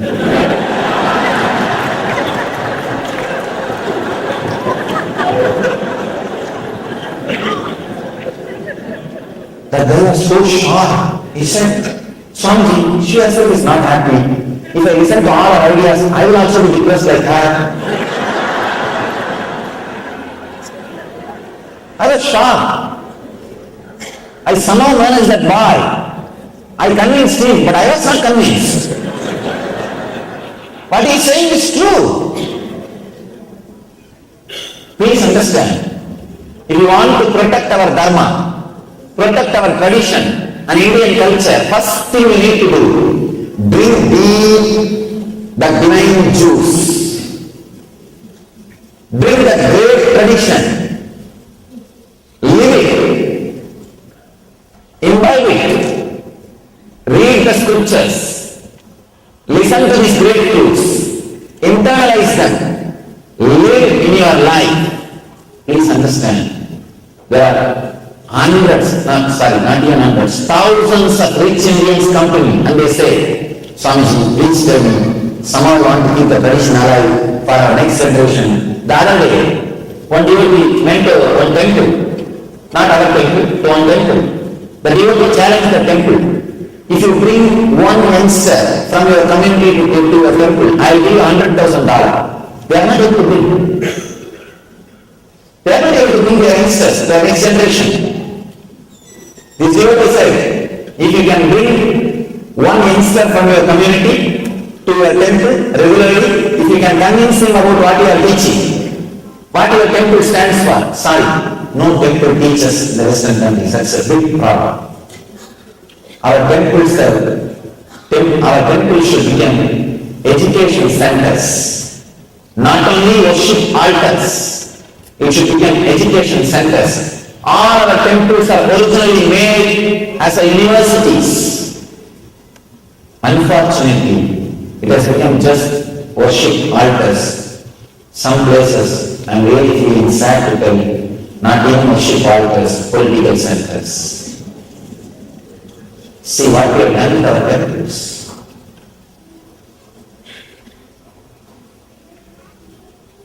Hundreds of rich Indians, they come to me.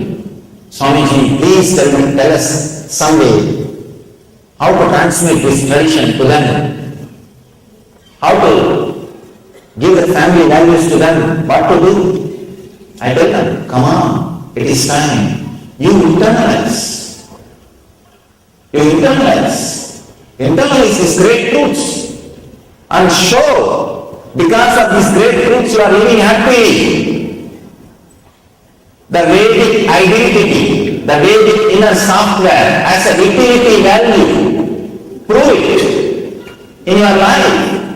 One reason we are going to take up, not otherwise. Hundreds of youngsters come to our temple. I ask them, why do you waste? You come here and you don't want to go to some temple or you don't want to do other religions, but where you are around me? They say, Swamiji, many places we are put up by seeing the politics. The moment they see the politics, they lose respect for our tradition. The whole respect is lost. Please understand, all we need is we internalizing these great truths. Run the temple for God, not for our pride. Run the temple to hold on to this tradition. Run the temples as an education centers. Run the temple to spread these great truths. When we internalize, We ourselves feel enriched, empowered, enjoying, radiating these great truths, this living enlightenment, this Jivan Mukti. Our next generation will be inspired. Your whole society with which you are living will be inspired. You will also feel like supporting this Dharma. Please understand. I have seen thousands of people trying to protect the Dharma without using it. Slowly, they lose the interest to protect, or it becomes political power game. It becomes power game. Only if you yourself imbibe by practicing, if you yourself become a meditator, you yourself live these values, only then you will have constant inspiration to protect this Dharma, protect this tradition, and share it with the next generation. I invite all the sanghas, organizations which are interested, which are working to protect Dharma through various ways. I invite them first experience it. Only then you will have constant inspiration to protect it. Only then you will understand why you should protect, what you are protecting, or what you want to protect. Only then you will have inspiration to share it, to transmit it to the next generation. So, you yourself practice little meditation, practice little yoga. On side part I saw, yoga is accepted so much all over the world. Patanjali is the greatest spiritual master. On the sad part, we ourselves don't practice. We think, oh, it's Indian, we know it. Because it's Indian, we know it. We know in the language my grandfather used to do, you will tell me to do it. It's okay, it's after all ours. Please understand, medicine may be yours, it may be in your bed, in the bedside cupboard, but only if you take, it will have effect. You will have effect. Just like medicine lying in the cupboard is no way going to heal you or cure you. The yoga or the great traditions lying in corner of your mind, thinking, oh, it's after all mine, I know it, we know it, is no way going to help you. Unless you live, it is not going to become part of us. So please understand, you yourself imbibe and practice, learn, let these great ideas enter you. Let you internalize these great ideas. Let you meditate a little bit and let you live the joy and bliss of living enlightenment, Jivan Mukti. Only then you will feel, you will know the reason why it should be protected. You will have tremendous inspiration to preserve it. You will have tremendous courage and energy to propagate it, to spread it. So, I call upon India and Indians all over the world, Uttishtata, Jagrata, Pratyavaran, Nibodhata. Arise, awake, stop not till the goal is reached. Goal is Jivan Mukti. Let you all live enlightenment. Let you all achieve and radiate living enlightenment, Jivan Mukti. Let you all achieve and radiate the eternal bliss, Nityananda. Thank you.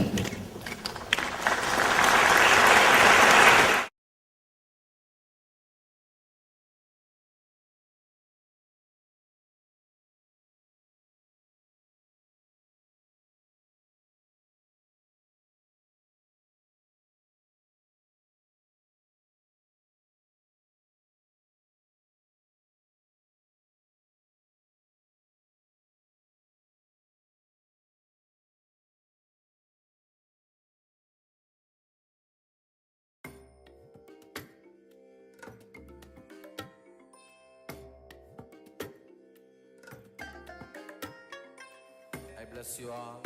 Whether you have an inner conflict, whether you are struggling with some decision, you're not able to make some dilemmas, or you want to manifest anything in life, today's initiation will literally empower you in the very identity that you carry about yourself.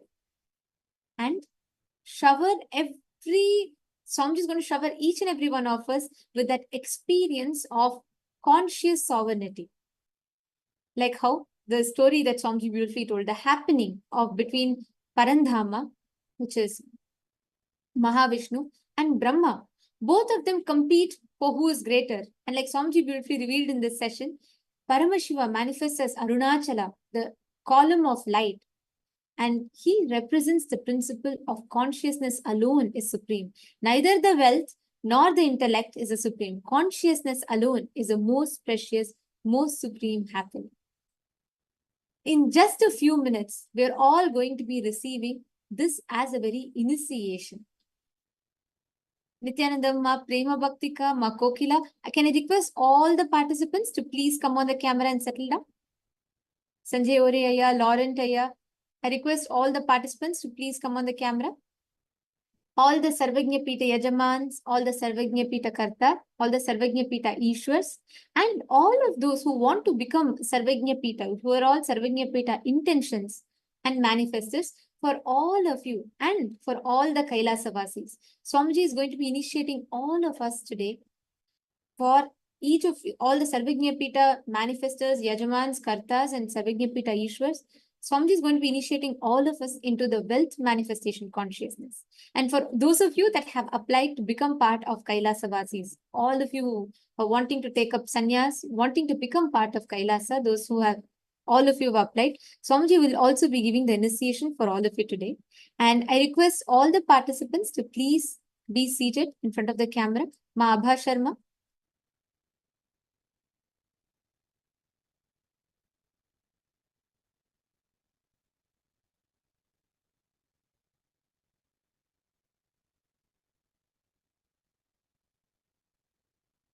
Today's initiation is the most important initiation where Swamiji is going to be giving you the experience that you are consciousness.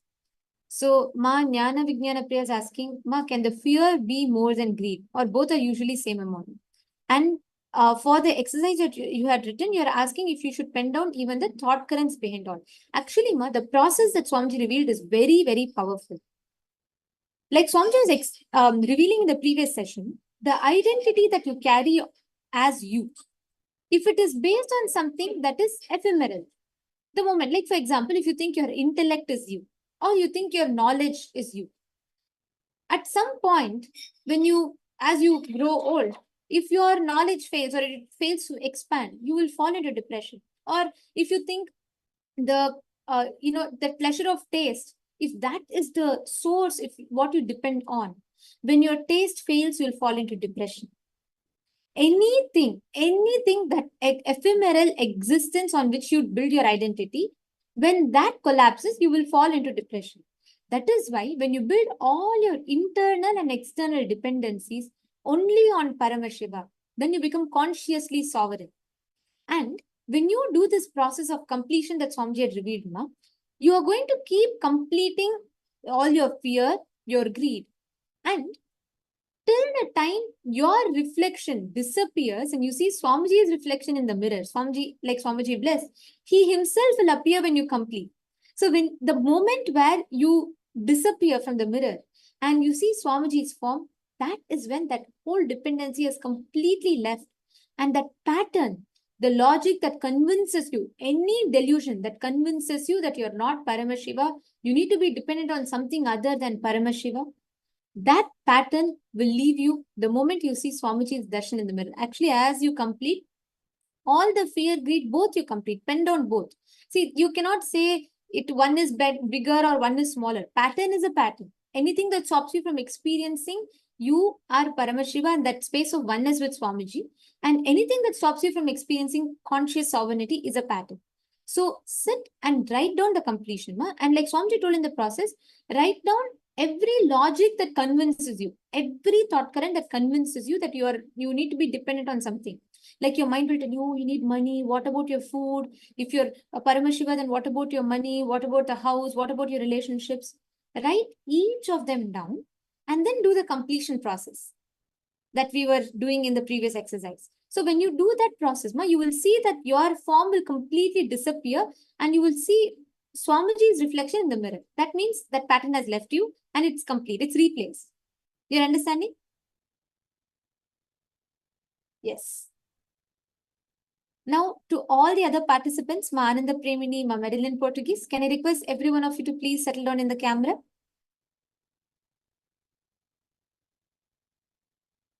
In today's initiation, the experience that we're all going to be receiving, Swamiji was very beautifully revealing in the previous satsang how consciously accessing the superconscious happening in you will make you expand the conscious resource that you have. And for each one of us that are experiencing this today, the initiation that Swamiji is giving us, it will empower you to experience this superconscious breakthrough. And now, we are all going to be preparing ourselves with a very powerful meditation process that Swamiji has given to experience this happening of Bhagavan Lingodbhava inside you. So for this process, for the Darshan, we are all going to be doing a very powerful process that Swamiji has given.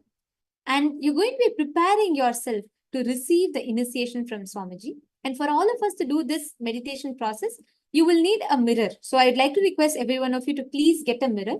Any mirror is okay. A hand mirror is also okay. Or if you have a bigger mirror is also fine.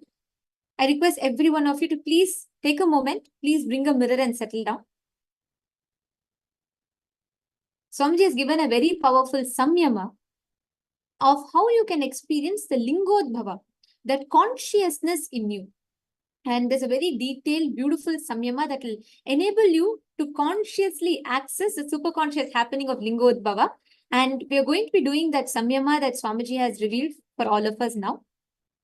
I request every one of you to please bring a mirror.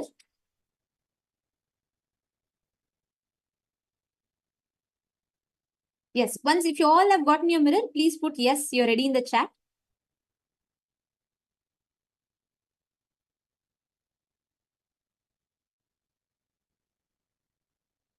Yes, once all of you have gotten a mirror, please put yes, that you're ready in the chat.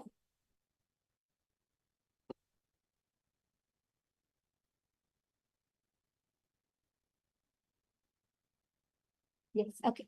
Now, Swamiji has revealed this samyama from the Patanjali Yoga Sutras. This samyama, Swamiji says beautifully, will enable you to access, enable you to experience the Lingodbhava, the consciousness, the core of your consciousness. So now, in the first step of this exercise, in this samyama, what all of us are going to do is, I request each of you to sit in front of the mirror and start gazing at your own reflection. Swamiji beautifully explains, when you continuously and intensely gaze at your own reflection, that reflection will lose all of its separate dimensions and parts. It will become like, just like a lump of light. You will not anymore see your hand separately, your face separately. It will just become a lump of light. Please sit straight. Sit with your head, neck, and spine in a straight line.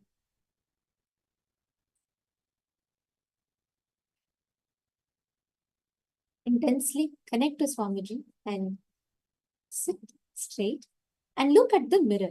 Gaze at your own reflection in the mirror.